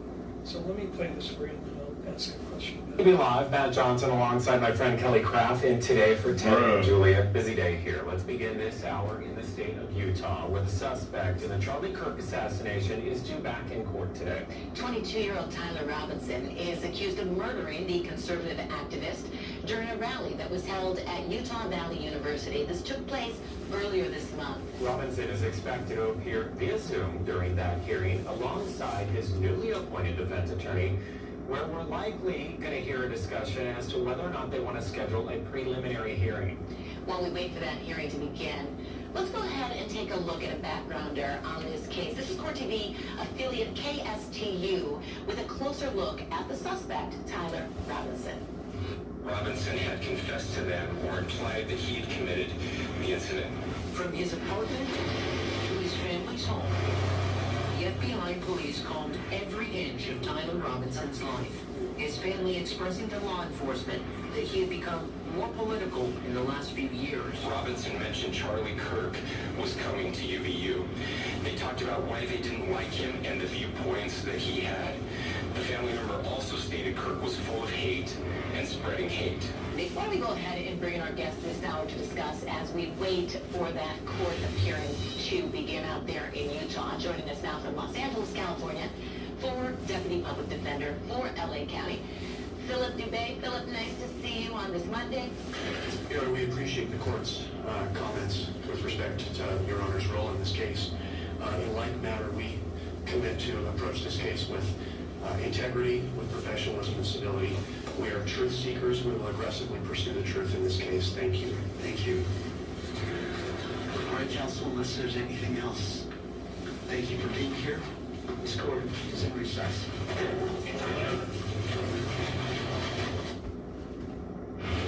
All right, that concludes that hearing. Philip, let's go ahead and bring you in on this. The only criticism I had was that those closing words about how we're all here to seek justice, like the warriors of justice. Attorneys and judges don't speak that way in open court. It's presumed that everybody will act with integrity, with honor, and to articulate it on the record, in my opinion, is pandering to the cameras. All right, fellas, I can see that. That is pandering to the cameras, though. Court coverage in the O.J. Simpson case was that everybody, including the judge, was pandering to the camera. You familiar with that? Yes. And this guy from L.A., he's probably familiar with that case. He's accusing the court and the prosecutor of pandering to the camera. And then the first part of the video, where they refer to the backgrounder, are you familiar with what's referenced there? Yeah, again, kind of going into the background stuff again about evidence, and then jumping in while they're waiting and so on, and then jumping into that. And who is giving the backgrounder there? What the clip is of Governor Cox, is it not? Yes, the governor. Okay. Yeah, reading another press conference. So that's a sort of an incriminating narrative. And then the second part of it is, what is the perception of the public to the court proceedings being televised, at least according to what Court TV is putting out there? Oh, that it's a show. It's pandering to the camera. Pandering to the cameras. Does that further the reputation of the judiciary, or does it detract from it? Is it what? Does it further the reputation of the judiciary, or does it detract from it when the perception is right or wrong? And I'm not in any way endorsing what he's saying, but in terms of what's getting put out there to the public. I think it creates pressure on everybody to have cameras in here from the jury to everyone involved. I think this is a very high-profile case, probably one of the more high-profile ones I've ever Which been is involved in. why There's pressure on the there needs to be prosecutor, cameras. Jury, everybody involved in this case. A lot of people watching, including very, the executive branch. Everybody's involved. So I think just those comments and everything else is just pressure. But those kind of comments, like a comment that Trump the wants prosecutor's cameras. pandering to the Yo, camera, is that- yo, how do you think about that? Trump, dude, Erica Kirk wants cameras. That means Trump wants cameras, right? So that might matter to somebody, one of the judges, gets to prospective just jurors. does, maybe, And hopefully. that prospective juror is sitting in court as a juror and is asked to evaluate the arguments of a lawyer. And he or she already has a preconception that, oh, this is a guy, or this is a court that is pandering to the camera. What does that do to the reliability of the fact finding? I don't know. I'm just gonna. It is what it is. I don't have any He's an expert in that. We live, Matt Johnson alongside my friend Kelly.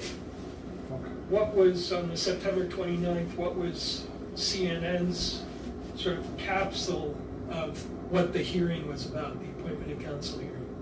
What was their headline? Yeah, so confessions, DNA, and his grandfather's rifle. This is the evidence so far in the Charlie Kirk shooting assessment. What did confessions and DNA have to do with what was happening in court on that? Nothing. And again, this is just in every hearing and everything you see, it triggers the same information and the implication that this stuff is part of the hearing. So people aren't necessarily watching the live stream. A lot of times in these courts, you're watching the coverage of the live stream, not the live stream itself. Like in the survey, not a lot of people, it's like 25% watch the live stream. But people are seeing this stuff on TV, and this is what the media coverage is. So it's not showing the live stream, it's screen captures, it's high profile, Come on, Is man. this, again, The fucking guy's guilty, bro. You know what I'm saying? Who gives a shit if the public perception is that he's guilty when he is guilty? September 11th court appearance. Huh? I want to ask you how Fox News covered it, and with one of their talking Just heads. add to our comments about his demeanor in court earlier. We talked a little bit about don't try to understand the mind of a monster. We do know a little bit about the mind of this monster in that I believe he's incredibly proud of his handiwork. It makes us think a lot about Luigi Mangione. These two men inscribed notes on the bullet casings that they used to commit murders. Murders he that were learned to it send from a Luigi. message. He committed an assassination in a very public place against a person that he had ideological differences with, entirely politically motivated. That is a person who's proud of their handiwork. So I think that when we see him loose and calm, relaxed, and smiling in court, I think that's an outer manifestation of his inner feelings, that he is very proud of what he's done, stands by what he's done, has no remorse for what he's done, and is looking forward to the world watching. Jonathan, I see you nodding in agreement. Yeah, I think that's exactly right, as Josh Probably pointed out. is. When you have You cases probably of did this want to kind, you tell are them. off the map. You are where monsters dwell, to use pirate terms. This is where you find monsters, are in these cases. And you find people that don't think the way you do. This is one of the reasons jurors often stare at defendants whenever they can get away without being impolite. They look at these defendants to try to figure out something not just about them, but themselves. How can someone go off the map to this degree? The evidence here is overwhelming.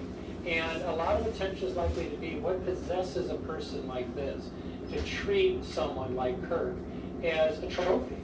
And that is what happened. Well, if it's true that he did it, he gets convicted of it, I guess you could say that, he thought in his own twisted mind that it was something that he needed to do, and you could never understand, as you were pointing out earlier, Professor, Trey was pointing out, the person who drowns their children, the person who bludgeons someone to death, you could just never get inside that mind to even begin to understand what's going on. That's right. I think that's absolutely true. Yeah, that does it for us here. You're understanding the first commentator, the first talking head there is an ex-prosecutor, right? And is he sounding like a prosecutor talking about the mind of a monster. I mean, to me, it's more sensationalism. First of all, again, negative character evidence is some of the most prejudicial pretrial publicity that you can have. Emotional, negative character evidence in death penalty case. And you're hearing mind of a monster, he's a trophy. I mean, he's smiling. Like, what is the basis of this? Like, there's nothing from that hearing or anything that is relevant. Like, this is just pure speculation. Now the second speaker, the guy who chimes in and says, yeah, this is the evidence is overwhelming.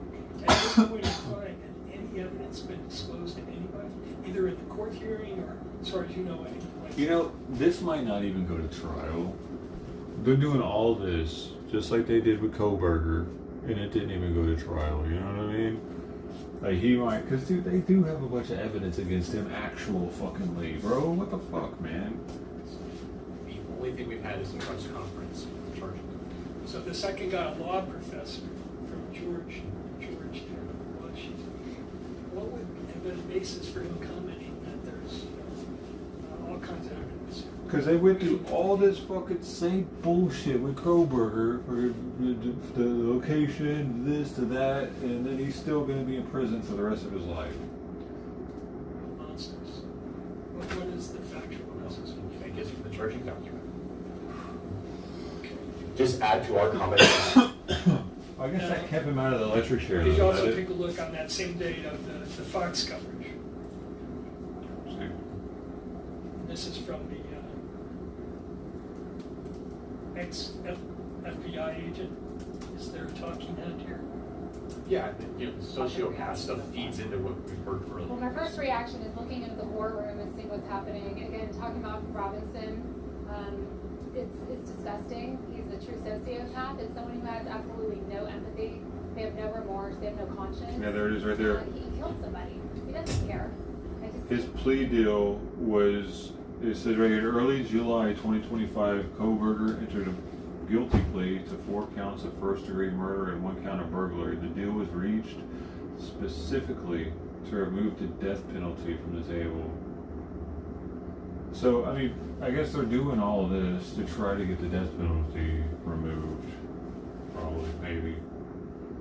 That's what this is all about. Because I think they had less evidence on Bryan Kohberger than they do on this dude.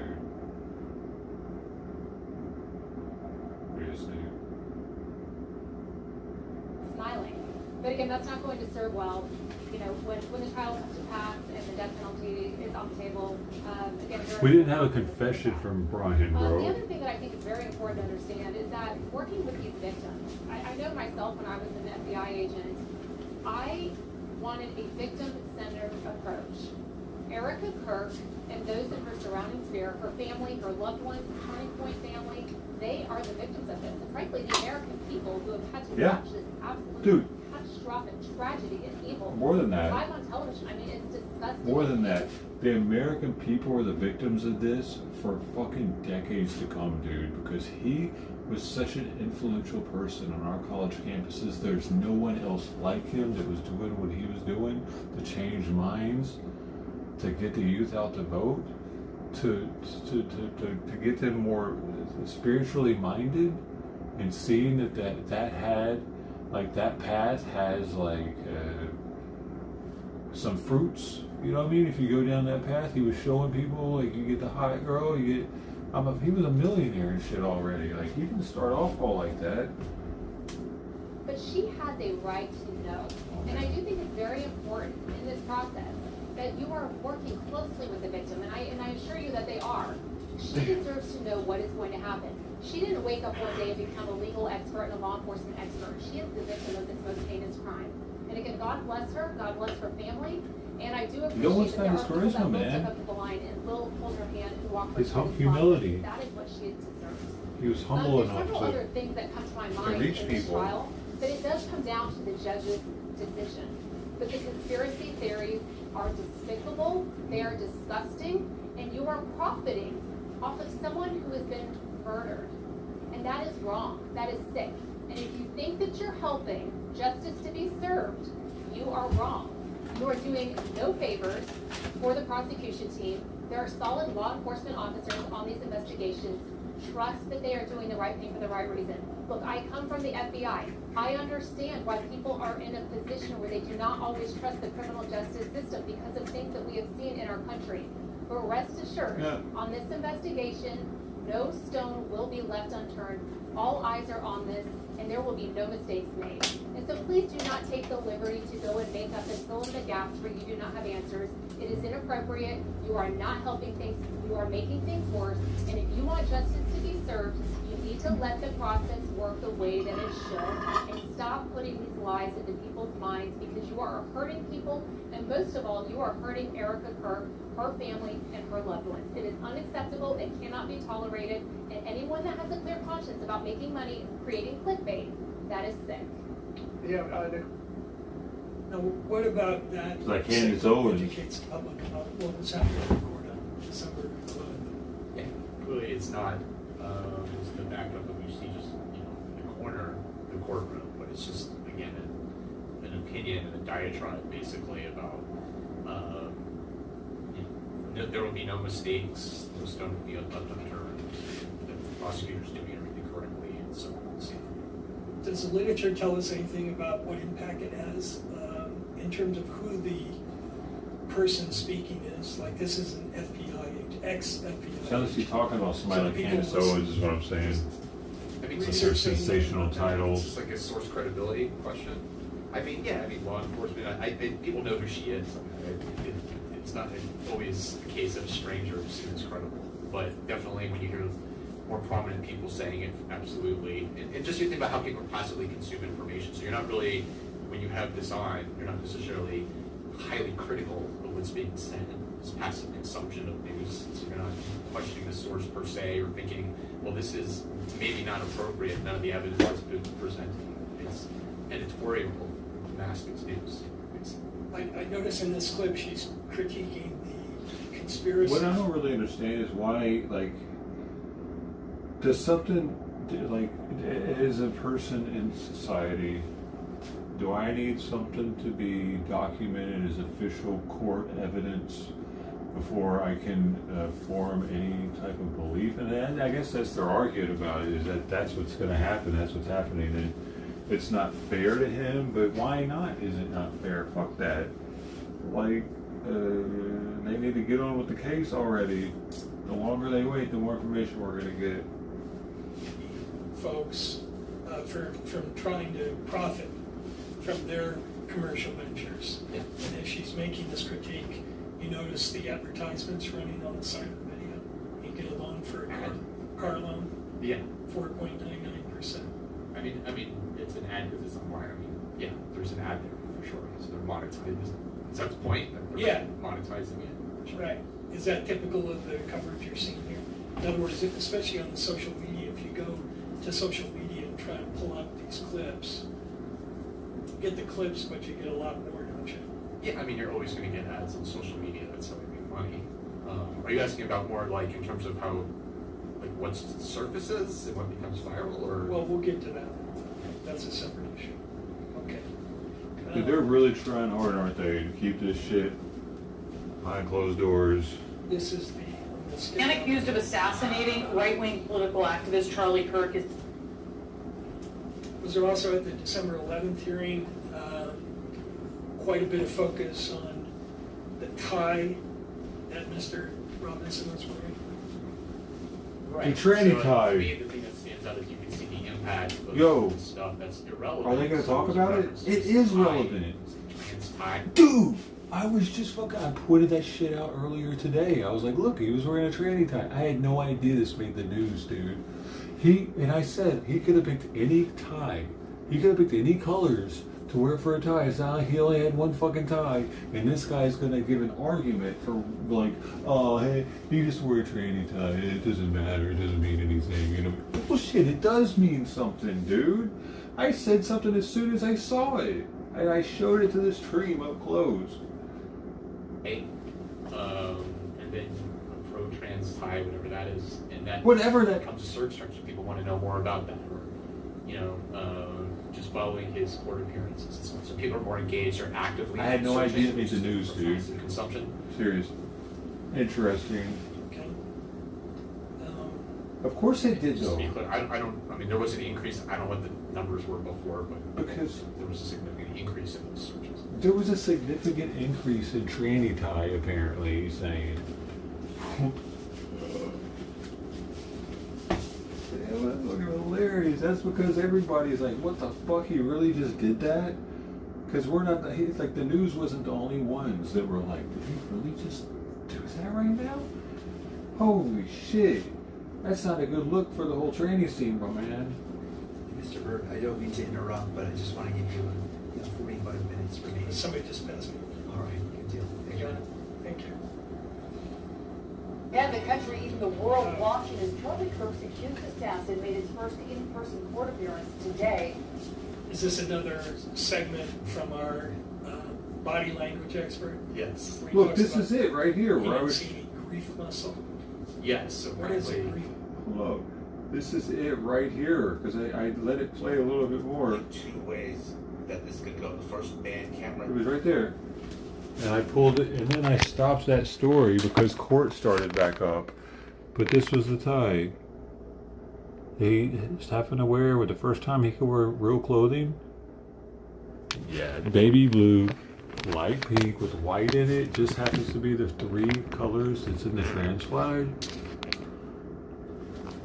How many billions of different flight tie color combinations are there out there in the world he could have picked?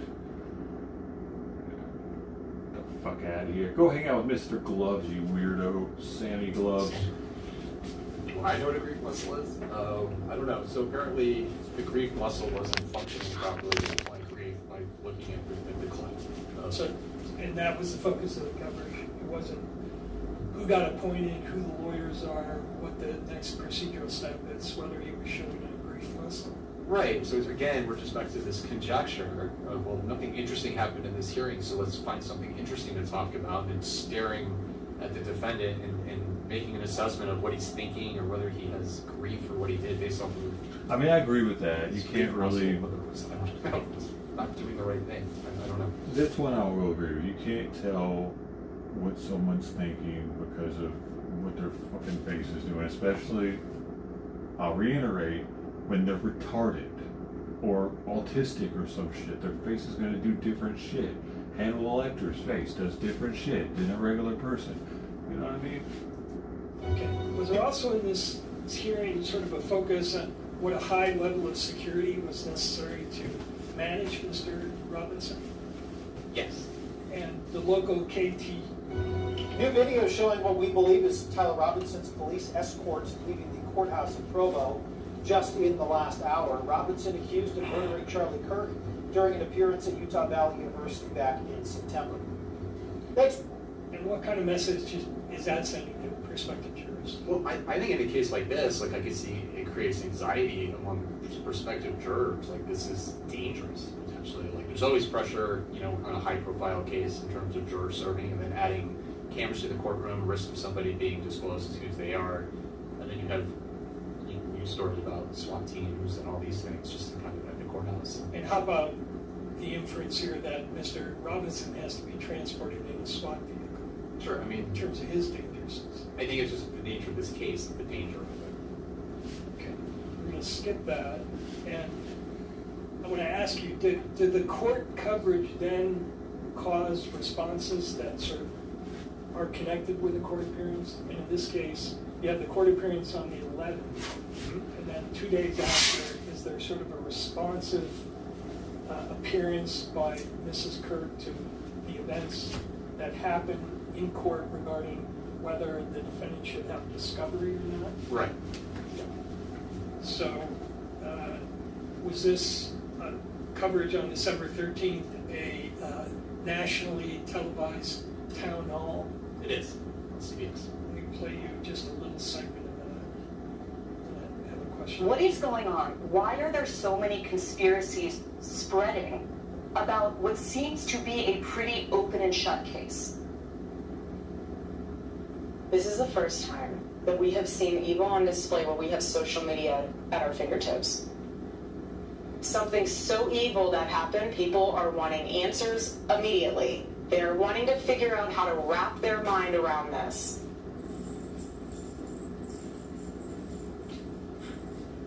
Egyptian plates. But just like, No, but Egyptian do you plates. believe that Tyler Robinson murdered your husband? Yes, I do. Why do you think it is so hard for so many people to believe that reality? Because it's too simple. Again, everyone always has to think there's more to the story. Well, sometimes there's not. I've seen the autopsy report. I've seen our case pulled together. I've been in constant contact with our lawyers, the prosecuting team. I've seen it all. And let me tell you this. Why in the world, why should we, prior to the trial, lay all of our hands and cards on the table for the defense team to see, to somehow then, I don't even know what they would do with it, but what I will say, and I want to get on the Egyptian plane thing, take a flight on that for a second, what I will say is what I'm worried about, and I'm fascinated, just from a legal standpoint, to see how the United Healthcare trial pans out. And I say that because this is the first time where we are seeing the implications. You're talking about Luigi Mangione. Correct. I prefer never to say any of their names. They do not even deserve the ounce of oxygen and breath out of my body. But what I mean is it's fascinating to see how social media will impact that court case. Just how it might impact mine. Are you nervous he's not going to get a fair trial? Well, I'm nervous that there could be, they'll say we can't find a fair jury. Like they're going to taint the jury pool. And in that case, That's how widespread you think these conspiracies have gone? yes. That's how mainstream they become. Okay. Egyptian planes. So, one of your categories was inadmissible evidence, right? And I know you're not a lawyer, but you're generally familiar with, there are certain things in a penalty phase of a capital case that a victim impact witness can say and certain things they can't say, right? Like you can't express opinions about the defendant, as an example. Why is this sort of coverage prejudicial in relation to her commenting on court appearances and whether Mr. Robinson should have the benefit of discovery and her opinion about guilt and the narrator's opinion about the evidence being overwhelming? Yeah, so, I mean, I think there's a lot there. I think, one, obviously, there's a lot of empathy for the victim's family, and I think that's very appropriate. So she's a credible source, I would say. I think it's not ideal to have a victim saying that due process shouldn't be complied with. The idea of discovery, and why are we sharing, exchanging information, which is the way that due process works. And then the references, I've seen the evidence, I know, it's an open and shut case, essentially commenting that he's guilty, and the evidence suggests that, would definitely be prejudicial and create a presumption of guilt among prospective jurors. So it's kind of like, a lot of that, I think, to think about. Yeah, but the thing is conspiracy. that the judge tells the jurors at the beginning, anything you've heard before this case, that didn't happen. They're like, all right, and then they've given them the rules of the court, man, all the different rules they must abide by to rule in this case, and one of them is to disregard anything and everything they've heard about anybody in this case ever, and now this is just a fresh start. So it doesn't matter if they've been, this shit's already happened, man. How was that good? Like, don't keep the cameras out of the court now. That shit's too late. They're told not to watch any news on it too. They're supposed to not watch any fucking news, dude. It's up to them, man. And there's many cases where, like George Floyd in particular, Theories Derek Chauvin, I should say. This is not the first time. If you look at like the DePape case with David DePape attacked Paul Pelosi, trying to kidnap Nancy Pelosi, and Elon Musk was spreading rumors about his relationship with the victim and implying they had all of that. So it's definitely not the first time. It's unfortunate it happens, but it happens a lot. Okay. Now you have many more examples in these clips of similar things. Yes. Like the basic point being, we're not getting information about the court proceedings, educating the public about how the law works, but we're getting a lot of opinions going to the issue of whether Mr. Robinson is guilty or not. Yeah, I'm not saying this was triggered by the court hearing. I mean, I get it was in the sense that she was commenting what happened. Right. Yeah, so, sure. So I want to talk to you about and we're going to skip the other examples because we're running out of time here. Let's talk about your survey. Okay. So walk us through that. First of all, what was the methodology of the Sure. survey? So again, this isn't a change of venue survey, but it follows the standard practices put forth in the ASTC, American Society of Trial Consultant Professional Standards. So we're using a random digit dial technique. Everybody has a known chance of being selected. So it's not a text message sampling approach or email or anything like that. It's phone calls, cell primarily. This is its focus exclusively on Utah County. Yeah, so they have to be jury eligible, so they have to either be registered to vote in Utah County or have a driver's license with a Utah County address on it to be included. And then the survey is designed for, initially you're just capturing general impressions of the criminal justice system to get people familiar with the study. And then we're going, for this one, it's case awareness, like we would do typically, case recognition, pre-judgment, just to get a feel of what's the baseline, where are we at today in terms of that question. A fixed opinion question, I call it like a presumption of guilt question, with the defendant have a difficult time convincing you that he's not guilty, so it puts the burden of proof on the defendant. And then where their source of information is, like is it getting it from local news, social media, national news, things like that. They did this already? And then a couple basic recognition items, how they watched streaming, which was probably, if I did another survey, I probably wouldn't ask it that way, because I think based on what we saw, like people aren't per se seeing streaming of the hearings, it's the commentary and post-hearing stuff that's really coming out from that. Whether they knew about a confession, and probably better text messages, because that's primarily what we're talking about, and a few other things. So capture that. What were the key findings of the survey? They did do it. Yeah, so high level, so the recognition rate is pretty much everyone, 99%. This is based off a sample size. It's a smaller sample. Again, this is just a snapshot of 200, not the typical 400 that we would do like in a change of venue survey. And then guilt was high, so 64% believe that he's guilty of murder based off of what they've read, seen, or heard about the case. Only people that answer that question were those who know about the case. The 3 people that didn't know about it didn't answer that. Only 7% reported that he's not guilty. That fixed opinion question, you can see over 50% already believe that the defendant would have a difficult time convincing them that he's not guilty. And 35% believe he should be sentenced to death at this point. And 65% have a somewhat or very negative opinion of the defendant, which fits into all that negative character evidence that we just walked through for the last. So based on the results of this, would you conclude that there's been so much publicity in this case that it doesn't matter whether we get any more because the jury is already, or the jury pool has already been so tainted that adding more to it is really not going to change the exactly. So the idea is Utah County's so saturated that you can't get a fair trial here, so just right. At this point, it's so saturated, the court should do nothing to try and control the publicity and because it's basically a done deal. Well, a couple things. Yes. One, there's also a lot of media coverage coming out of this in Salt Lake City, which would be the largest county, which is where you would typically move it to. So then what you're saying is, well, there's so much coverage here, let's make everybody, let's just have a free flow of sensational, prejudicial media coverage, and then down the line, when it's time for a change of venue, you can say, well, there's nowhere to move it, because Salt Lake City's just as bad, so I guess you're sorry. So there's that. That's my first reaction to it. Sorry, why? No trial then. The baseline of where we're at. So you still have, like for the death penalty question, it's only 35%. You're not seeing above that 50% mark yet. We don't know, like, a lot of it, a big one is case knowledge. So you might find that recognition rates are high here, and I'm sure they're high in Salt Lake City and everywhere else. But it doesn't mean people identify with the case, went to the university, have personal connections, know all the case-specific facts. We don't know any of that.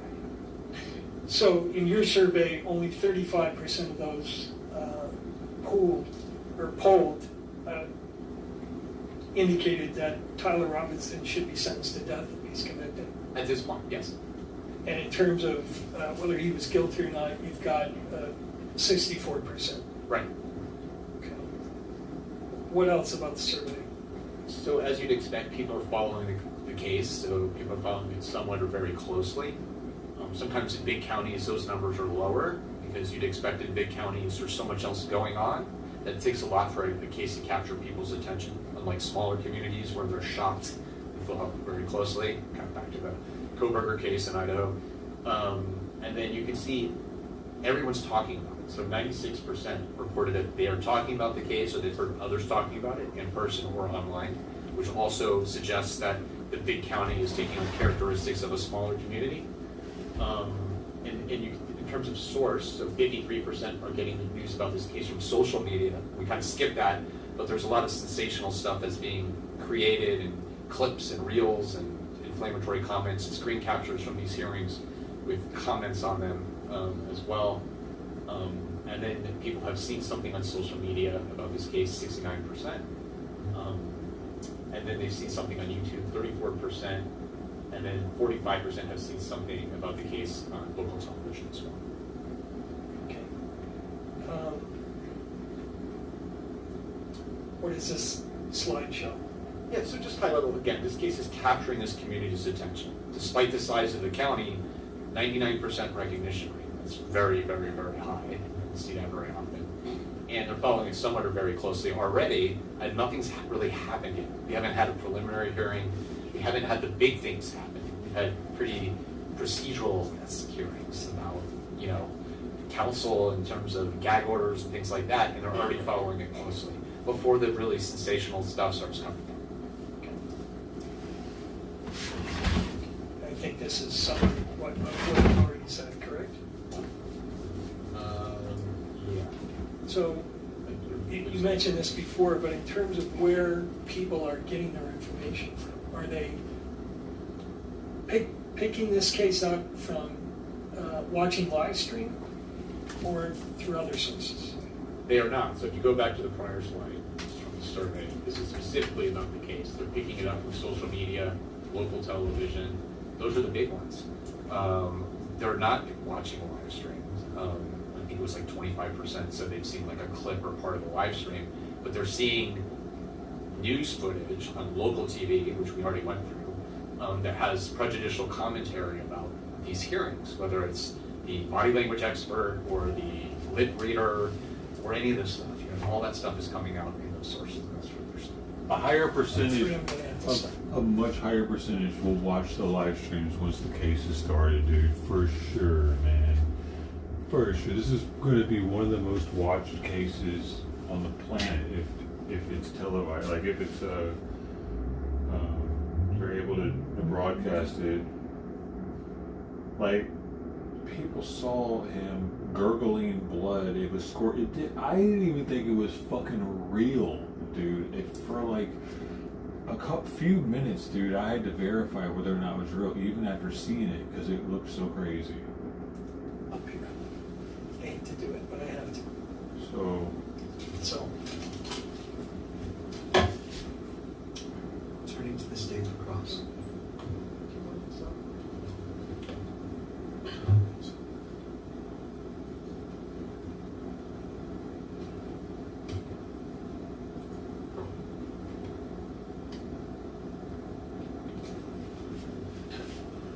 Good afternoon, Dr. Allen. Good afternoon.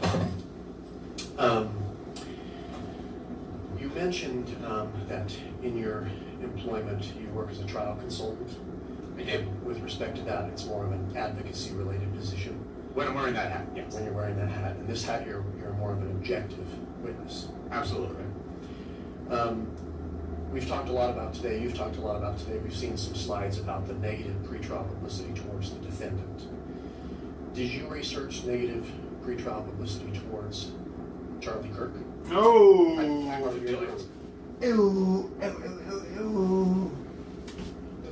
Yes. Did you research it as part of this assignment? No. Why not? Did you do any research with respect to negative pretrial publicity towards Erica Kirk? Yeah. Towards who? Erica Kirk. I did not. Why not? Are you aware of the negative publicity? So that's out there? wait, I'm aware. Wait a second. I thought he was a middle road kind of guy in this position he's in this role, these shoes he's in, these pants, these underwear, whatever the fuck. Fuck you. You working for the defense? The awful conspiracy theory stuff. Okay. What about, did you research negative trial publicity towards the prosecution's case? I've seen what that stuff is, and most of it is not from what would be considered mainstream sources. You're talking about people who support conspiracies all the time about windmills killing whales, and that Winston Churchill was the true villain in World War II, so I don't put much stock in that kind of stuff. I know it's out there, I don't think it's comparable. Okay. What about pretrial publicity? Well, maybe it's not comparable because the motherfucker's guilty and everyone knows it, dude. That's why it's not comparable. So for the conspiracy theorists, they're like, it's not him, man. It's yeah, of course. Those are the people with the tinfoil hats on. Trial publicity towards Mr. Robinson. Did you look into that? No, and I don't think there's much of that. Wait, what? But you didn't. So, did you look into that? Pretrial publicity. I know it's out there, I don't think it's comparable. Okay. What about pretrial publicity, positive pretrial publicity towards Mr. Robinson? Did you look into that? No, and I don't think The there's much. fact that he didn't even look into it, though, you know what I'm saying? I don't remember if there is any pre-trial publicity that was positive for Tyler Robinson or not. But the fact that he didn't even look into it, it just goes to show that he's completely there for the defense. He's not an unbiased witness at all here in this regard.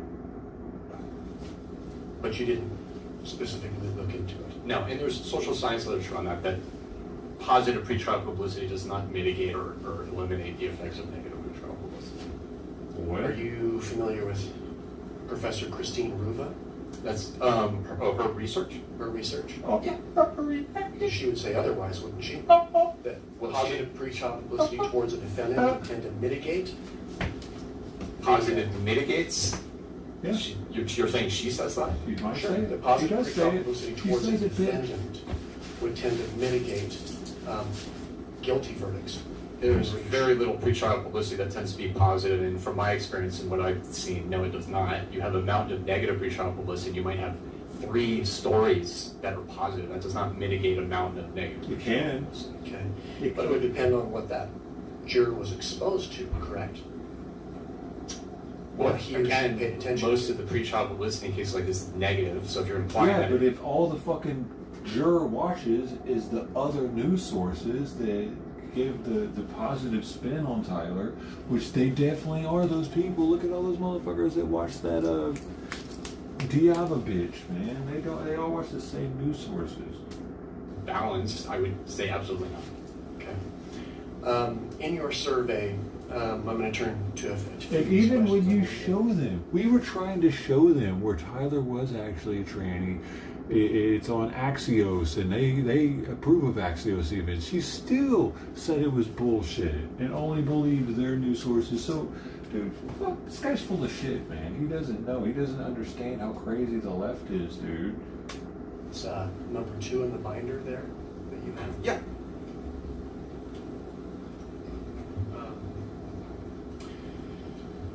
The question was asked, question 6A, if you want to go to the next Give me question. 1 second here.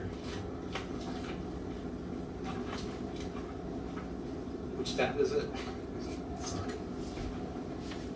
You know what I'm saying? Number They 2. will take one thing that's positive about Tyler and run with it, and then they will totally disregard all the negative shit that's coming out on the right. So, like, it can go both ways, dude. He's right, man. And there was a mountain of evidence on the right for Tyler, and there was a whole chat room full of people that were like Tyler Robinson supporters. I didn't understand it, bro. Tab number 2. Okay, got it. Which question? 6A. 6A. What 3 words best describe Charlie Kirk? Yes. You identified, there were a number of respondents that had a negative attitude towards Charlie Kirk. Sure. In your survey, correct? That's fair. For example, multiple people referred to him as a racist, correct? Okay. This is your survey. Oh! Again, the Dude, this is dude. The defense is getting kind of freaked out. She's rubbing her hands together and shit. She knows that he's crumbling right now a little bit. He's getting hype. This is good, dude. He's. I think he's owning him right now. What do y'all think? the question above that is 64% or so have positive opinions of Charlie Kirk. So you can cherry pick comments in there, but in general, overall, people have positive opinions of him in this But there are people within this community that have a negative attitude towards Charlie Kirk. Yes, I'm sure, and nationally. Okay. He was called inflammatory in your survey, correct? Inflammatory? Uh-huh. Which comment? Oh, that's what someone said? Yes. Okay. As a misogynist? I'm not disagreeing with you. You can cherry pick as many as you like. Asshole? Harmful? Mm-hmm. Did people respond like as if you were that he's a bully? Did you say that? A bigot? Okay. Homophobe or homophobic? Multiple people put that? Okay. Divisive? Prejudice? Sure. Evil?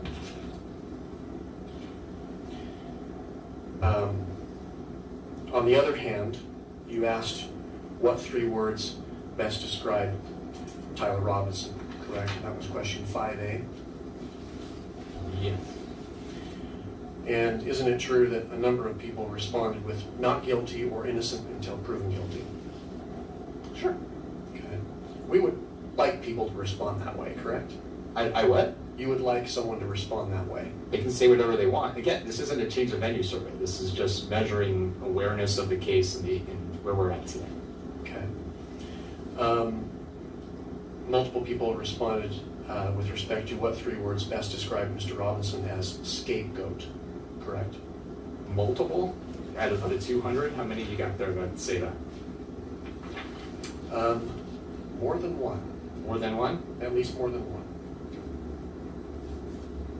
I can see plenty of confused, radical, guilty, mentally incompetent, messed up person, lost, confused soul, very confused. I mean, I'm sure there's an array of many different things in there, from mental illness to evil to... Let me take you to page 21. Page 21? Survey, correct. Next to, okay. Do you see scapegoat about maybe a quarter of the way down or so?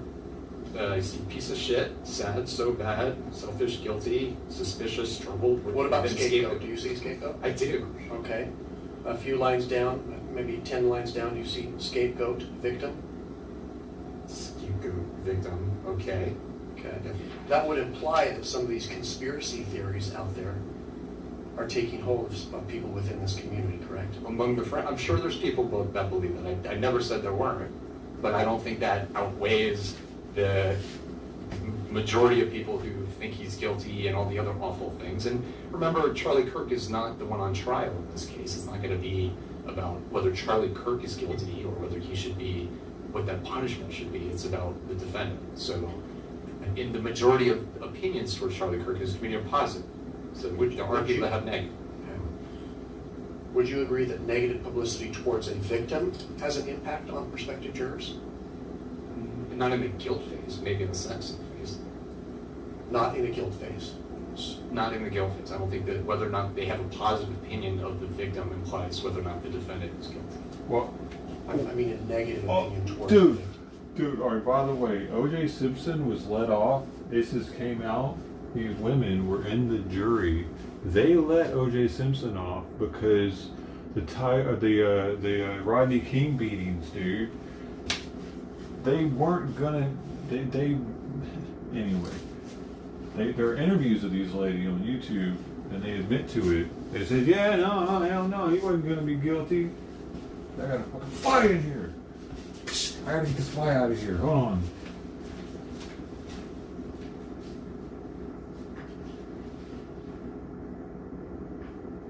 I can get it.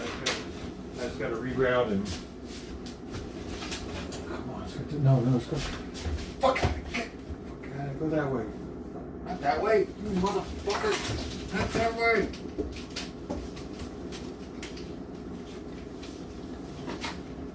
He's freaking out. Oh, you dumbass.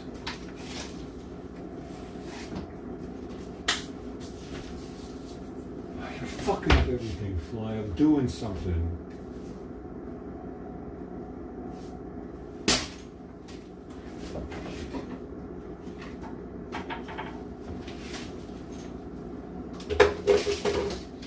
I just needed to get the fuck away from the window and I can get it to the door and get it to back outside, but it's being an idiot. And a fly brain. Did it go?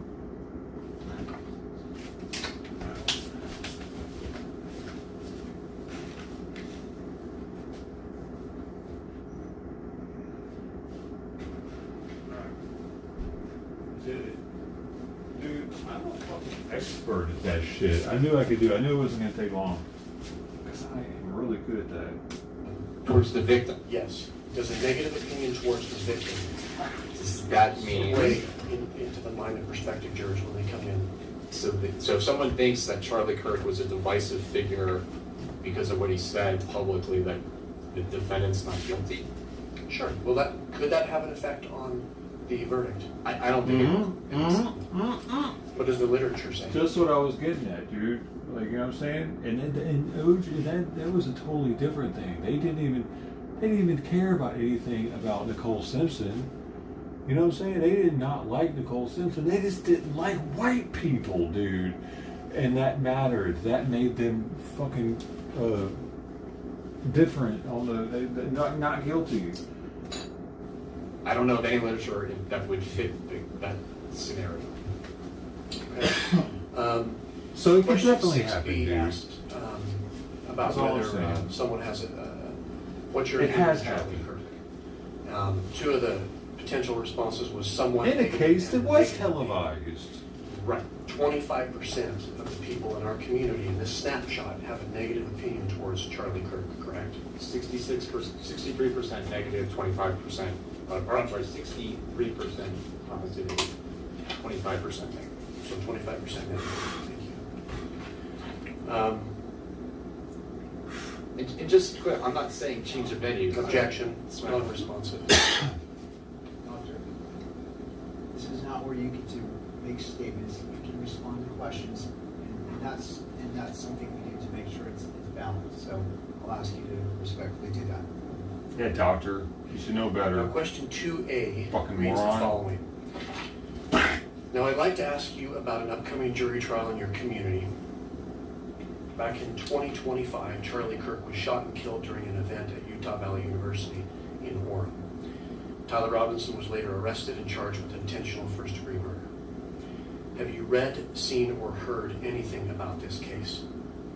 Yes. You asked that question. Yep. And that's where 99% of the people, there's case awareness, 99%, right?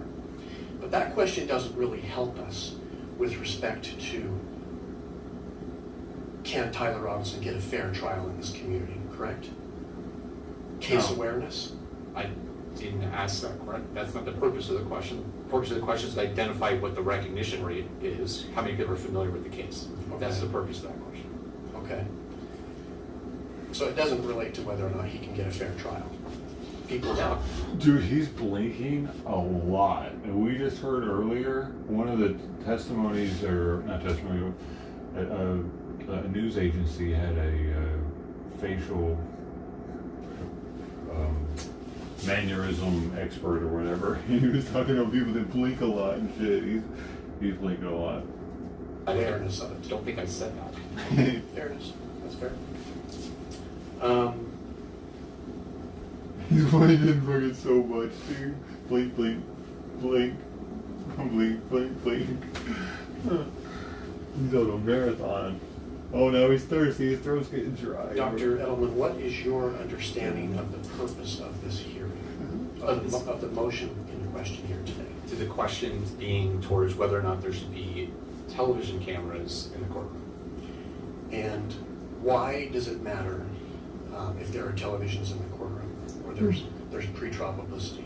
because it creates sensational, misleading media coverage that undermines the defendant's fair trial. They're not supposed to watch it though. Yes. They're being told not to watch media it. coverage, that's why we're here. And isn't it about impaneling a jury that could sit in judgment on Mr. Robinson? Isn't that the ultimate question we're trying to get to? The ultimate question is, can he have a jury who has not been prejudiced and comes in with preconceived notions of his guilt, that don't have case-specific knowledge, that as the trial goes on is stimulated and activated by hearing new information. There's a difference between a jury that in a community that doesn't know the evidence and hears it for the first time and maybe convicts a defendant, and a jury that comes into a courtroom somewhere else and all the information confirms what they already know and they convict the defendant. The outcome's the same, the process is very different, and that's the problem. Okay, so it comes down to, can he get a fair trial with a jury here in Utah County? In Utah County? Again, I'm going to keep saying this. This is not a change of venue survey. I didn't recommend for a change of venue. My limited purpose was to assess where people are getting information about this case. Are they following it? That's why it doesn't make sense that you're fucking here, dude. Honestly. Because they're going to be told not to pay attention to any news, just like they were during Siobhan's case. They were told that we just know this is a high-profile case. I'm telling you, don't watch the news. Don't talk about this with your family. They always say that with every case that's televised, dude. Why is this one any fucking different? Why do they get special treatment? What sources are getting it from, and are they developing negative impressions and a presumption of guilt? And this stuff here we're talking about, this data or the baseline, and the question is, it going to get worse, or are we going to stay here? But we end up at the same point. Can we seat a jury to sit in judgment on Mr. Robinson? Can he get a fair trial? Not based on this. Maybe that comes down later after, when we're closer to that.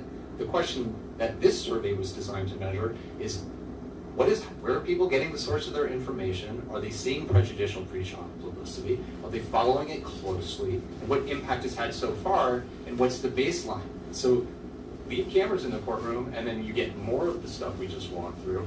And then the preliminary hearing comes out, and then witnesses testify, and all of that prejudicial stuff comes out.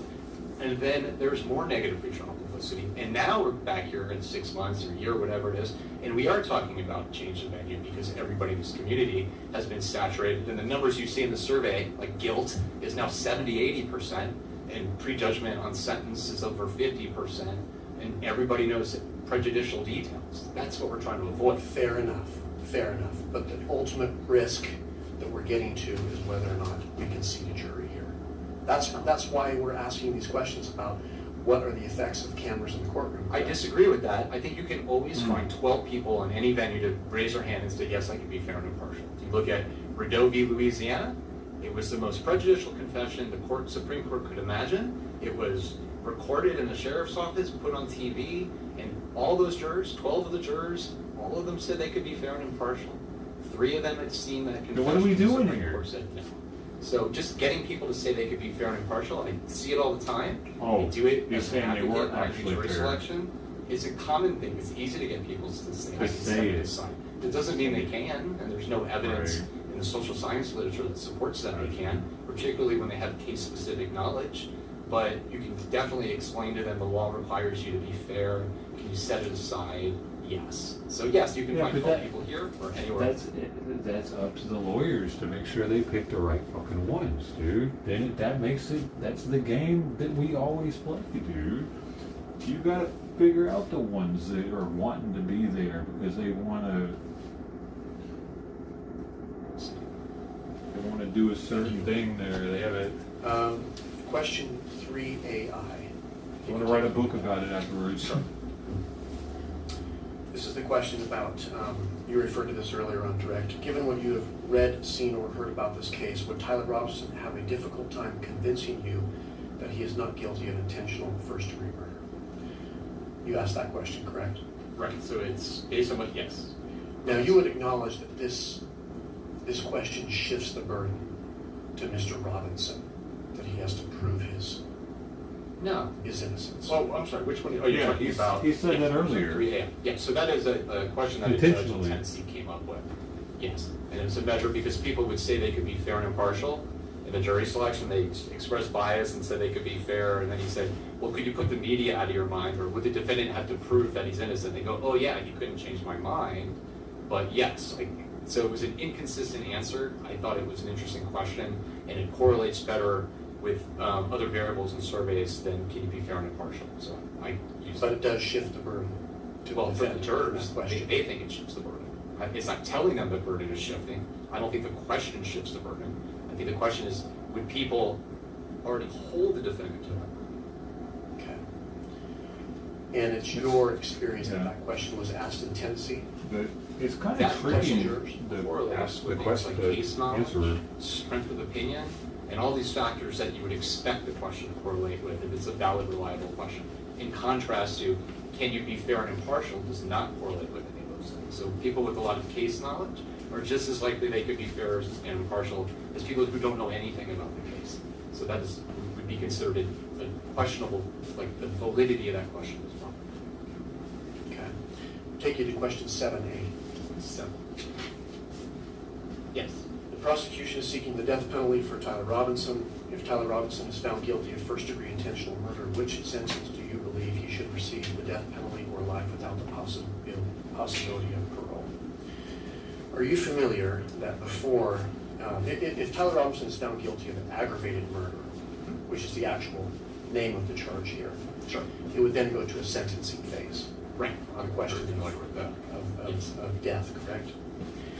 And you're familiar that the jury would be instructed that they would be required to weigh both mitigating and aggravating circumstances. So it's just a weighing state, so it's weighing the two.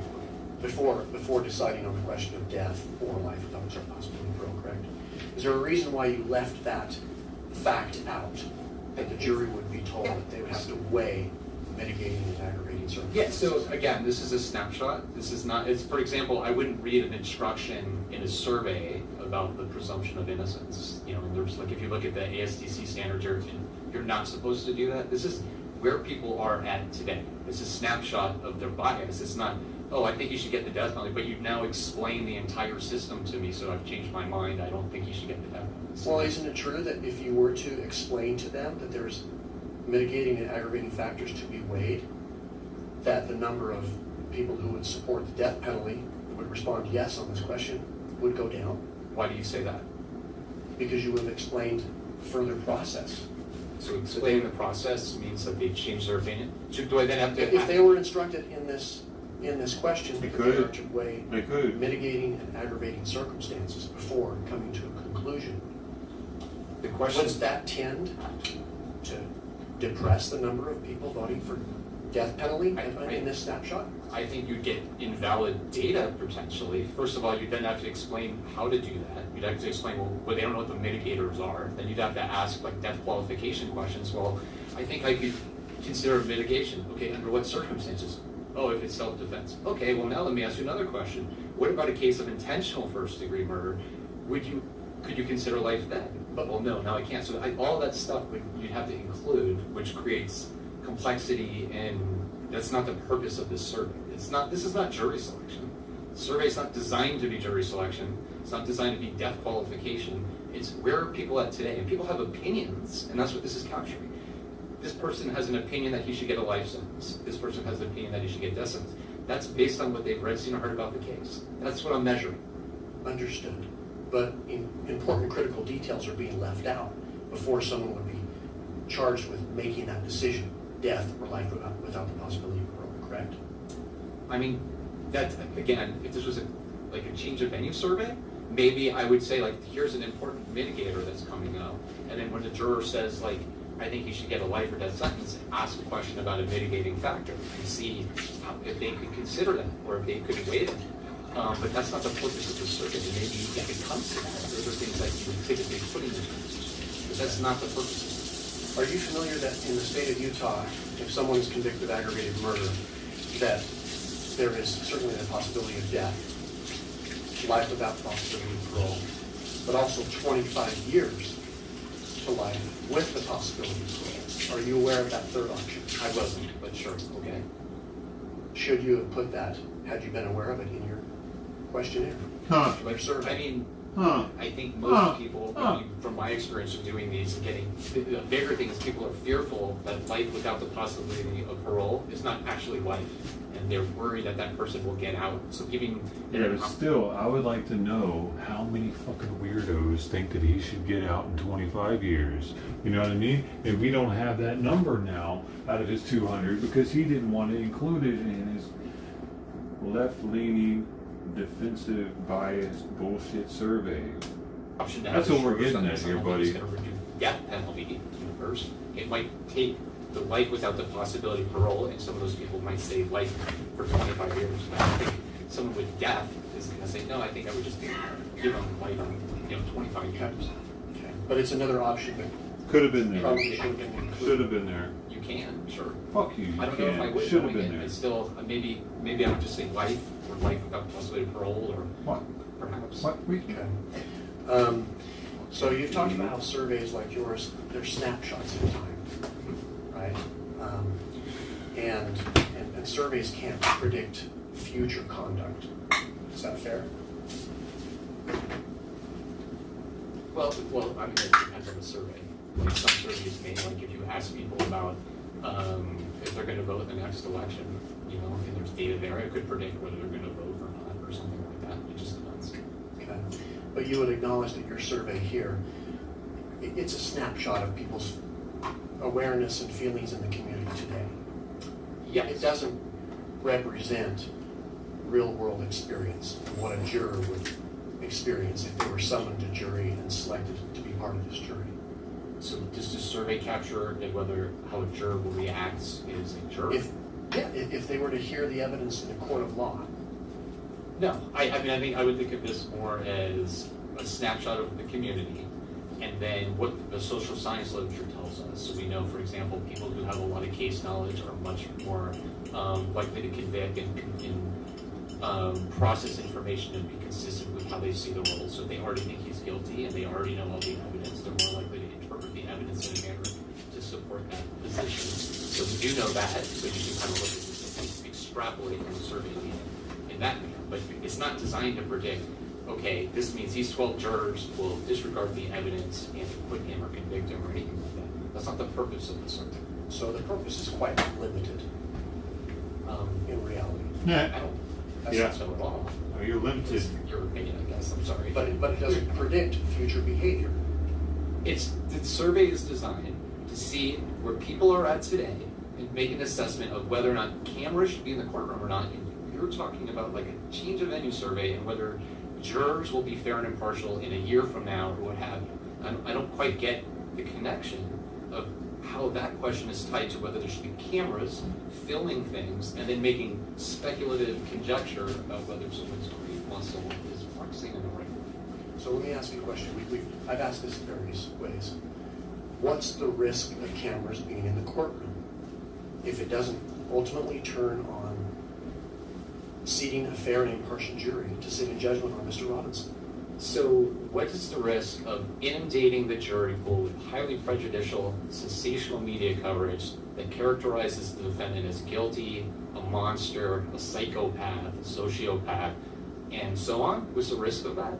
I think it undermines that juror's fair trial rights. And I think there's plenty of case law where even when juries have been sat and they've served and there's been a conviction, those have been overturned based off of the pretrial publicity. So obviously there were 12 people in that trial that went through jury selection, were determined that they could be fair and impartial, were able to listen to the evidence and reach a decision, and then state Supreme Courts, United States Supreme Courts, has thrown those convictions out based on prejudicial media coverage. What's the most recent one? There is an issue, and the question isn't, can you find 12 people somewhere in the county that will raise their hand and say, I can be fair and impartial? I don't think that's the standard. Thank you, Doctor. You mentioned that these were randomly selected. Yes. Respondents. Dialect, you said. Did you add any numbers to your survey? Were these all truly randomly selected? I'm sorry, adding numbers. Did you add any numbers to be called as part of your survey? Be called? Yes. So the survey vendor deals with the standpoint. So I give them the county, and then they buy random seed pool. And then what they do is, so it's called replicates. So let's say they buy X thousand phone numbers, and they have to work maybe like 100 numbers, and they have to call each one like 3 times, different times a day, and all that stuff until they can reach a resolution like, no one ever answered, or it's at that number. Dude, hold on. Okay. Hold on. Did you, as part of your... I looked into it, and I asked the most recent Supreme Court case that was thrown out due to President... Fuck you, cats! The most recent Supreme Court case that was thrown out due to presidential news coverage. No recent U.S. Supreme Court case matches your description exactly. The court rarely dismisses or overturns cases solely due to presidential news coverage, as it typically addresses such issues through venue changes, voir dire, or new trials, rather than outright dismissal.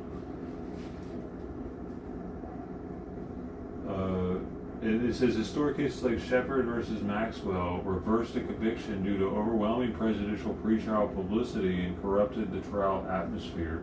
Similarly, Rydell versus Louisiana in 1963 presumed prejudice from televised confessions leading to a new trial. These set standards but are decades old. Recent rulings. In Andrew versus White, 2025, the court remanded for review of whether unduly prejudicial evidence violated due process, but the case continues rather than being thrown out. No 2025-2026 decisions show dismissal explicitly for news coverage. Lower courts handle most such claims. High-profile cases like Skilling versus United States 2010 upheld convictions despite media scrutiny. Okay, overturned. He says Supreme level over news. I'm asking if anything was overturned on the state level over news coverage. No recent state level case were overturned solely due to presidential news coverage in the past year. I'm going to put past 50 years. Just put that real fast, which gives me the information now. 1976 U.S. Supreme Court reversals explicitly due to presidential pretrial news coverage are rare, with no cases directly thrown out. So, I don't know, man. This guy on the stand is kind of bullshit. It so rarely happens, it pretty much never happens. Survey, did you ask whether the respondents had any involvement with this case? Involved in the case? I had like media, law enforcement, anything like that. Okay. Did you ask whether they had a relationship with anyone that was involved in this case? No. Correspondence. Okay. What screening procedures did you take? I'm sorry? What screening procedures did you take? So the screening procedure is based off of age, right? They have to be over 18 years of age. They have to be able to speak and read English. They can't have to be a felony. They have to be a citizen of the United States. They have to be registered to vote or have a driver's license with the county areas. Okay, thank you. A few more questions about your survey questions. In question 8A, will you turn to that? 8A, yes. You asked, have you read, seen, or heard of President Donald Trump expressed an opinion about whether Tyler Robinson should receive the death penalty or a life sentence without the possibility of death? Yes. 81% responded no. Correct. To that one, yeah. Okay. Question 9, you asked, have you read, seen, or heard of any other public officials who have said that Tyler Robinson should receive the death penalty? Yeah. Correct. And 65% responded no. Is that right? 32% yes, 65%. Okay. Question 10A reads, have you read, seen, or heard of Tyler Robinson confess to Charlie Kirk? 56 responded no. Correct. Yeah, and I think that's a poorly written question, because I think the bigger question is more about text messages than when I wrote it, I hadn't seen all the media coverage, and I think confession usually is like the person verbally confessed, and this is more about text messages. So if we do another survey, I would probably change that the way that question is raised. Question 10B. Have you read, seen, or heard of Tyler Robinson's DNA was found at the scene of the crime? 65% responded no.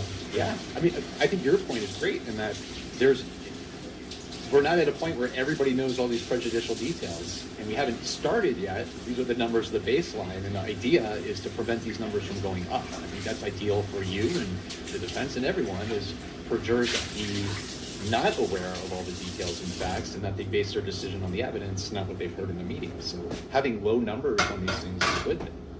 Okay.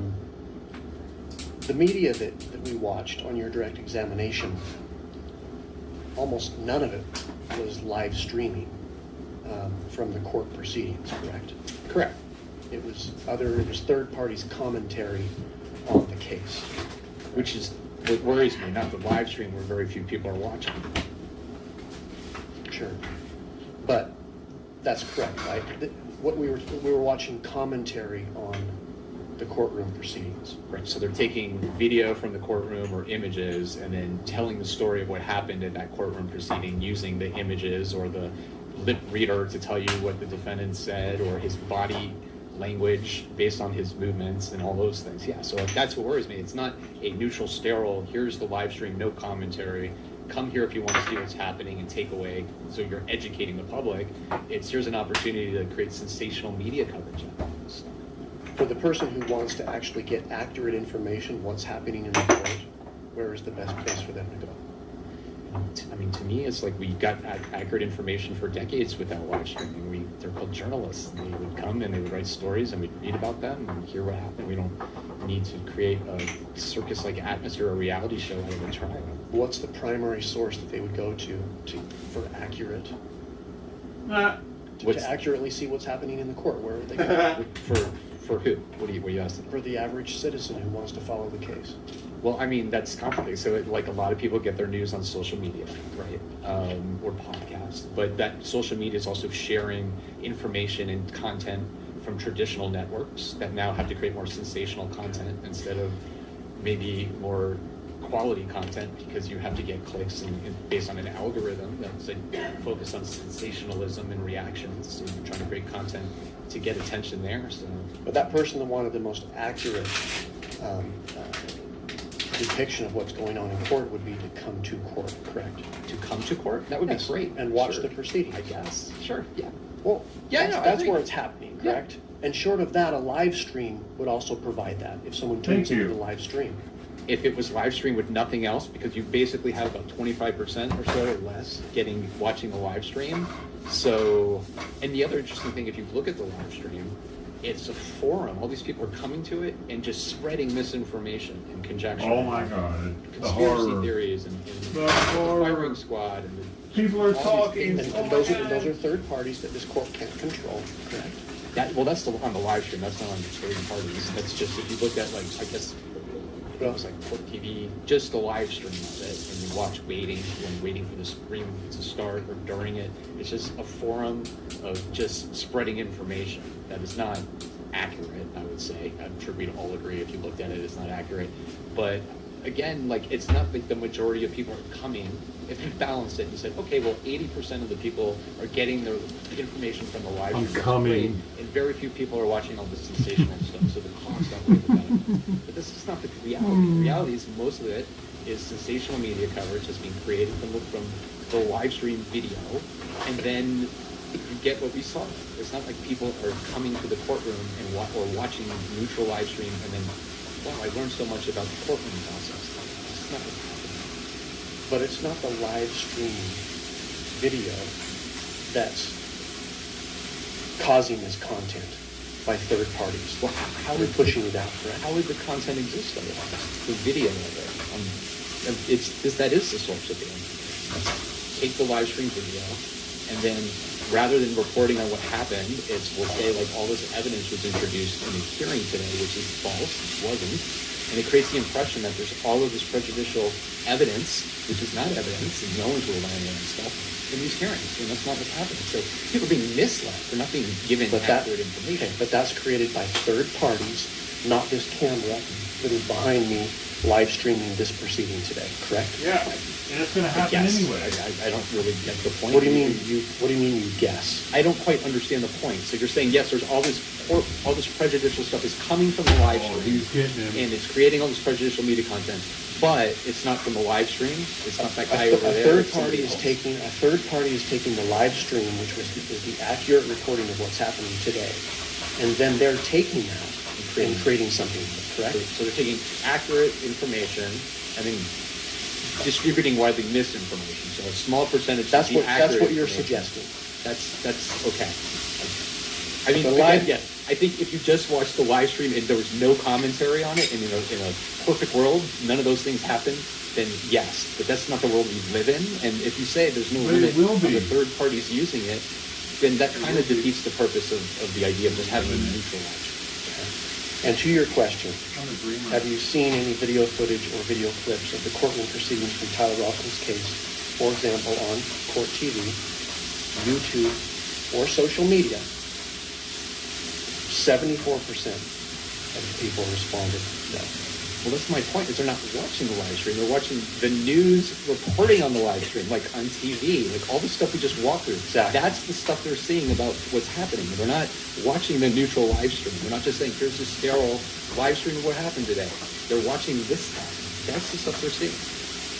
Okay. But again, it's not the live stream that's creating that negative content. I feel like I'm just going to keep saying the same thing, so okay. Yeah. Okay, just one more for us. Nothing more from the state judge. No further questions, Your Honor. This witness be excused? Yes. Well done. Thank you. You want me to leave this here? Yes, please.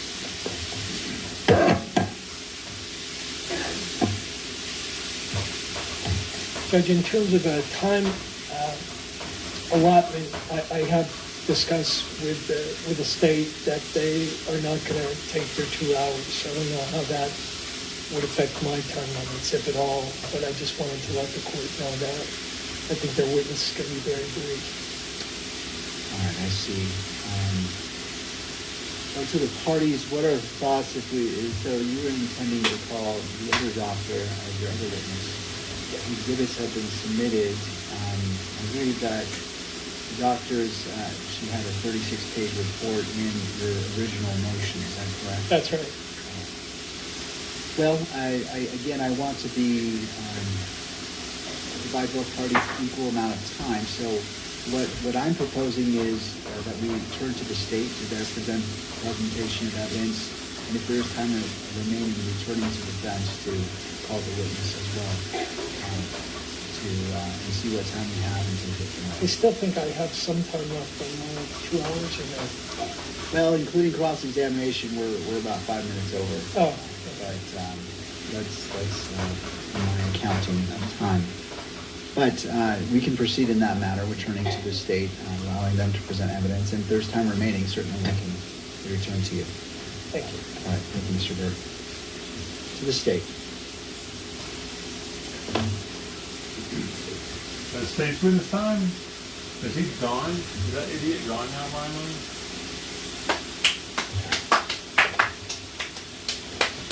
Can I just call Cole Christensen? Good. Mr. Christensen. If you'd like to come forward, be sworn in.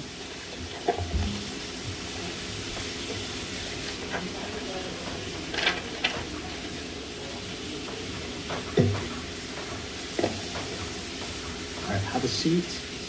Do we have a water bottle for him? There should be water bottles for all of our witnesses. Perfect, thank you.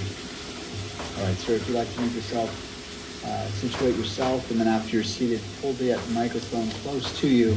You want to make sure that all audio is captured. All right, counsel. You could state your name and spell your last name for the record.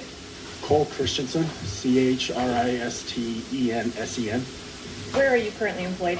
I'm currently employed with the Utah County Attorney's Office, Bureau of Investigation. How long have you been employed with that office? About 7 years.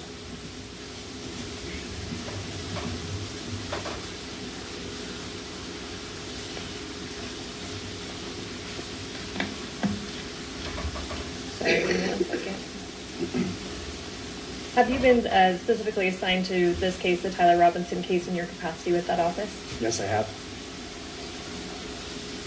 Were you asked to conduct research related to media coverage in the Tyler Robinson case? Yes, I was. And who made that request? Prosecutors assigned to the case. Did you complete that task? Yes, I did. Did you write a report about your findings? I did. Your Honor, permission to approach the witness? You may.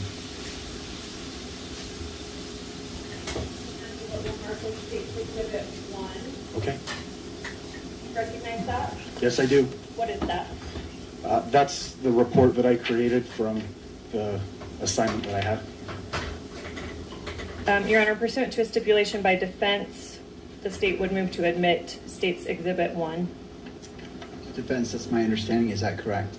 That is correct. Thank you. It is so admitted and may be published. And we have nothing further. Right.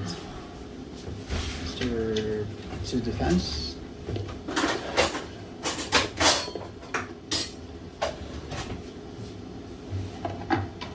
You have your report there in front of you? Yes, sir.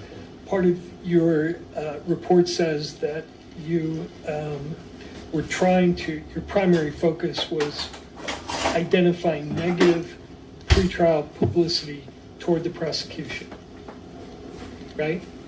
And Erica Kirk and Charlie Kirk. Correct. And how did you define negative publicity toward the prosecution, Erica Kirk and Charlie Kirk? How do I define that? How did you define that when you were doing your search? I just defined that by the media coverage that was out there. Right, but how did you determine, oh, this is negative or positive? Based on the way the media slanted, or the way the article or the interview went. How the interview went. Uh-huh. And what did you look at? Did you look at newspaper articles? I looked at newspaper article, traditional media sources, local, national newspaper articles, social media, podcasts, online platforms, that type of thing. Did you look at any of the coverage by the major networks, the electronic media coverage sites? Yes. And what did you look at in that regard? What did I What look did at? you look at? I looked at, for one example, I looked at KUTV 2 News, I think is a CBS affiliate. Mm-hmm. I found negative pretrial publicity there toward the defendant. Toward the defendant? Correct. And was that generally true of the other major electronic media outlets, that the focus was on negative publicity toward Mr. Robinson? I'm sorry, I'm not sure I understand the question. Was when you were looking at the electronic media coverage, and specifically the national network coverage, was the tone of that in general negative toward Mr. Robinson? No, I think the tone of it went both ways. I think some of the tone of it was negative toward the prosecution, and some of it was negative toward the defense as well. Some of it was negative toward Erica Kirk, and some of it was negative toward Charlie Kirk. Negative in the sense of making some derogatory comment about Charlie Kirk? Correct. I did find that, yes, sir. Okay. And did you do some sort of quantitative analysis in terms of how much there was in each category you were looking at? No, I just took a sample size. So as far as, I could tell you that there's a lot out there, but as far as like a comprehensive review or to quantify it, I didn't do that. I just took a sample size. How big was your sample size? Well, I looked at trending, high-profile media articles, whether they be in social media or traditional media sources from when Mr. Kirk was shot and killed up until the present time. You cite in your report a study that says that 86% of U.S. adults say they get their news from smartphones or computers, correct? Correct, yes. What was the source of that number? Do you mind if I refer to my report? Yeah, sure. I think it's on page 1. And the question was? Question was, do you cite in your report a source which indicates that 86% of U.S. adults get their news information primarily from smartphones or computers or tablets. Yes. That's according to a study that was conducted by the Pew Research Center. And is it true that a lot of the what you refer to as negative publicity toward the prosecution, I think you list on page 2, was coming from podcast sources? Candace Owens, for instance, you list. Correct. That's one that I had found. And high political figure statements in your report, what does that mean? That would be, for example, some of the information we just heard, high-profile political figures that can be national or local here. Okay, Israel theories, what does that mean? Correct. Theories such as Israel or Mossad was involved in the assassination of Charlie Kirk. You saw a lot of that on the national media? I did see some of that, yes. And where did you see it, say, on ABC or I wasn't on the national CNN, or where they were advocating that somehow Israel was... No, I apologize. That was on social. That was on social media. Most of the wackier theories are coming from fringe groups, right? Correct. There are a lot of social media conspiracy theories out there. And you were not making any attempt in your report here to compare how much weight someone would give to sort of a fringe report versus a national media report, correct? No, I couldn't. I couldn't determine that. Right. That's all I have. Thanks. Thank you, Mr. Rear. To the state. Nothing further. Thank you. May this witness be excused. Yes. Thank you, sir.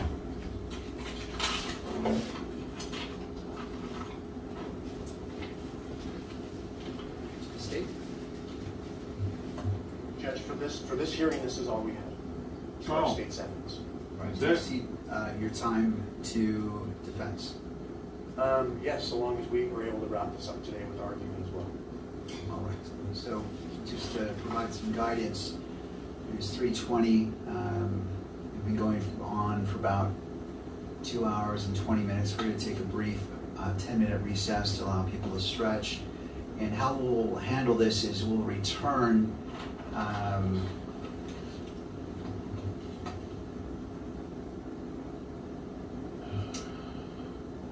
so we'll start oral arguments at, so we'll come back at 3:30 and we will go till 4:10 and allow each side 15 minutes for closing arguments, and then I have some matters that I need to address with the parties as it relates to scheduling a ruling from the court, so we need to coordinate our schedules. They're not going to rule today? At 5 o'clock. All right. They need to leave at 5. Recess until 3:30. Thank you. Big ass motherfuckers. Big ass motherfuckers. Okay, luckily I'm 20 minutes behind because I'm a really retarded. So guess what? I knew this would happen. That's why I kept fucking doing what I was doing. I don't like waiting. I'm not a waiter kind of guy, man. I don't wait. I'm not a waiter. I'm a server. I serve people. I'm like, you've been served, baby. Get out of my house. Tell the next one to come in. Could I have the You've been screen served. come, please? Next. Doctor, while we're doing that, your CV is in the exhibits here, correct? It's correct. You're a cognitive psychologist. Correct. Do you have a special area of expertise? Let me stop you. If you wouldn't mind pulling your microphone. I thought we were done with fucking witnesses. Is it, can you, okay, yeah, just not close enough, okay. What's going on We right need now? to put her under oath, counsel. Okay. If you wouldn't mind, you can just stand right there and face our clerk. Dude, they conceded their time and the defense is like, well then, I guess we do have somebody else that wants to get on stand. After all, we got a little more time then. Yeah, maybe. Are you under oath? This is shit. What's going on right now? Why is there an extra person? Thank you. They were just gonna do closing, weren't they? All right, Steve, if you want to get situated, you have a water bottle. All right. All right, Mr. Burt, returning to you. Thank you. Thank you, Your Honor. Arguing this shit. Doctor, my question was, do you have a area of expertise within your field of cognitive psychology? Yes, my expertise is in decision-making, judgment and decision-making, memory, She made and the best perception, decisions of and her life. apply that basic research to the legal system. She So doesn't look studying like- juror decision-making, She doesn't- specifically, I've spent a lot of time looking She at doesn't fucking look the like a good effects of decision maker to pretrial me. publicity on jurors' decision, their memory, on how they interpret evidence, so a bunch of different things, how they deliberate. So that's what I spent predominant time doing. When did you get your PhD degree? In 2001. What was your dissertation? My dissertation looked at the effects of negative defendant pretrial publicity on juror and jury decisions. I actually looked at non-deliberating juries and deliberating juries to look at the different effects of those exposed to pretrial publicity who deliberated versus not deliberated. Okay.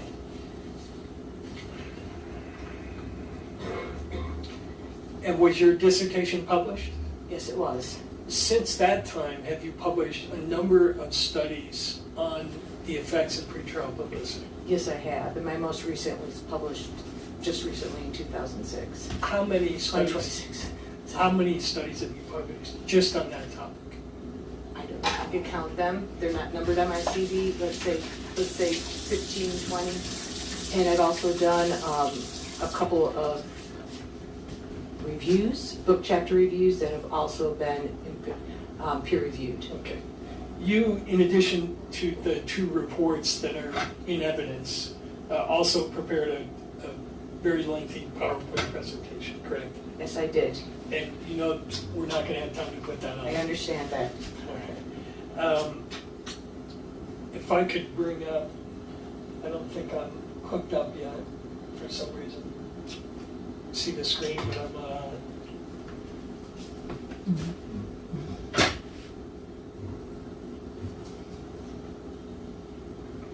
While we're doing that, let's answer the question that my opponent raised, which is, does positive pretrial publicity mitigate the effects of negative pretrial Let me publicity? guess, she'll say no. And so I've actually looked at that, and I've looked at it in two different ways. One that's not realistic and one that is realistic. And so in a case like this, the realistic way, where you have a lot of negative or anti-defendant pretrial publicity come out first, we find that positive pretrial publicity that comes afterwards does not influence the verdicts. So that primacy effect, and what a primacy effect is that information that you receive first has priority. So for example, in a case where a juror's been exposed to pretrial publicity, that information will actually influence how the jurors then process the trial evidence, their memory for the trial evidence, and then ultimately how they deliberate in the jury room. And so positive pretrial publicity, if it's presented like a back and forth, like one negative defendant article, one positive defendant article, one negative, when we do that in every other article, which is unrealistic, that is not how things work in the real world, but we wanted to see if we could remove bias. We are able to what we call level the playing field, but when you front load the pretrial publicity with all negative pretrial publicity, then it's difficult to overcome that initial bias. Right, and you looked at the pretrial publicity in this case? Yes, I did. How would you characterize it, just in terms of the tone and what we just discussed in terms of negative, positive, etc.? So I reviewed all the pretrial publicity that was in the motion, and so I have not, there's no way a single person could review everything in this case, but I reviewed that pretrial publicity, and what I reviewed was predominantly anti-defendant. There was very little that was anything other than anti-defendant, especially early on and in the mid parts of what I reviewed.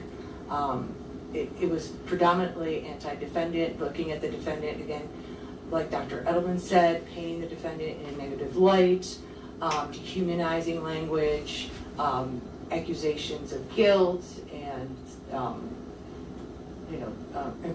basically giving your opinions upon what kind of sentence he could get. So there was a lot of anti-defendant that went to the credibility of the defendant, which is really important, but also publicity that is likely to engage the public in moral outrage, okay? Because something morally wrong has happened, it's horrible, and again, we have high-profile individuals like the president, the past attorney general, the FBI director, the governor, so a lot of people that have a lot of power and influence coming forth and saying these things about the defendant.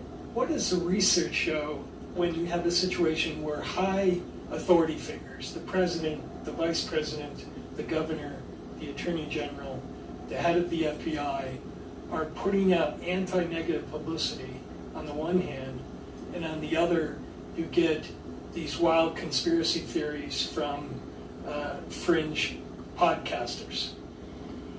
How does that balance out? Does the podcaster conspiracy stuff swamp or overcome all the negative publicity coming from the authority figures? And so now you're getting into more of the conspiracy theory research, which I am somewhat familiar with, and I've looked at it. It is pretrial publicity tangent, correct? Because in this case, we can call these conspiracy theories pretrial publicity, right? Because they are a form of pretrial publicity. And the credibility of the source of conspiracy theories definitely has an effect. We have not, we don't look at the credibility so much in the research of the source of the individual, talking about the pretrial publicity, but they're published in reputable journals, or, I'm sorry, not reputable newspapers or TV, and so journals. That gives the impression You're an that idiot. there's some authority, there's some credibility there, but actually looking at who is saying it, my research hasn't looked at that, but there's other research that has looked at credibility effects on people's willingness to accept something as true, and definitely in the social psychology and conspiracy theory research, they do find credibility matters. So how does prejudicial pretrial publicity influence jurors? What is the mechanism? And that really is what I looked at from the beginning. It was already established, and I don't think anyone today would say it doesn't affect jurors, at least not in the research community. But I wanted to know how. So the first way that I looked at was how it influenced basically their memory for the trial. And so what we call source memory. So when a juror is exposed to pretrial publicity, they have two sources of information. They have the pretrial publicity that they get prior to trial, and then they have the trial evidence. They then have to differentiate between all of that information they got before trial from the evidence they got at trial. And this is a very difficult task. It's a difficult task because many memories are not tagged with sources. Bro, they got George Floyd, you know what I'm saying? They got the George Floyd trial. We should get this trial, you know what I mean? They got that one televised. Like that wasn't a tainted ass fucking jury. Out of here. Instead, individuals have to, this is the unconscious I know it's not the process, same state, but look bro. at external factors that have been basically remembered to the side and decide, was this memory formed when I was prior to trial, or was it formed when I was at trial? And so my research has found that jurors with a high amount of confidence believe that information that was only presented in the pretrial publicity was presented at trial. They then use that information to make decisions about guilt unknowingly. They're not aware of this because it's an unconscious bias, and that's really what I look at as unconscious biases. It's an unconscious bias, and then they talk about the pretrial publicity. But here's the thing. Here's the fucking thing. Them taking out cameras out of this courtroom isn't going to stop the conspiracy theories. It isn't going to stop people talking about the trial. It isn't going to stop them having the ability to read or see information about the trial. It's only going to be less likely for them to get factual information now because there's not a camera in there allowing them to see whether or not what this guy's saying actually happened. It's only going to make it worse, dude. Why would it make it better? During deliberations, as if it came from the trial, as if it is actually trial evidence, and other jurors fail to correct them for the most part during deliberations. And so we do this thing called mediation Bullshit. Analysis, I and don't we find I don't believe that other jurors will fail to correct them if they are leaning the other way. And if they're not leaning the other way, like if they're not leaning already towards like a guilty plea in this instance, then if they're not leaning towards the opposite way there, or not guilty, then why does it matter if the person was more influenced by the before shit than after shit? If 11 other jurors are like, yeah, no, he's guilty, the chances are he's probably fucking guilty, man. If there's one other juror is like remembering some pretrial shit and they think he's guilty too, who gives a fucking shit, bro? that the source memory errors are actually the mediator, or actually the factor that is responsible, one of the factors that's responsible for these biased verdicts. So jurors make these errors make them more likely to find the defendant guilty, and that's one form of bias. You were in court when the video clips were played? Yes. In two of those clips, the announcer says, "We heard from the hearing," and then they put out incriminating information, which actually had its source in the prosecutor's press conference. Is that the kind of source misattribution error that you're talking about? Yes, so when I talk, and I'm sorry, I would have more time to explain if I had more time, but what I'm talking about is that you believe that the source of the information is different from the actual source. So yes, they made a source memory error where they believed the information that they were discussing actually came from the trial, the live stream, when in fact it did not. It came from the governor's press conference. So they were confusing the source, which again is something that is not unusual, and it's something that we all do. And in the situation in the clips, they were talking about a press conference and a court appearance, and they're broadcasting that all occurred on the same day. What is the effect when the pretrial publicity is followed by a long delay, and then you have the trial evidence, and then you have more of a delay because of the length of the trial, and then you get the jurors in deliberation trying to figure out where they heard the evidence from? What does the research show about that? So memory for source and memory for the information are two distinctive processes. And memory for information lasts longer than memory for source. We sometimes discard the source of our memories, and we keep, though, the gist, the information itself. And so if there's a delay over time, we could discard that source. But also going to source memory, what's really important here is when you're showing these clips of, the actual courtroom where, I don't know if it's going to be this courtroom, but a similar courtroom where the trial is going to take place. You have the attorneys that are going to be here, the same judge. You're not giving prospective jurors any distinctive features to hold on to be able to discriminate, well, this was something I got prior to trial, and this is something I got at trial, because the two sources now are basically entangled. And it's going to be a very difficult thing to do to try to discriminate those two sources of information. Last area I'm going to have time for does research say anything about whether video or live streaming has a greater impact in terms of prejudicial pretrial publicity than other forms of pretrial publicity? And second part of that is, does repetition of the information play any part? I Okay, wonder. so the first part, yes, there's evidence that video has a stronger impact, and a lot of that is because video, one, it catches our attention more, right? So you have more attention when you go to video, but also it can result in more emotional responses, more visual emotional responses. My And penis. so it will be better remembered I too. never happened with Because radio. visual stimuli, a lot of times it's not just the visual stimuli, there's auditory stimuli connected to the visual. It's going to be better remembered. And both meta-analyses and individual studies have shown this. And as for delay, you know, in a trial, and I've seen this, you know, pre-trial publicity comes and goes. The best way to learn something is to learn it spaced out. And this is what we see with media that follows a case making it to trial. It ebbs and flows, and so you'll see a lot of it every time something like this happens, a hearing happens, Yeah, that's or true. just before you go to You're trial. right. And so it isn't like it completely stops.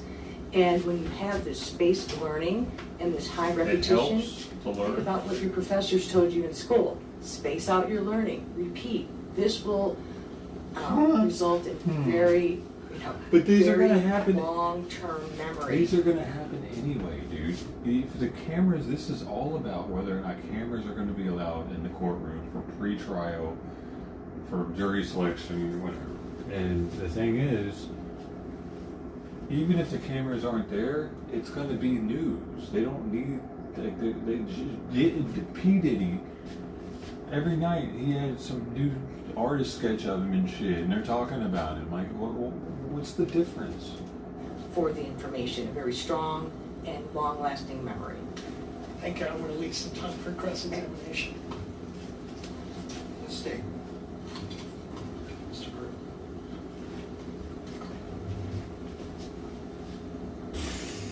What's the difference? Well, no, maybe. We're talking a lot about the effects of pretrial publicity on jurors, prospective jurors, correct? Is it true that the effects of pretrial publicity goes both ways, meaning it can negatively impact the defendant, correct? Correct. And it can negatively impact the state? Correct. Okay. In your declaration in this case and in slides that we haven't gotten to, you've referred to a number of theories. For example, pre-decisional distortion theory. Correct. Emotion. Yes. Or affective PTP, I think. Yes, emotional, because affect is a little different for, A little for different. us, yes. Okay. Emotion is more specific. Thank you. The story model approach. Correct. You talked briefly about primacy effects. Yes. Belief persistence. Yes. Confirmation bias. Correct. Source memory errors. Correct. And group polarization or polarization effects. Yes. Are those one and the same? Yes, they are the same. And I know on a slide sometimes it gets truncated, but they are group polarization, yes. Okay. All of those theories, as applied to pretrial publicity, can affect both sides, correct? That is correct. Negatively or even positively. It's not positive for justice maybe, but positive for the side that, yes. Fair enough. Thank you very much. If I could have you turn, do you have a binder there? Yes, I do. In your declaration, I believe this is tab number 6. Break out your manila folders. Manila. I always think of manila. Have you beans. turned to page? Looks like it starts on This page. is This on the would be my folder. supplemental material, because my I think it's your. declaration. I think it's your original declaration. They're so creamy. Okay, so that, yeah, I have it as 5. Okay, tab 5. You could go to page 6, paragraph 10.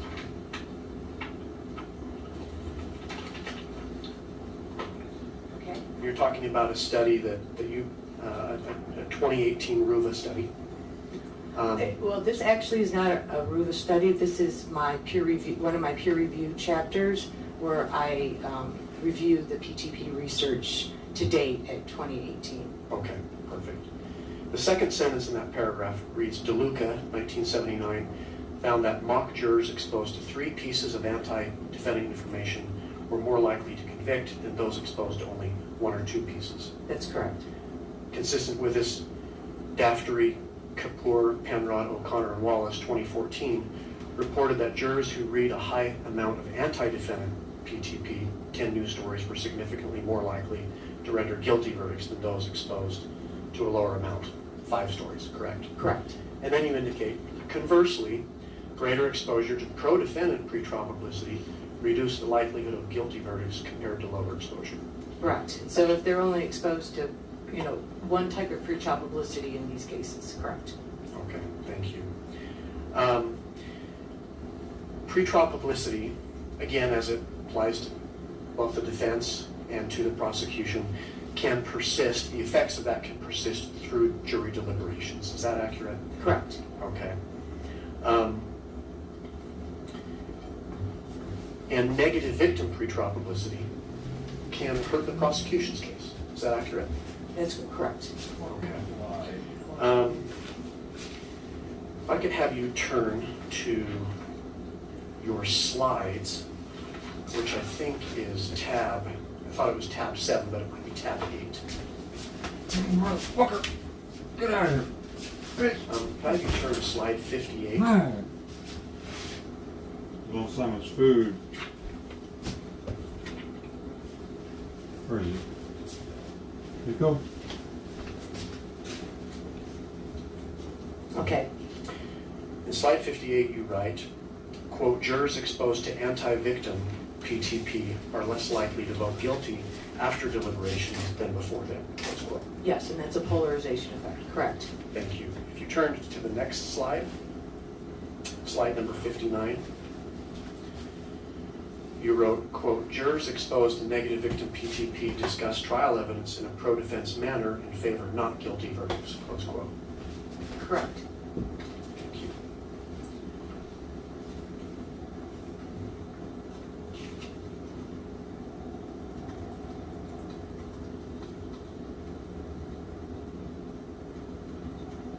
And then if I could have you turn back to your declaration in the previous tab, page 34 of that declaration is paragraph 59.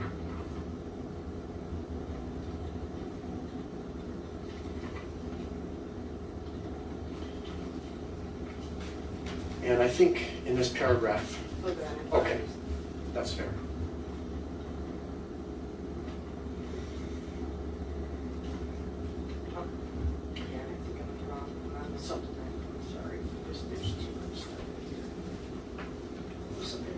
Page 34. I'm there now. And what? Paragraph 59. Okay. I think you're sort of, this is page 34 of 36. I think you're sort of summarizing some of the conclusions of your research.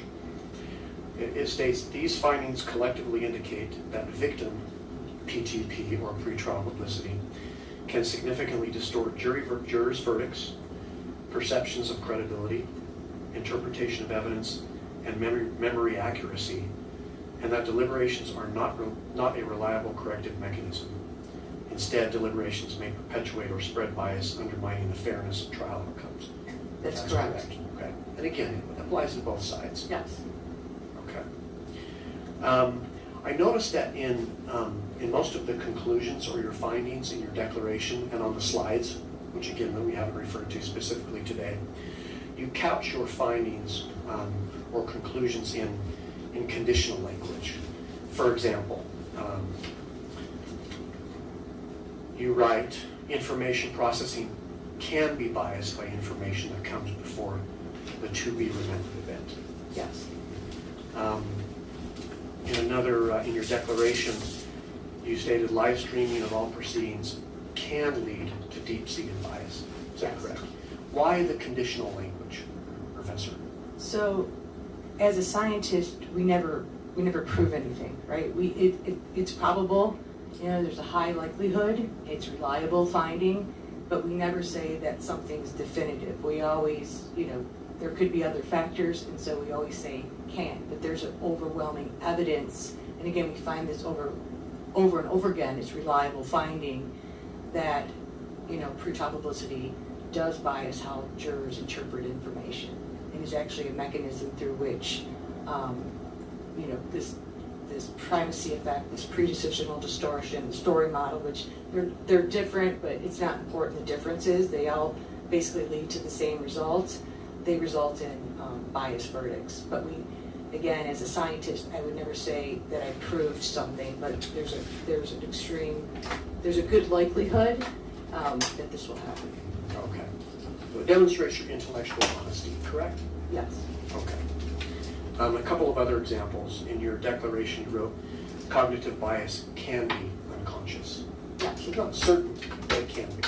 There's cognitive bias, and we didn't get to my slides, but I talk about explicit bias, which is bias that's easier for the courts to deal with, versus implicit bias, which is much more difficult for the courts to deal with, because jurors are unaware of their own bias. Okay. Let's briefly talk about these studies. The majority of these studies, or perhaps all of them, you can correct me if I'm wrong, but your studies are based upon mock jurors and mock trials. Is that accurate?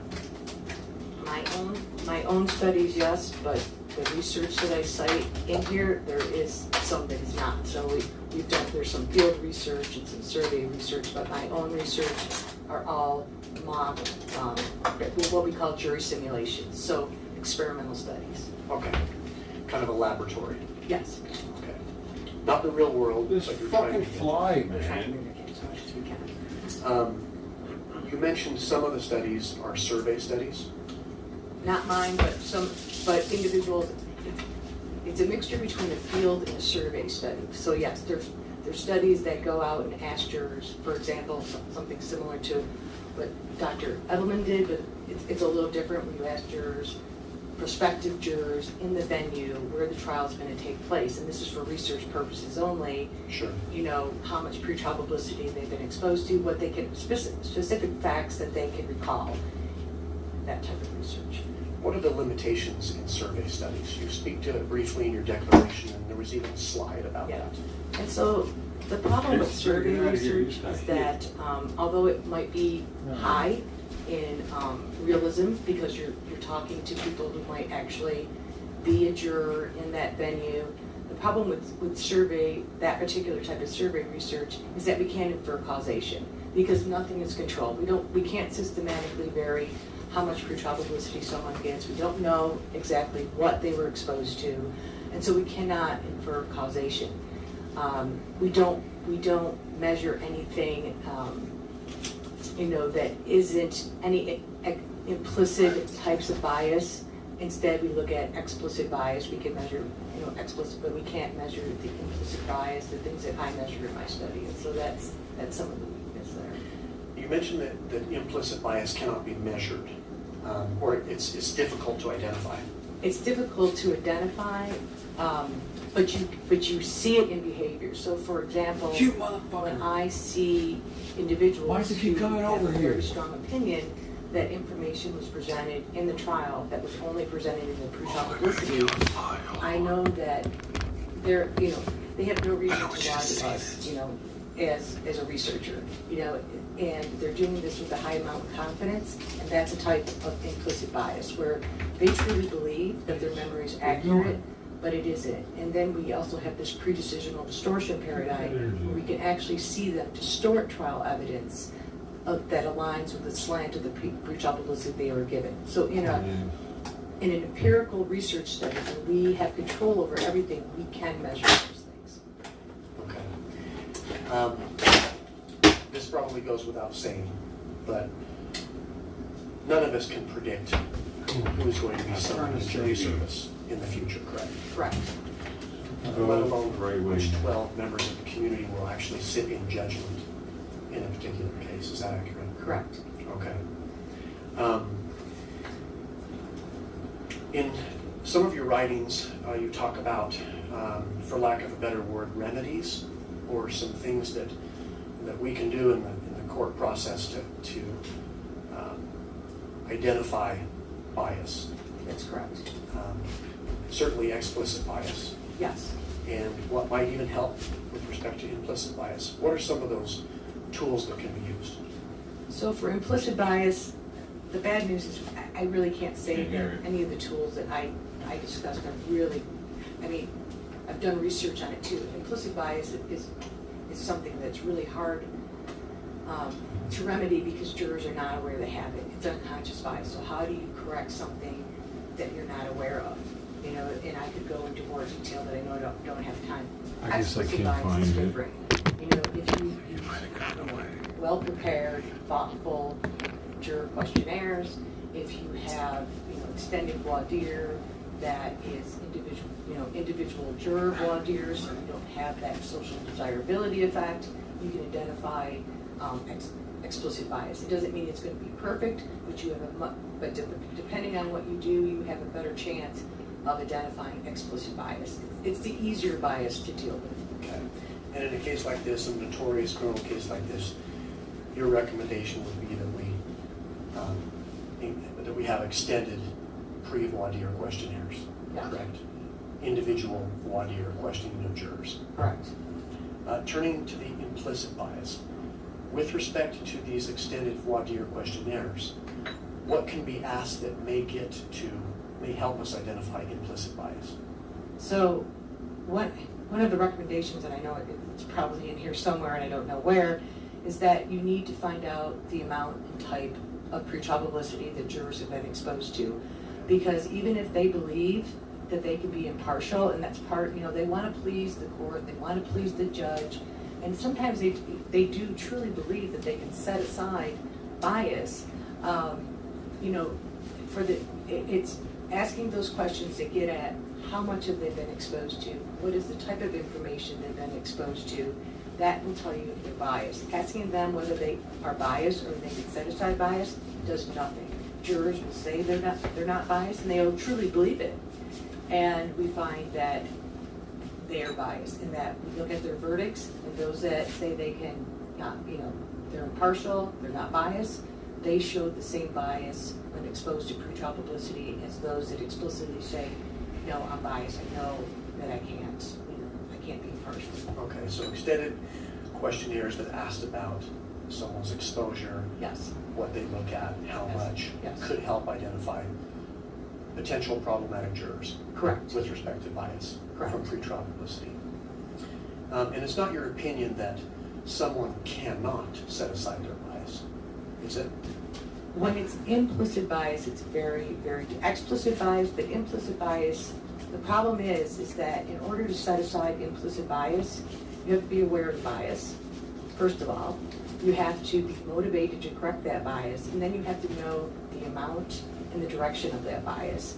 And those are rarely there for unconscious bias. For explicit bias, yes. But for unconscious bias, how does someone guard against how they're going to interpret all trial evidence? How does someone guard against the fact that they're now unable to discriminate what they saw prior to trial versus what they're seeing in trial? And so when they don't follow judicial instructions, because we do instruct them not to use pretrial publicity, and so when they don't follow instructions, it could be that they're willingly not, but a lot of times it's because they're not aware that they're not following the instructions. They truly believe they're being good jurors, but they have this unconscious bias that they cannot remedy themselves. Understood, thank you. And again, the bias due to pretrial publicity can go both ways, correct? Correct. I can have you turn back to your declaration. I think you're there still. There. If you go to page 26, paragraph 40. In this part of your declaration, I think you're talking about the survey data that was used in support of Utah's law, creating a presumption for cameras in the courtroom.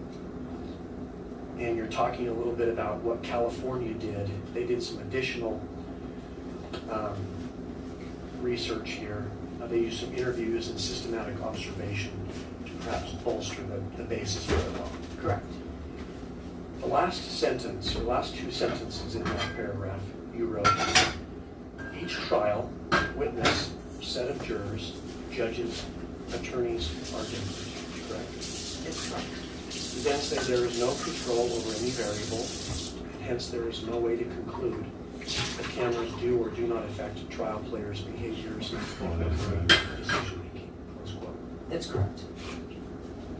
Thank you. Nothing further. How did that not kill you? In your PowerPoint presentation, you kind of summarized that there are three methodologies. One is survey research for studying pretrial effects of pretrial publicity. One was survey research, right? Yes. Second was jury simulation research. Yes. And the third was meta-analysis. They tell you. Correct. And Fucking flies are more aware than we think they are. I smacked the shit out of it right there, and then it decided it wanted to go outside. Actually, that's why I kept running in there and checking the door to see what it was doing, and when I was doing different things. That time, it was in between this thing, the thing for the blinds, and the blinds, and I smacked this thing, and it knocked him up against the blinds, and he was able to kind of like walk around still and fly off. He went straight to the door. He was like, "Let me the fuck out of here! All right." Do those three areas of research kind of come together with some common understandings about the effect of pretrial publicity? Yes, they all converge on the same finding that pretrial publicity influences jurors' decisions, and that there's also another that I don't explicitly list there. There's the shadow jury paradigm, which I believe the prosecutor, he alluded to, where we looked at, I didn't look at it, it was Tari Kapoor. They looked at it where it's kind of both a field research and an experimental study. And in their study, they found that the findings, once again, converged. Depending on what the jurors were exposed to, regardless of how they were exposed to it in the real world, out, in the venue, or experimentally, they were biased towards the side that pretrial publicity was against. So if it was negative defendant pretrial publicity, they're more likely to find the defendant guilty. And this is, again, converges over all of the methodologies. And if it was, in that case, in that shadow paradigm, if it was positive defendant, it was pro defense. Is the overall purpose of your study to try and eliminate bias, if possible, on both ends of the spectrum? In other words, is your concern that both the defendant and the government receive a fair trial, not impacted by prejudicial pretrial publicity? Yes. A lot of the focus of the questioning by the state was, well, it prejudices both ways, but in either side of the spectrum, you're getting prejudgment, right? That's the effect of the pretrial publicity. One is prejudicing the defense, the other prejudicing the state. That's correct. And neither, like I say, neither is acceptable in my opinion. And, obviously I think probably the court's opinion, you don't want that bias prior to trial. You would like jurors to come in that really can be impartial and not have a favored side. And that's, when they come to trial favoring the defense or favoring the prosecution, that is going to just result in a biased outcome. I want to be clear on one point. Were you suggesting that there is a way to eliminate implicit bias by using jury questionnaires or doing open-ended questions or any other method that we know of?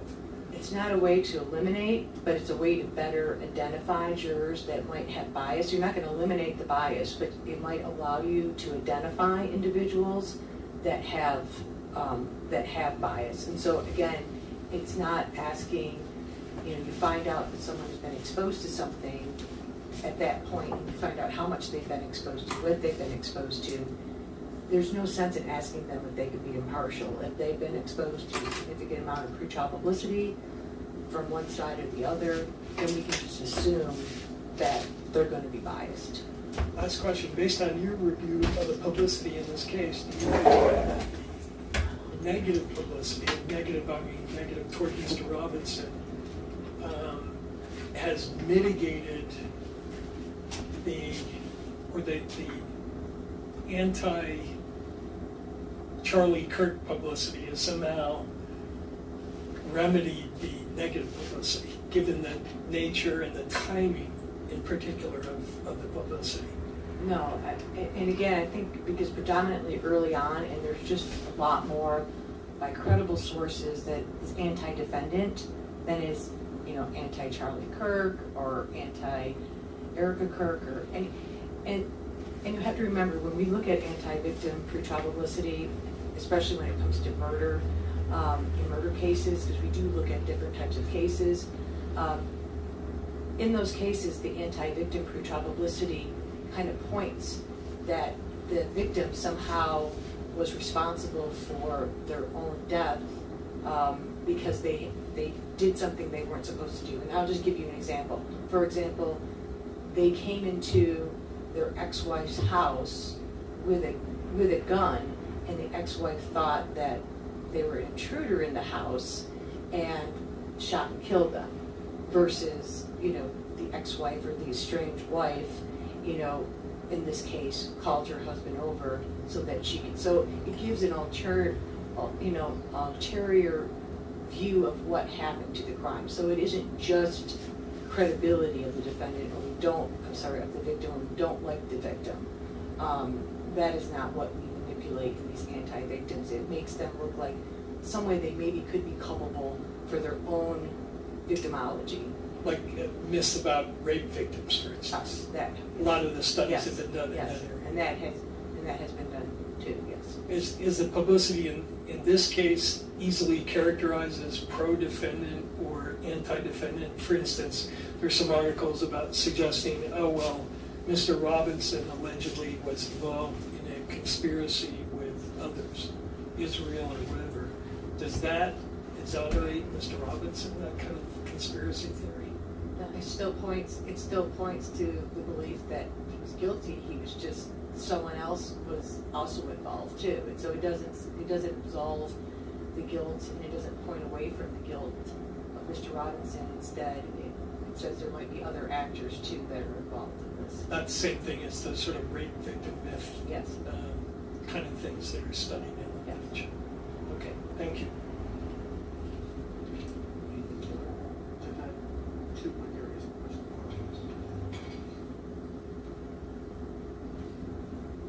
In turning to your last slide that you prepared, it was slide number 82.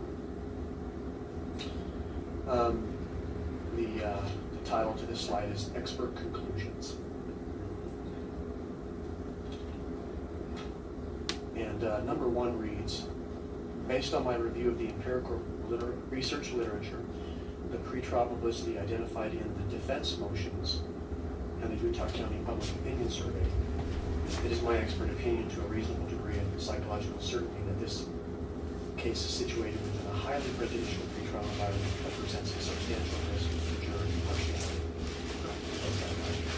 So with respect to pretrial publicity, you reviewed the defense motions pretrial publicity. That is correct. You did not do your own deep dive into publicity. No, I was not asked to do that.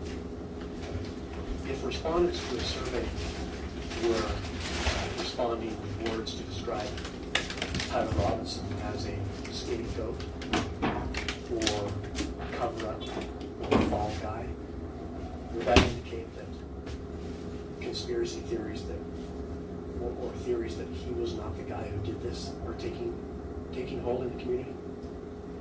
I mean, I don't know how widespread that is, but, and again, I would need to, maybe look more at what else was said, but it could. I mean, there's a possibility. There are some stories out there, but as I stated, there's just overwhelming anti-defendant pretrial publicity. What happens with predecisional distortion is that we actually throw away things that don't fit our initial story. So if we don't think it fits our story, I'm going to think that that's just crazy. That's story model approach. Yes, story model. But if people were listening to conspiracy theories that were advanced starting the day of the charges, yeah, that's different. Yes. That could affect their story model. Yes, correct. Okay, thank you. Anything further for this week? So,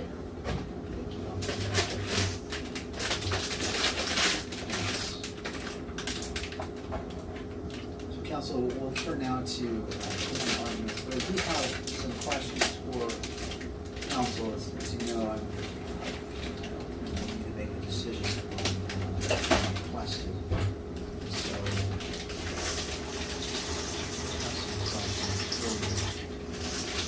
the court is bound by Rule 4-401.01, deciding whether to allow or restrict electronic media coverage. First, subsection 2A states that there must be a presumption that electronic media coverage by a news reporter shall be permitted in public proceedings where the predominant purpose of the electronic media coverage request is journalism for dissemination of news to the public. In assessing the predominant purpose, is the court required to consider the purpose of the requesting news media organization? For example, for today's hearing, the requesting media organization is ABC4. Wow. The court form does not require the media to represent the Fuck, I hate that guy. Dude, what the fuck?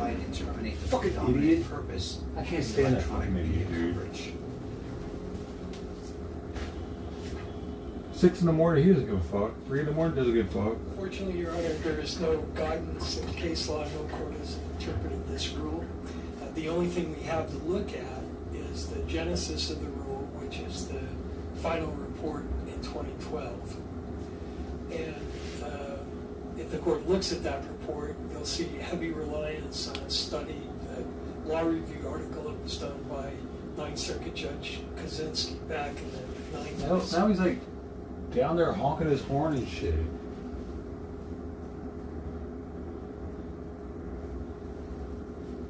Guy needs to fucking get slapped, dude. Honestly, he had the helmet off for sure. And one of the things that he emphasizes in that study, and the only indication I could see of what is meant by the predominant purpose, is he uses the O.J. Simpson trial as an example of what is not for the predominant purpose of journalism, but is rather sensationalism. And he uses how the camera is dramatizing events in the courtroom, and is the best example I saw of what could have been meant by that language. It's also noteworthy that that language was not part of the original rule when it was adopted. It was put in by amendment several years after the rule was adopted, I think in 2015. And I did diligent search on this. I could not find any indication in the Judicial Council proceedings or anywhere else of what was meant by this. So it's kind of an open question of how the court goes about and interprets it. I don't think it's governed by how the media represents themselves. I think it's more governed by the substance of it. Is it sensationalistic? Is it more focused on advertising? A lot of the coverage you'll see on the clips, even the live stream coverage, has commercial breaks in it. And one of the factors that the Supreme Court cited, Estes, Maxwell, those cases, is the effect of having court proceedings that include product advertisements and the kind of disrespect that could result from that. What? Putting the court in the Oh position. my god, because YouTube's got commercials. It's appearing like they're advertising goods here as opposed to doing justice. What do you mean, dude? Wasn't there commercial breaks In there? the absence of any and this language also is unique to this state. I could not find matter? it anywhere else in terms of what that meant. So my best answer to the court, the question is that I think the court has to look at, is it serving an educational purpose? Yes. Is it, and that's what journalism is. You're reporting It is. news, you're not creating. You are reporting on what's happening in court. You're not making arguments for the prosecution to show that Mr. Robinson is guilty. And one of the things we've tried to demonstrate in the hearing today is that at least the electronic media, the predominant theme there is advancing the prosecution's side of the case. It's not educational in nature. It certainly is affected by a profit motivation, but more importantly, it's sensationalistic and it's prejudicial. And I would say that that is not within the scope of the language that the court is talking about. All right, turning to the state.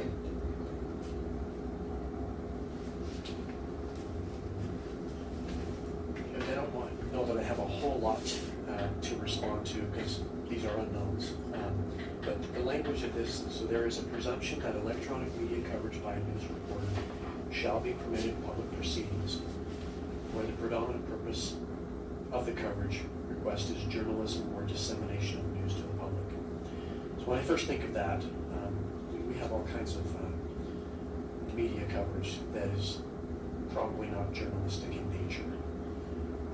Some of the podcasts, some of the different streamings that can occur that we can find on the internet. Who cares? Online, I don't know that you would couch those individuals as journalists so much, but ABC4. Yeah, exactly. They should be allowed to be there. That are live streaming these proceedings. The difficulty here that we're confronted with is what is being done with that coverage. Oh, you can't control everything. You can't really control it. Fuck. But a news organization that comes in to actually live stream these proceedings, they're then streaming those proceedings to the public. It's very educational. It's very newsworthy. It's disseminating the news. Very good. And so I think if the request from the court was from a YouTuber, some sort of broadcaster, or some sort of podcaster, there may be problems. Be different, yeah. But when it's coming from a traditional news organization, they are in fact disseminating this news. But it's about the best I can give you right now, Judge. All right, It's I just fucking got plain two and questions simple. for it, and I'll ask you first. Subsection 2D of the rules Right. states that any reasons found sufficient to prohibit or restrict electronic media coverage shall relate to the specific circumstances of the proceeding rather than merely reflect generalized views or preferences. The court reads this as requiring individualized findings for each proceeding rather than permitting a blanket order prohibiting coverage. Is that your understanding?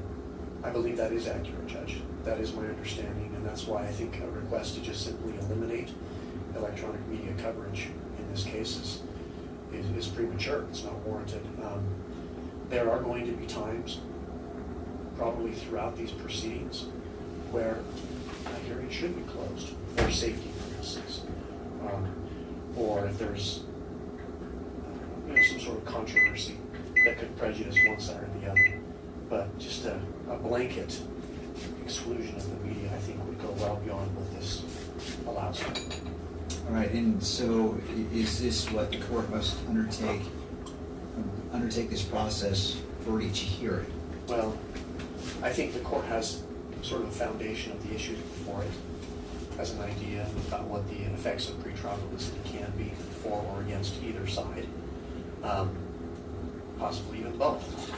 We didn't discuss what happens to people who look at both sides of the slanted coverage, what the effect on that individual is.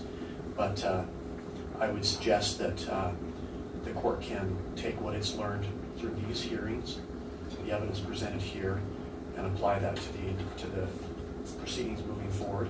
And if we have to reconvene or if there has to be further argument, we can make those arguments. The court has a basis to draw from now.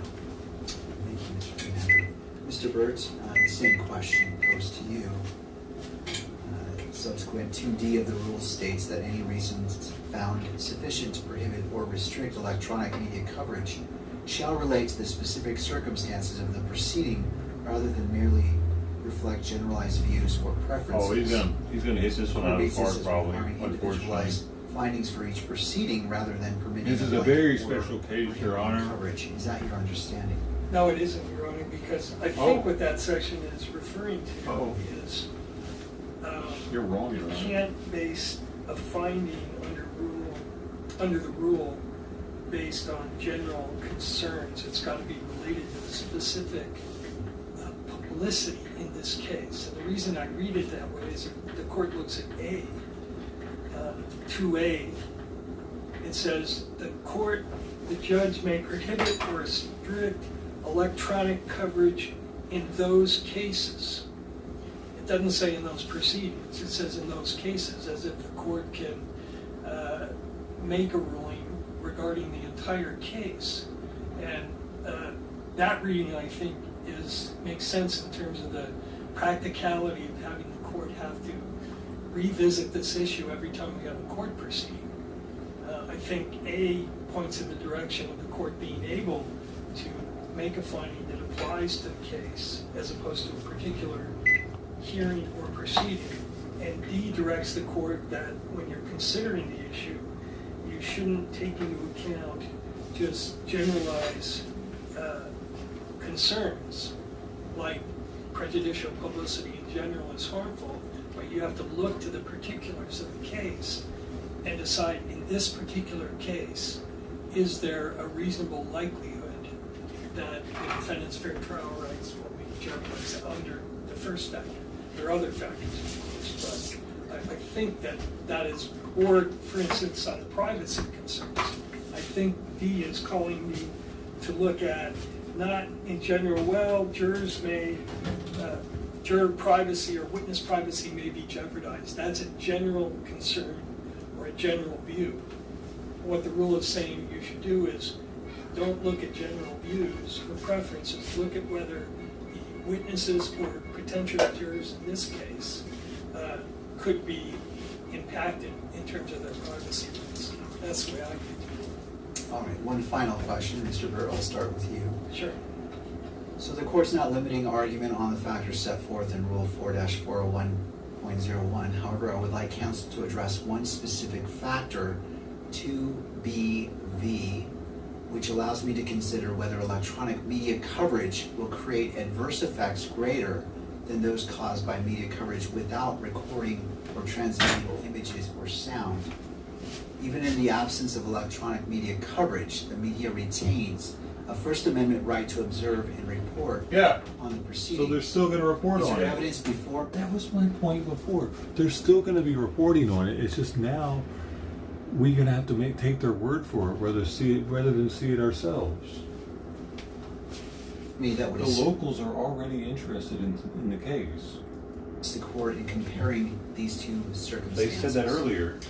There is, Your Honor, and in particular, the report set out in great detail in Dr. Ruva's declaration. And we didn't have time to explore this in detail here, but the declaration indicates that the source of the media does matter, that electronic coverage has a greater impact than print media because it's more visual. It's still going to be electronic coverage, though. They're still going to be reporting on it on video, on the news. They're going to.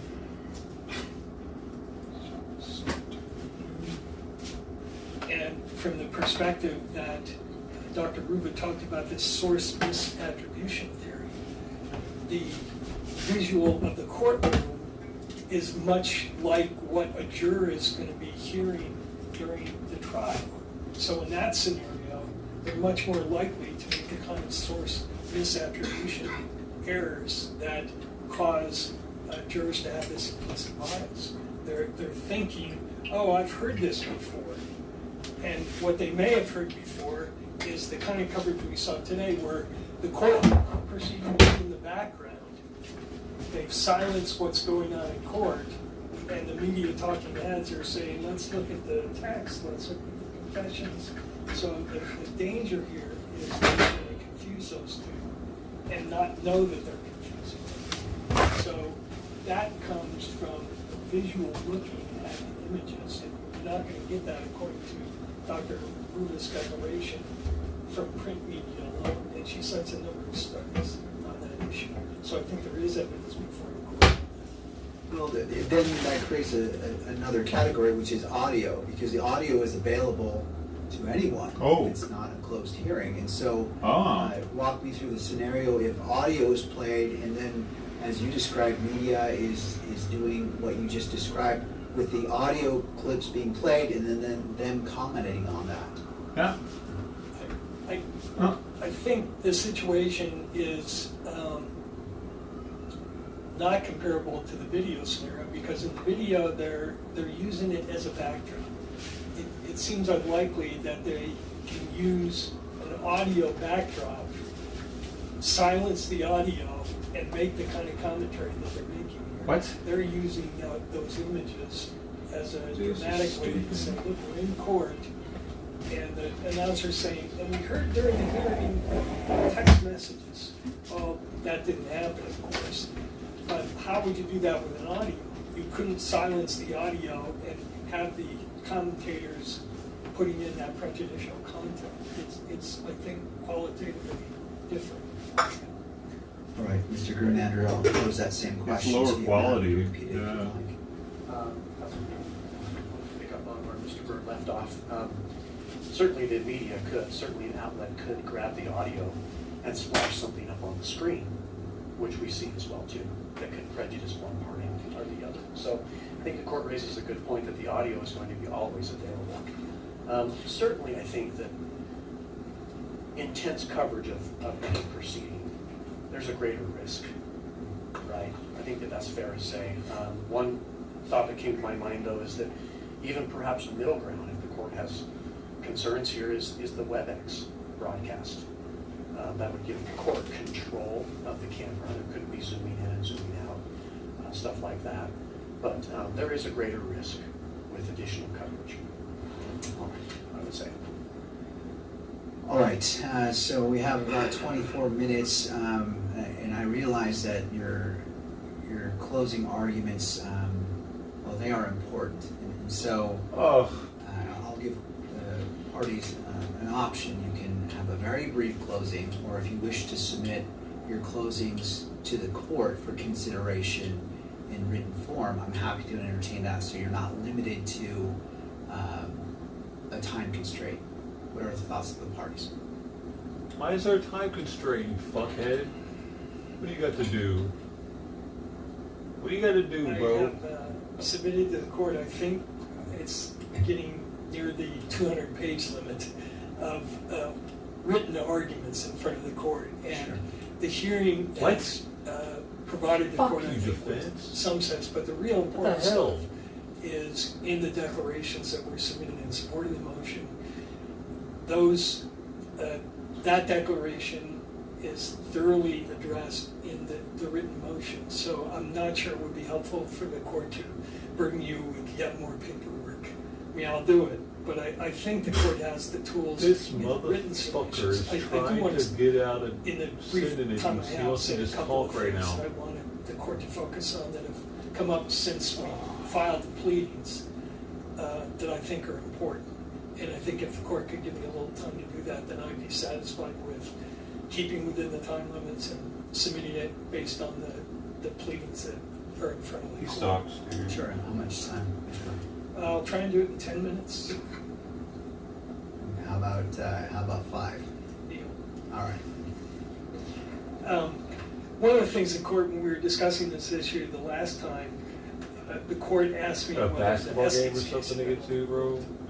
And I've been thinking a lot about that after that, and I'm not sure I answered it satisfactorily. I said no, that there is still this notion of prejudicial pretrial publicity in high-profile cases, which this is. I stand by that argument, but I went back and took a look at Utah Supreme Court cases since Chandler was decided in 1981 to see whether there was any sort of hint in Utah cases suggesting that Estes was no longer good law.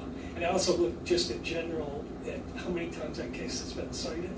It's been cited as of yesterday about 4,200 times, which is not generally how overruled cases are treated. It's not listed in Westlaw as overruled. It's cited a lot, and the Utah Supreme Court, after Chandler was decided, cited it 3 times. Or they either cited Chandler or they cited Estes in 3 opinions. One of them was when they were considering modifying the rule in Utah, which back in the 80s prohibited in-court coverage. And in 1981, the Utah Supreme Court published a brief memorandum of opinion about that proposed modification, and the court cited Chandler in its discussion, and the proposal was that the prohibition be eliminated.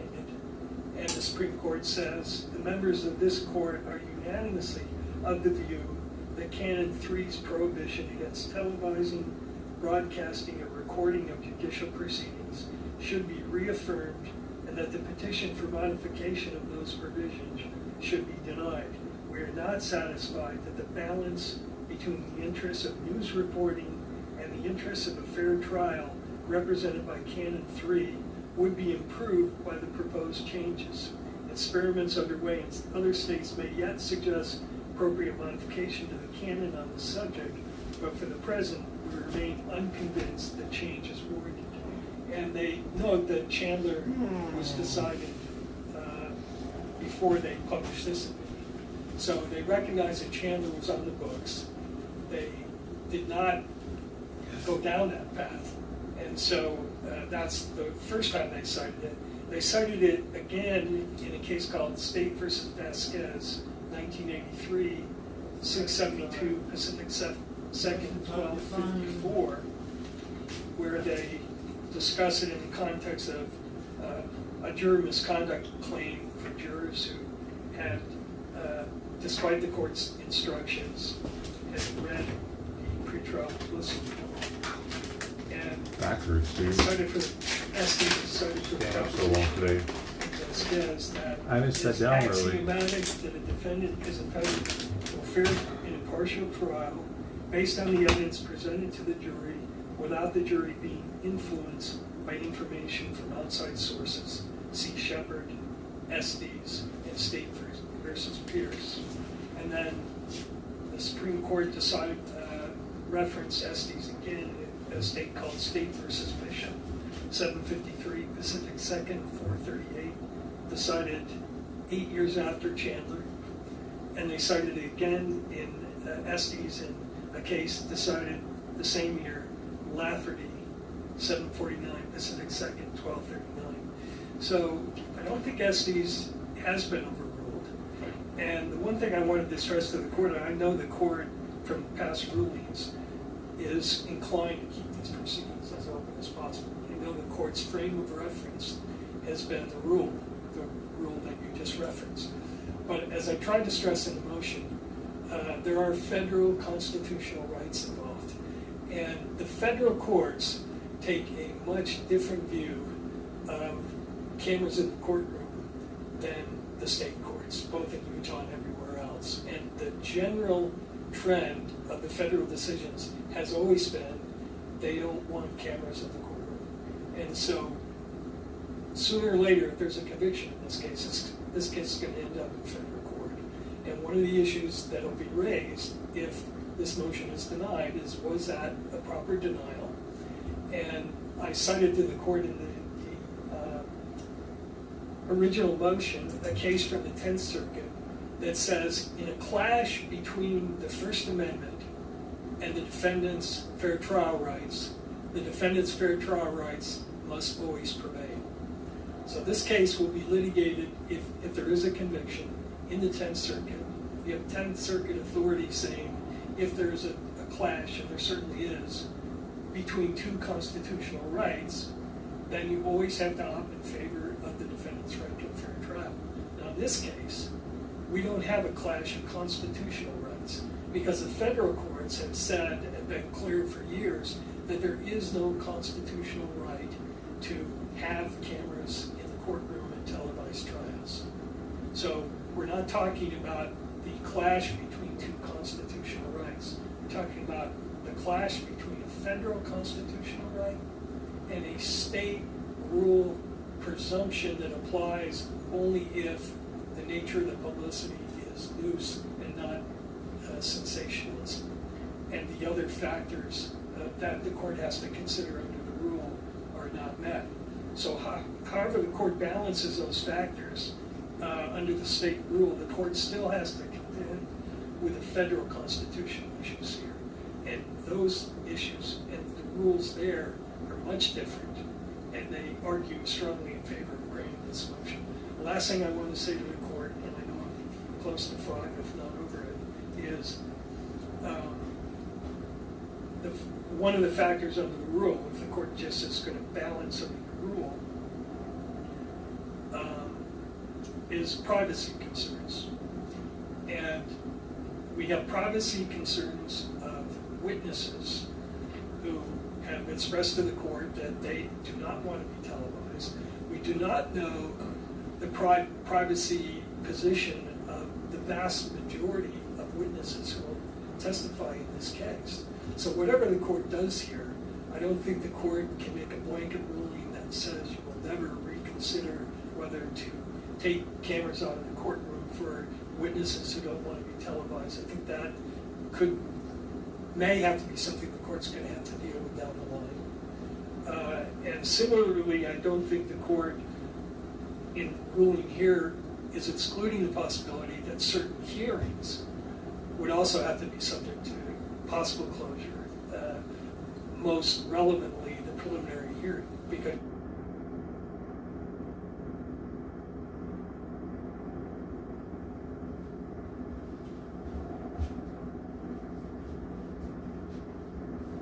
favor of closing the hearing.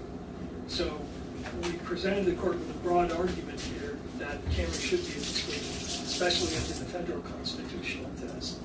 But however the court rules, I don't think this issue is going to go away unless the court just says, I've looked at the publicity, I've balanced the interests at stake, and all things considered, and given the fact that we still have a chance to keep this case in this county, because the survey shows that we don't have overwhelming prejudice here.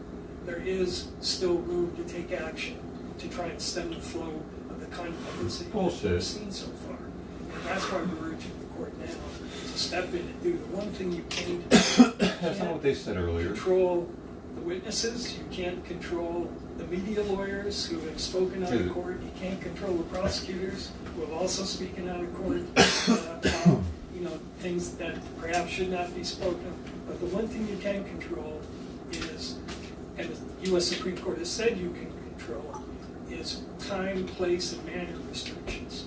You can say to the electronic media, you are certainly free to attend. You are certainly free to write about anything you see in the courtroom. The court is open to all. That serves a function of open access, transparency. But because of safety concerns, privacy concerns, fair trial concerns, I am balancing the factors in favor of closing the hearings to further electronic coverage. Thank you, Mr. Byrd. Thank you, Judge. Mr. Grenadier.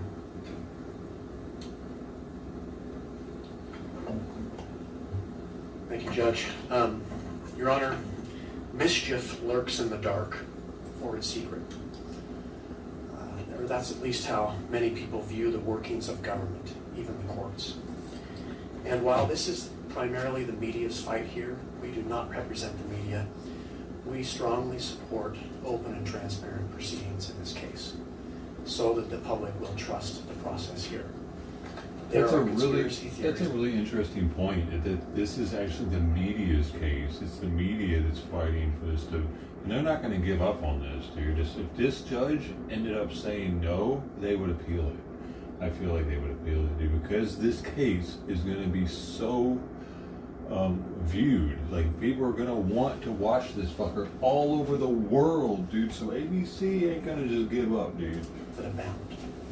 There are questions being raised, and the best antidote for falsehood is the truth, is accuracy. It's the actual, real proceedings. You know what I mean? And that's why it's different with federal cases. You know, they're not allowed to be federal cases. We all know that. It's a federal. You're not going to be there. Fuck, it's not going to be there. But this is, I don't know, man. This might even set a precedent for case law eventually for all state cases if it goes up to a higher court. Favor opening this court and allowing the cameras in the courtroom. Again, as I said before, an option the court could undertake is broadcasting these proceedings via WebEx. In 1981, the Supreme Court squarely held in Chandler that states may permit... I'm sorry, dude, but there's so much... But he's right. They've been talking about it. The money. There's so much money on the line for advertising and shit for this court case, just like there was the O.J. Simpson trial. There's no way they're just going to give up at this state level, at this local level, if this judge shoots him down, tells him no. Right? Members in courtrooms, and that doing so does Chandler. In 1981, the Supreme Court squarely held in Chandler that states may permit cameras in courtrooms, and that doing so does not, without more, violate due process. The court explained that the mere presence of broadcast media does not inherently render a trial unfair. Quote, the court said, an absolute constitutional ban on broadcast coverage of trials cannot be justified simply because there is a danger that, in some cases, prejudicial broadcast accounts of pretrial and trial events may impair the ability of jurors to decide the issue of guilt or innocence, uninfluenced by extraneous matter, close quote. It is a challenge. It will be a challenge in this case because of the pretrial publicity in part. For and against the defendant, for and against the state in identifying impartial jurors. But it can happen, Judge. And I don't believe that prejudice has been shown. Irvin v. Dowd, a 1961 Supreme Court case, gives the standard for impartiality with respect to jurors who've been exposed to pretrial publicity. That court said, it is not required, however, that the jurors be totally ignorant of the facts and issues involved. In these days, mind you, this was 1961, in these days of swift, widespread, and diverse methods of communication, an important case can be expected to arouse the interest of the public in the vicinity, and scarcely any of those best qualified to serve as jurors will not have formed some impression or opinion as to the merits of the case. This is particularly true in criminal cases. To hold that the mere existence of any preconceived notion as to the guilt or innocence of an accused without more is sufficient to rebut the presumption of a prospective juror's impartiality would be to establish an impossible standard. It is sufficient if the juror can lay aside his impression or opinion and render a verdict based on the evidence presented in court, close quote. That was the reason I kept asking the first witness about, at the end of the day, yes, I understand this is about cameras in the courtroom, but at the end of the day, the question is, can we seat an impartial jury? Can Mr. Robinson receive a fair trial? And the evidence indicates that he can, Your Honor. In looking at the survey findings from Mr. Edelman, and I'll point to just a few that I asked him about towards the end of my cross. The question about, whether they'd heard about President Trump saying something about the death penalty or life without the possibility of parole. 81% said no. Other public officials having commented on that, 65% no. Whether they'd heard about confession from Tyler Robinson, 56% no. The question of DNA, 65% no. And ultimately the question of, have you seen any video footage or video clips of the courtroom proceedings from Tyler Robinson's case, for example, on court TV, YouTube, or social media? So all these large different mediums, and 74, I believe it was, 74 responded no. That is significant, Judge, because for argument's sake, if we forecast picking a jury in this case, and we were to choose 1,500 prospective jurors to summon into court, 1,110 of them would not have viewed courtroom proceedings because of the live streaming in this case on YouTube or social media or elsewhere. So that's the ultimate question before the court. Today, the question before the court is whether or not Dude, the do defendant... you think that this guy got schooled by a really high-level attorney because there's so much money involved in this? You think ABC got their attorney on the phone and they had a dude, bro, that's bro. Because this guy's too good to be a public or to be just a city prosecutor, ain't he? Receive a fair trial with the current coverage that's going on. Whether his right now is compromised and it's going to be compromised in the future, Deputy we can't prosecutor predict that that. with any certainty. But there has been a substantial amount of coverage to this point, and it goes both ways, Judge. It's clear from this survey that there are negative feelings towards the defendant, which can help negative feelings towards the victim, which can help the defendant. 25% of the public responded negatively about Charlie Kirk. So at the end of the day, again, mischief lurks in the dark or in secret. Let's shine a light on these proceedings, a bright light, so the public can have confidence in what happens in this courtroom. Thank you. Thank you. Thank you, counsel. I appreciate the arguments and the evidence presented today. I do want to read a brief statement, and then we'll go to scheduling when. It's got to fucking schedule it. Can you Court takes imagine? This opportunity. If you'd have been like, all right, guys, thank you very much. I've made my mind up. We're going to be cameras. Okay, see you all in the next one. All counsel. Damn it. That if any counsel is found to be in contempt of the They court's can do that pretrial- shit if they want to. pretrial publicity, it's order docket number 23, and as amended in docket 242, that attorney faces possible sanctions ranging from orders to attend CLEs, public admonishments, and fines up to include jail time, removal from the case, and in the most serious instances, dismissal of that case.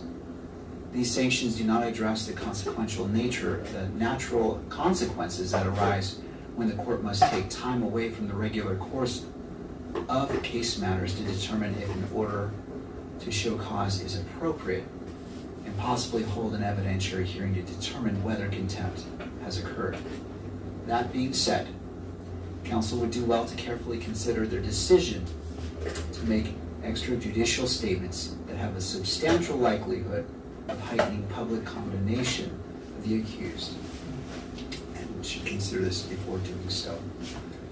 With that, let's turn to scheduling. Counsel, it looks like the next availability of this court to do a WebEx ruling would be May 8th at 3 p.m. What is the availability of counsel?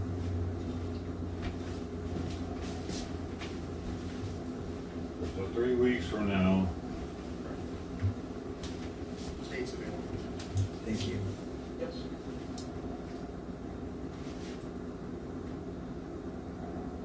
That was 3 p.m. 3 p.m. on May 8th And it would be WebEx. on WebEx. We're all available on that date and time. Thank you. And counsel, before we adjourn, I encourage you to keep your foot on the accelerator in regards to this case. I acknowledge No the drinking hard and work you're driving. doing. I encourage you not to let up.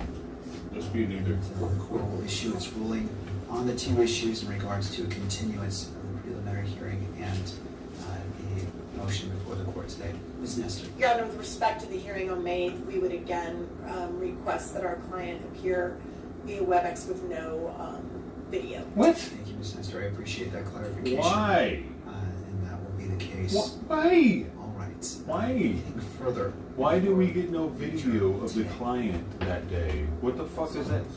Man, bro, Thank you all. fuck you, lady. You fat fucking cunt. What is this shit? I've never seen anything like this where they're not showing us the defendant during the things. Why? Why is this little shitbag protected? Fucker. Can I slap him? Can I fucking slap him? Can I slap her too? Judge, can I slap them? God, come on, Judge. Where you going? Boom, boom. Boom, boom, boom. Boom, boom. Boom, boom, boom. Boom, boom. Boom, boom, boom. Boom, boom. Boom, boom. Well, you know that was actually a porn song before it was the court song? The People's Court song? It was the People's Porn song. Alright. Baby. That was interesting. Wanted to thank you all for being here during that extra long standing up all fucking day in the kitchen stream.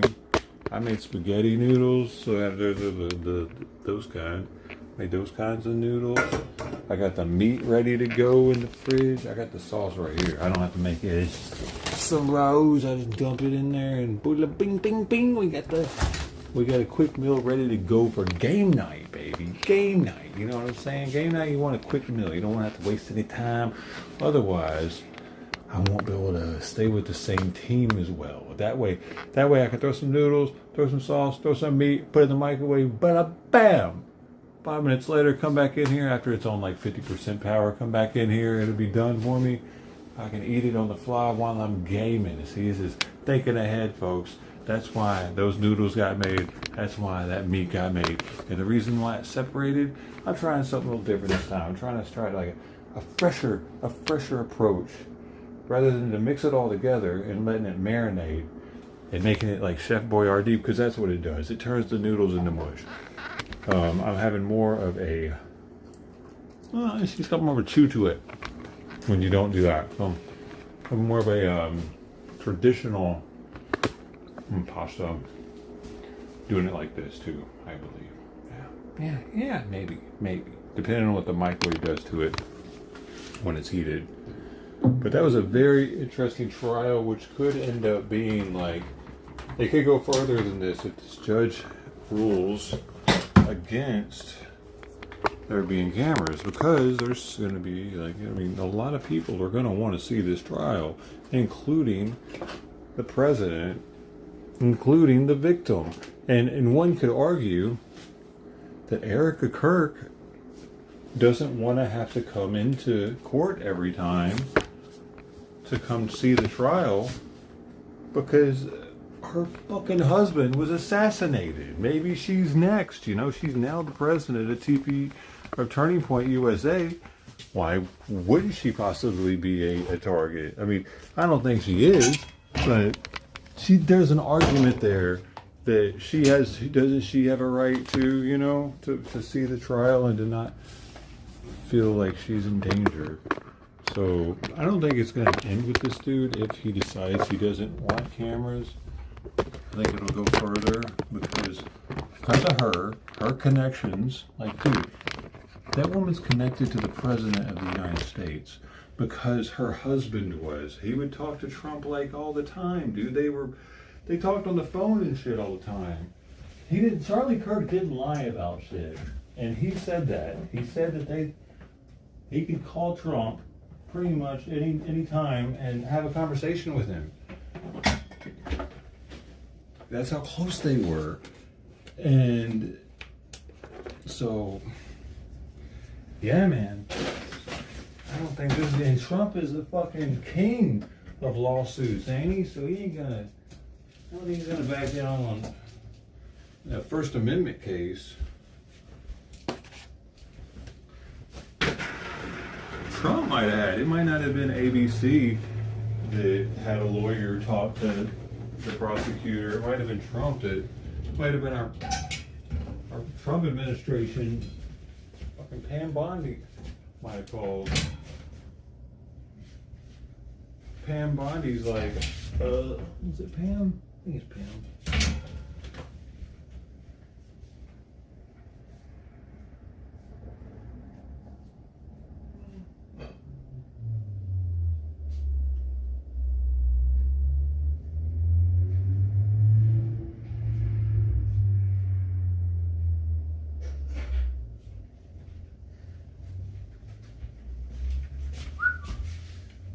Hey, buddy. Come here. No, you come here. Coming in. Come here. You silly boy. You want to hang out up here? No, don't you go. Oh, I got you. You're so pretty. You're so pretty. You miss me? Did you miss me? He misses me when I'm gone all day like that, actually. It's really sweet. You sweetheart. You sweetheart. He comes to the gate. He's like, come hang out. All day long he'd be trying to get me to come hang out. Come here, buddy. You're the sweetest cat of all.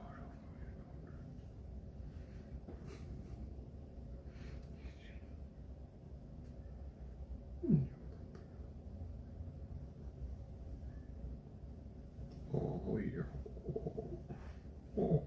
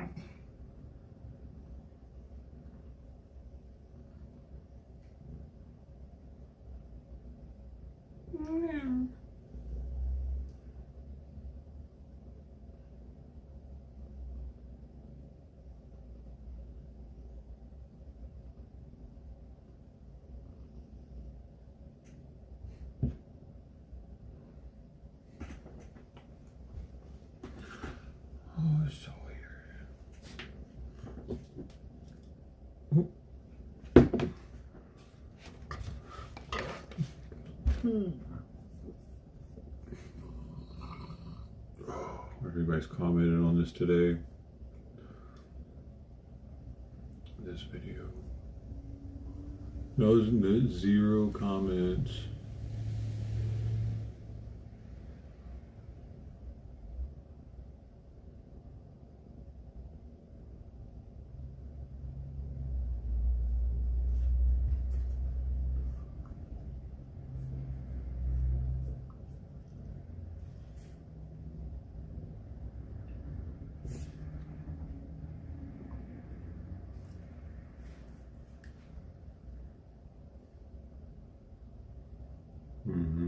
Friday.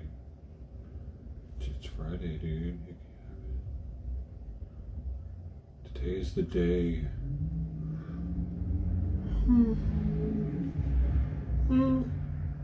Oh man. Katie, you're making me sleepy laying straight on my lap and starting to go to sleep. No doubt.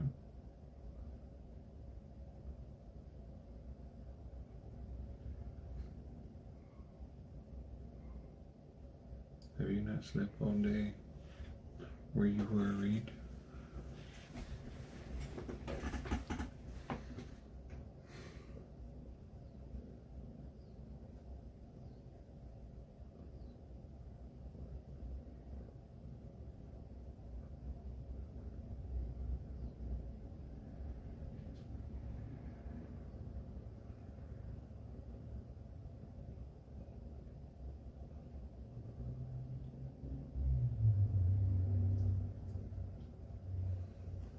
I wonder if his teeth are still coming in.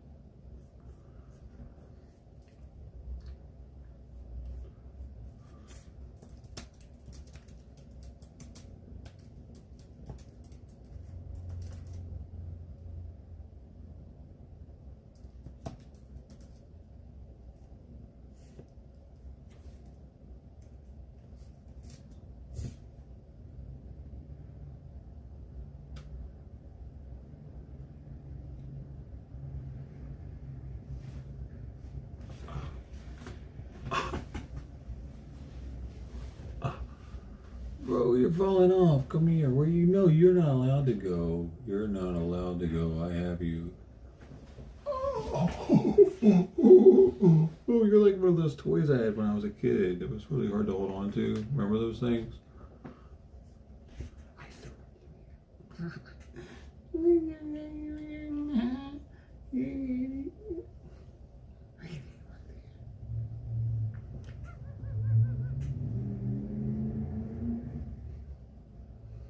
You can go if you want to go. I'm just.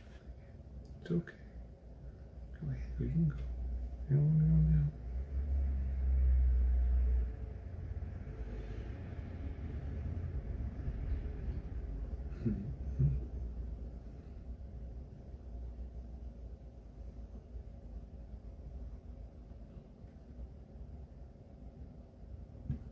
You're just a little chewer. Your teeth are done growing in. I just looked into it.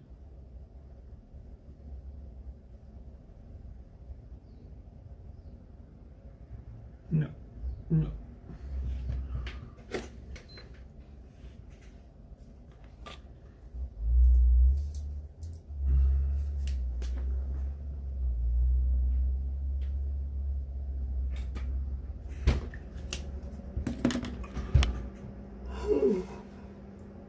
I have a factory reset.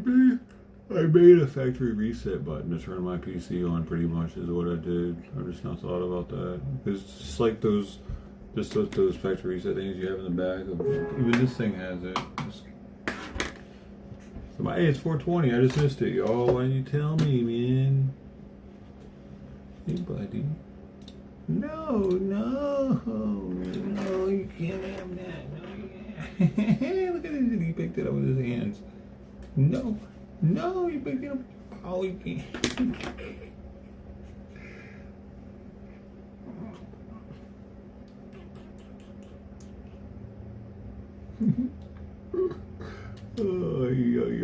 I gotta restart. What's happening? There.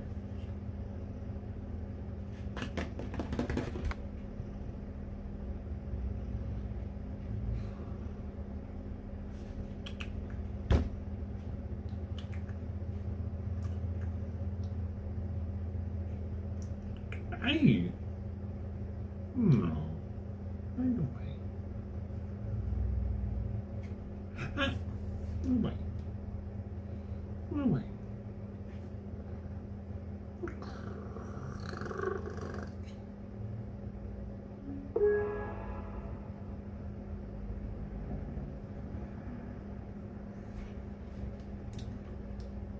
I want a girl that looks at me like Sawyer does.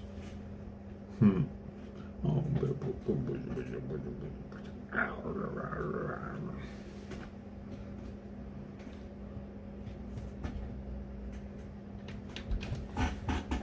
what is going on? What, dude, how do y'all keep fucking my keyboard up every day? Seriously, every day. Every day now I come in here and the keyboard doesn't work and I have to fucking unplug it and plug. What are y'all doing to my keyboard? Every day. Just get this started.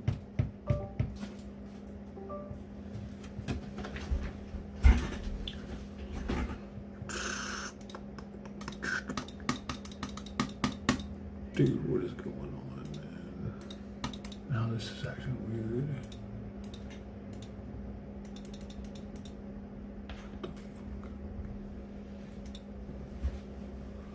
Now my Windows is acting weird.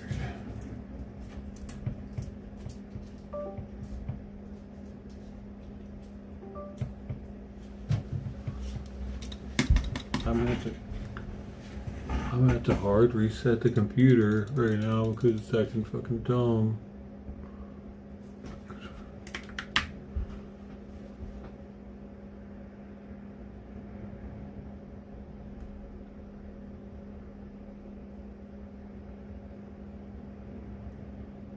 That's not working.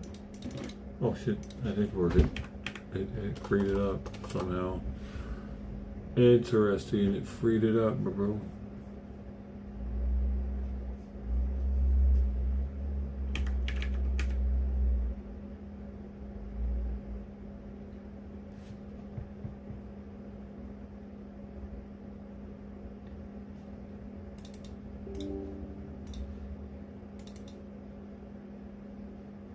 Hmm. 26 degrees Celsius. Fan initiated.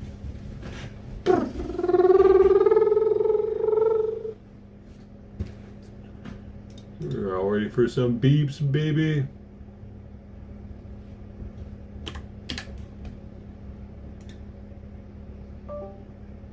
There's the start of them.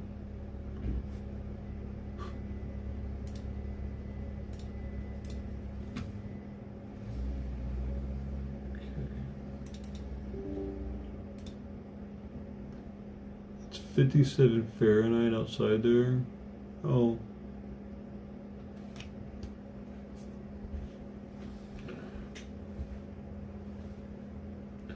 That wouldn't be too bad, would it? I don't mind it cold, especially when I'm in here in this room, because the PC gets so hot, and the PlayStation, everything, the monitors and everything is putting off heat. It's one thing that was cool about mining crypto with GPUs. They put off so much heat during the winter. It was amazing.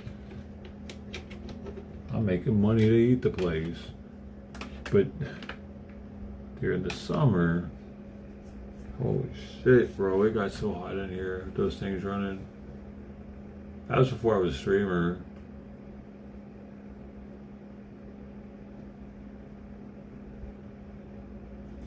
It was the dismantling of the hard drive mining rig. I had 6 hard drives in it. It was the dismantling of that is what built this first, like the first streaming PC.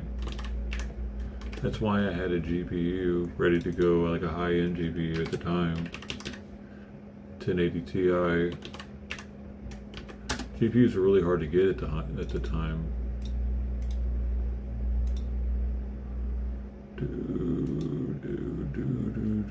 Back in the day. Now GPU money's pretty much dead. So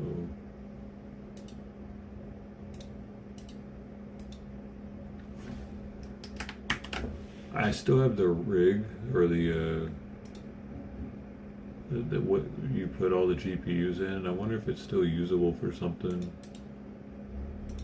like AI GPUs or something.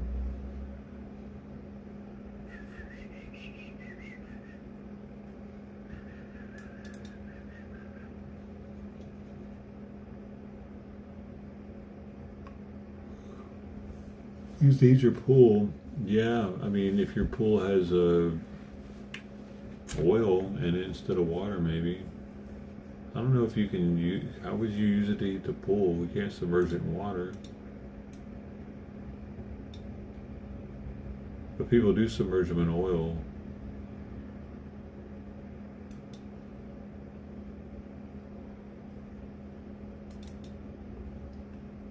Oh, oil-cooled miners.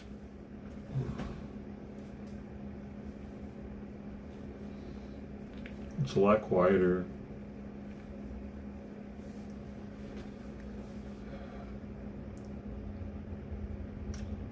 Water-cooled CPU. Oh, I mean, you wouldn't be able to do that though, could you? How would you use that to heat your pool?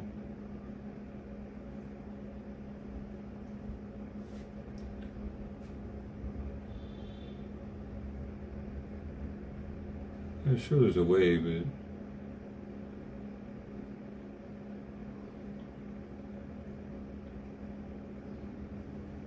oh my god.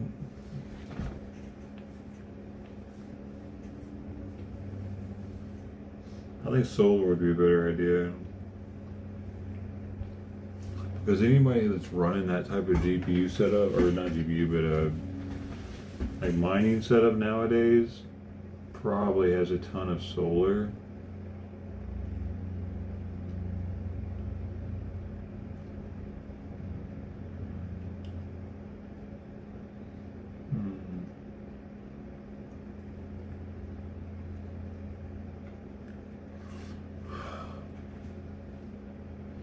Seen it done. Wow.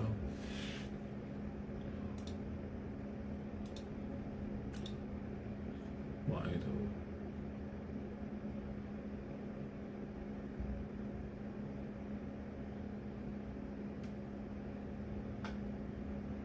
Back in court. All right. We got it. Boom. Oh, boom. I need a shot, man. What time is it? 4:30. That'll get me straight. That'll get me right in gear, wouldn't it?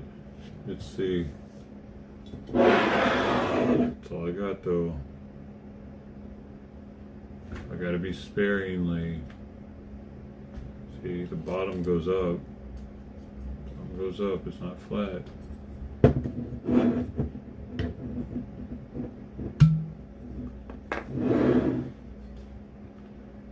I hope the cats haven't put their paws inside of this glass in the middle of the night.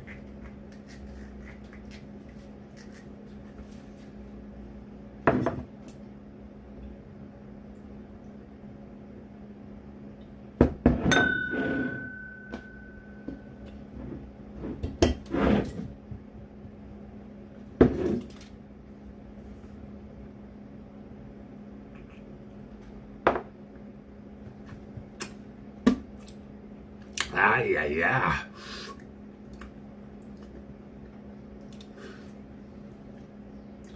So how did yesterday's stream do on 91 raw views? Nice. Not bad. Well, actually, that's pretty bad. Blueprints in My Butt did better. I got more unique views though, but I was on for way longer. I don't know anymore, man. Blueprints in My Butt, is that what people want?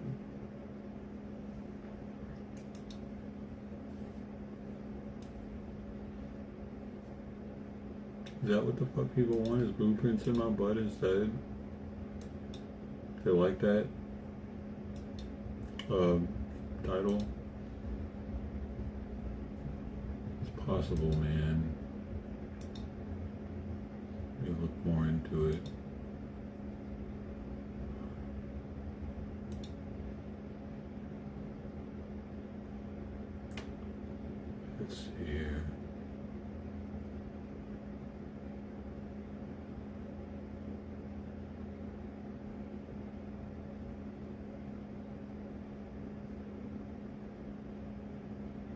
Why are all my other channels listed on here? That's interesting. I gotta fix that. Only one of them is listed.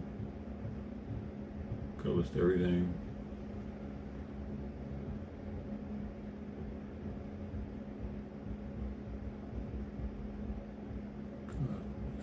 My live streams aren't even on. Oh, I guess I gotta fix that too.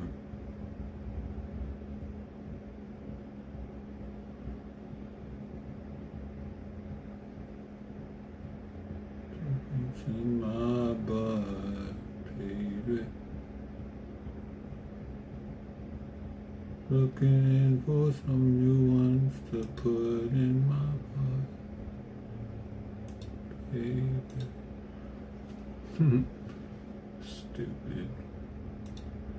Alright, boom, boom, boom. I'm getting my shit ready to go. Boy, you already know. Oh shit, hold on. This might be running down right now. 81%.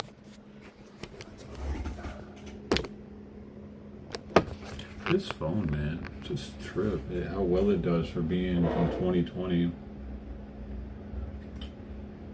I did get the top of the line phone though at the time, the Ultra 5G. 5G just came out.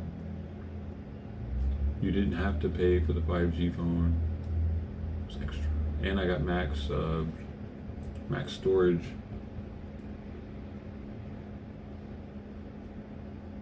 But yeah, man, 6 years. That's way longer than phones used to seemingly last when we could replace the batteries in them. You know, I'm just thinking back to when I was like 21 years old.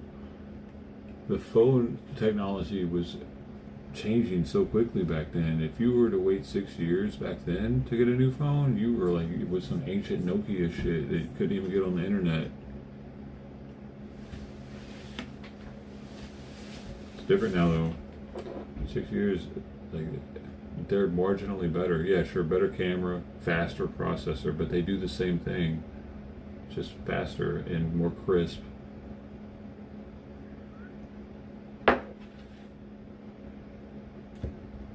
Not nearly as necessary as the upgrades used to be.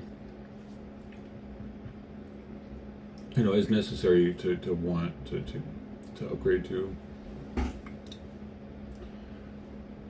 Like, I don't know, man.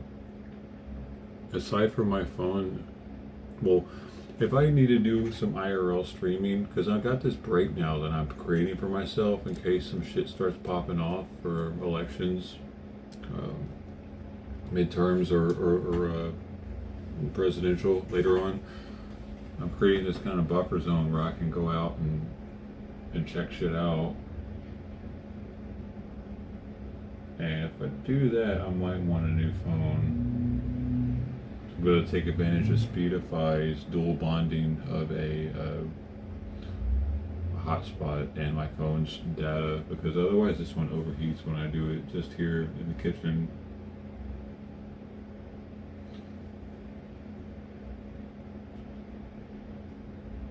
It's too much data for it, apparently. That's one thing that a newer phone, if you're a streamer or in the audio video, like it definitely a new one will make a difference.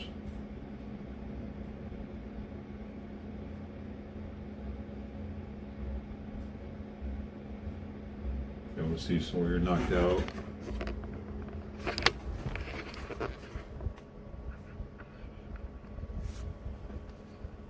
This is what I'm looking at.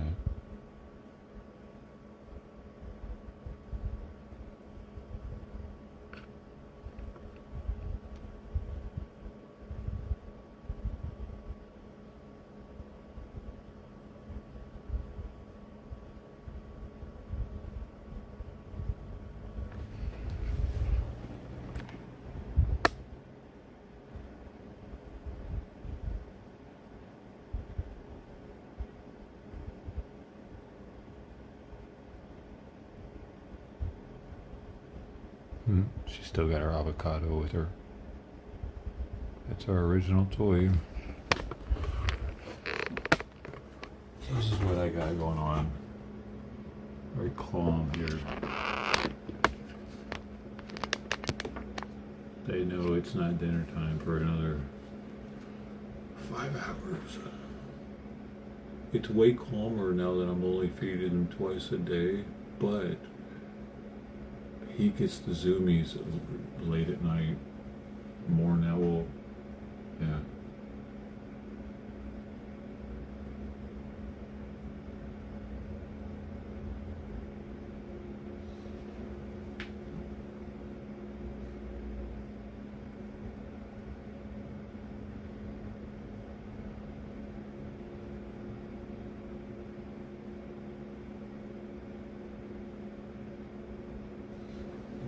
I really wonder, like, what their lives would have been like had, I forgot to put it on this one, had they not gotten trapped by me.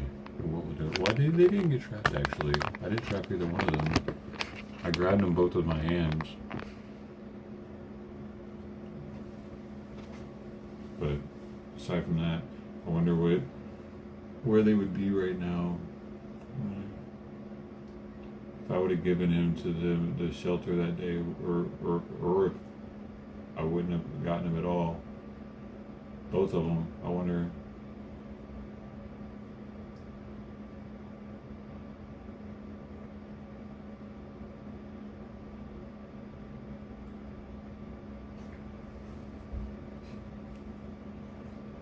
I did something. Okay, let's put it at 5.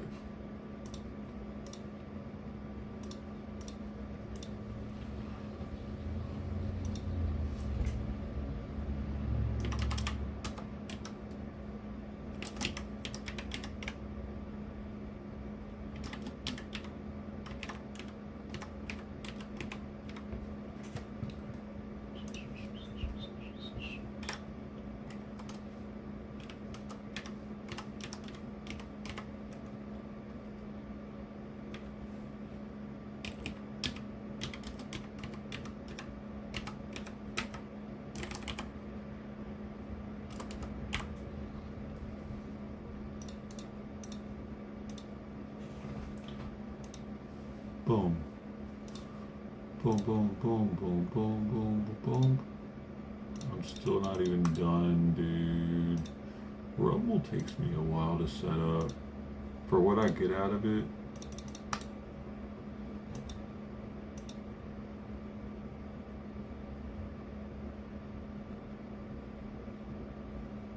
takes me the longest to set up.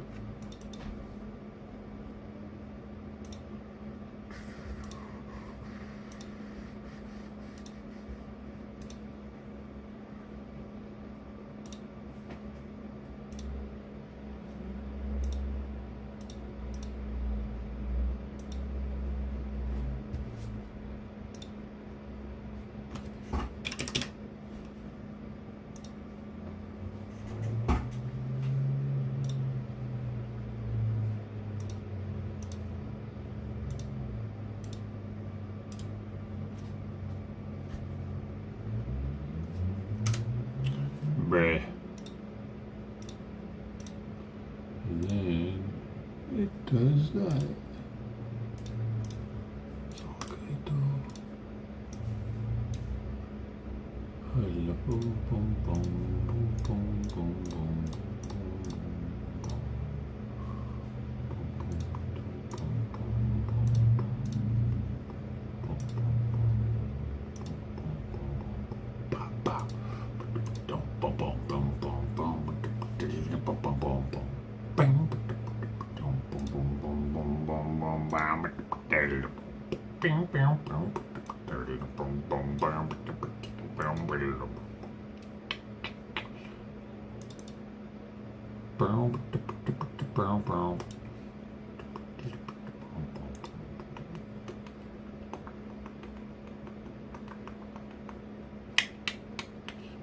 I'm on the roll, dude. I'm gonna be.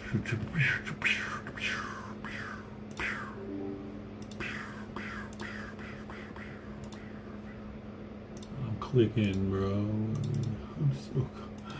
I'm so good at clicking, man. I tell you, if you could see me, mama, if you could see me now. Look at me click. Look at me click. Look at me. Look at me. Look at me click.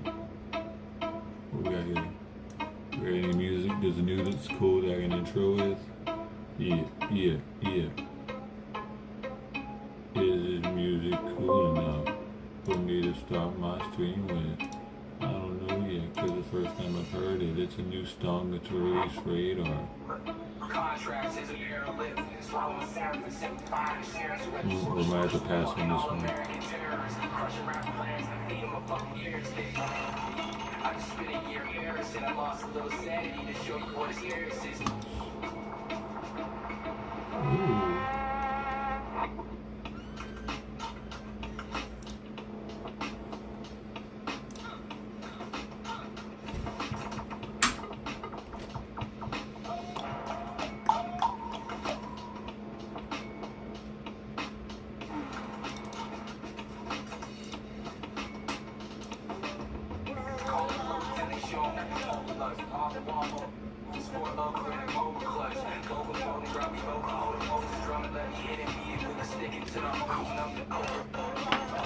I'm doing too much, my computer's starting to glitch out.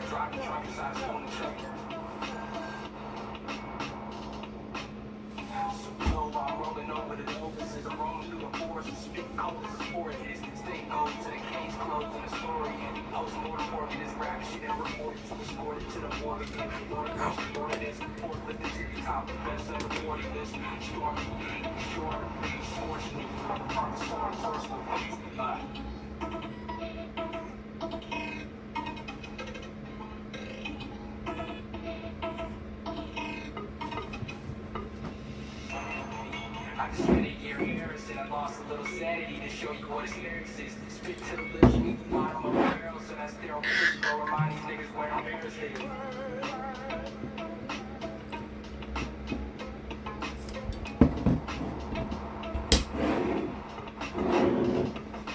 Bruh.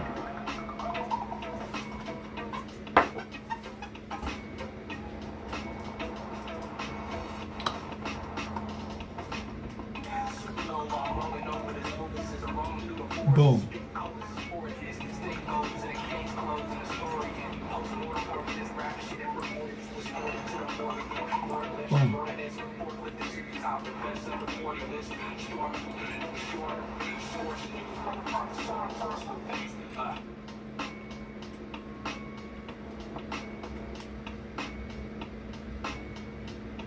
Ooh.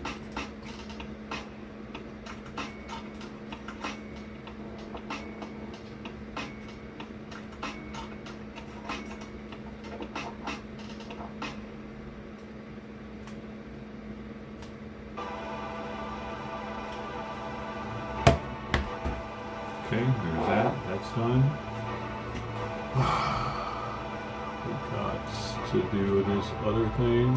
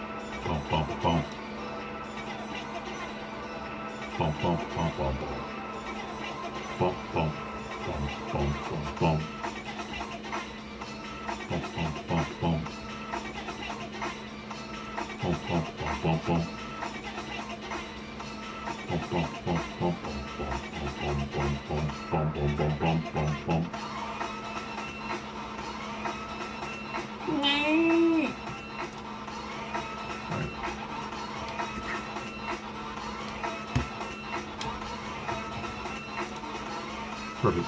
All right. Next up on the list of things to do is get the YouTube stream up. Alrighty then. I don't give a fuck. Look at my face or something. I'm just seeing my thumbnail for the.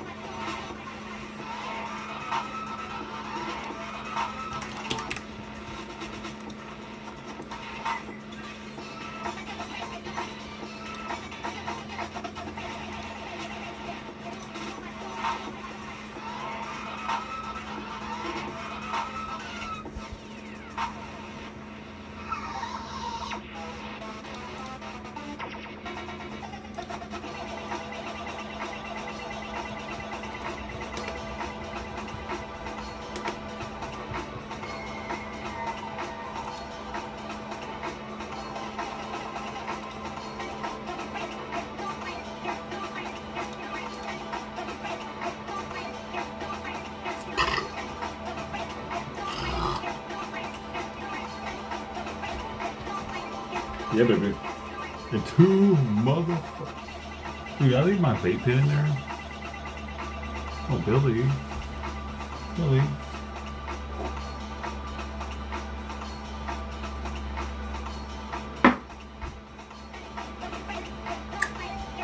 Billy. You're not Billy. The fuck are you? I thought you were Billy, man. How you doing? How you doing? Since you ain't Billy. And you ain't been through the initiation yet, boy. Take your pants on. It's time to get rowdy. To get crazy. Get the hammer. Get the hammer. It's time to get crazy up in here. Where's Pelosi at? Yeah.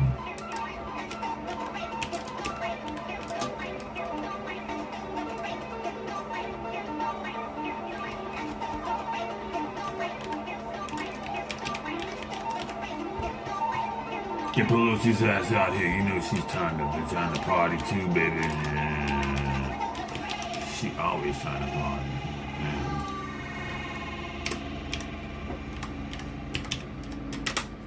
Yeah, baby. Yeah, two motherfucking peppers.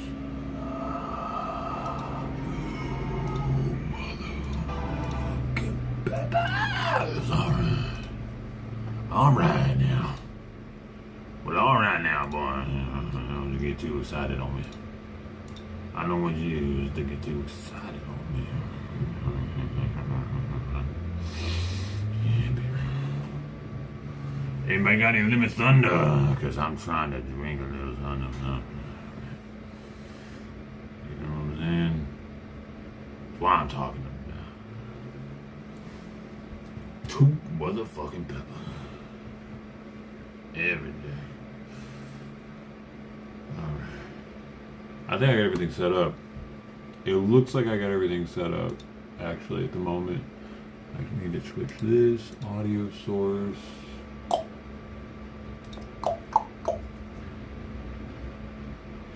And that's done. And, yeah, man. I think that's it. I'm already done. Look at me, man. Would you just look at me? Go. Pretty much a badass. No, you know I'm just playing. I know I don't. Oh shit. Oh no. Okay. I'll see you guys in a bit, alright? I'm gonna arc-tater my ass off. I can't arc-tater too much though. I have limited supply of arc-tater juice.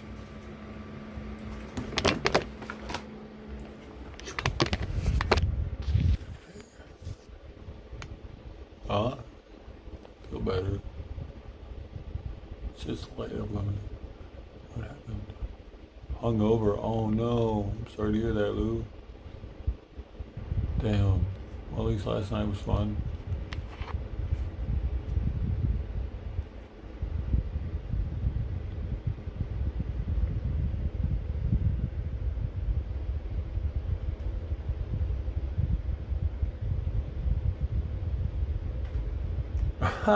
No way. There's no way I would do that, dude. I would go to Costco before I did that.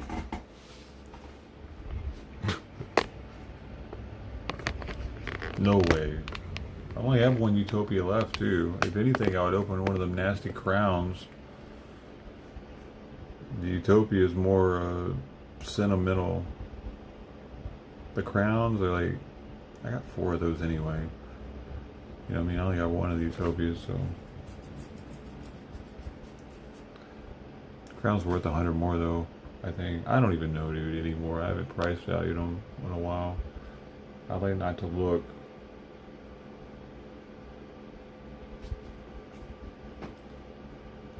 Hope to see everybody there. I'm gonna put a link to the other one, okay, baby? Okay, baby.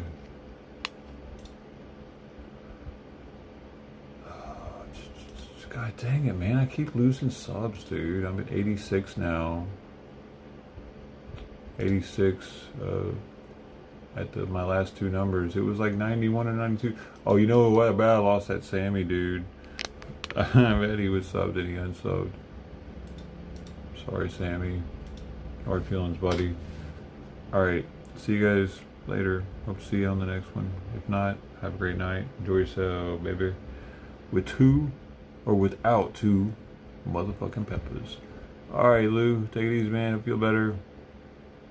Maybe you should eat 2 motherfucking peppers. You ever thought about that? I mean, while you're out there, you could, if you come across 2 motherfucking peppers, you know what to do. All right, Lou. It might be the cure.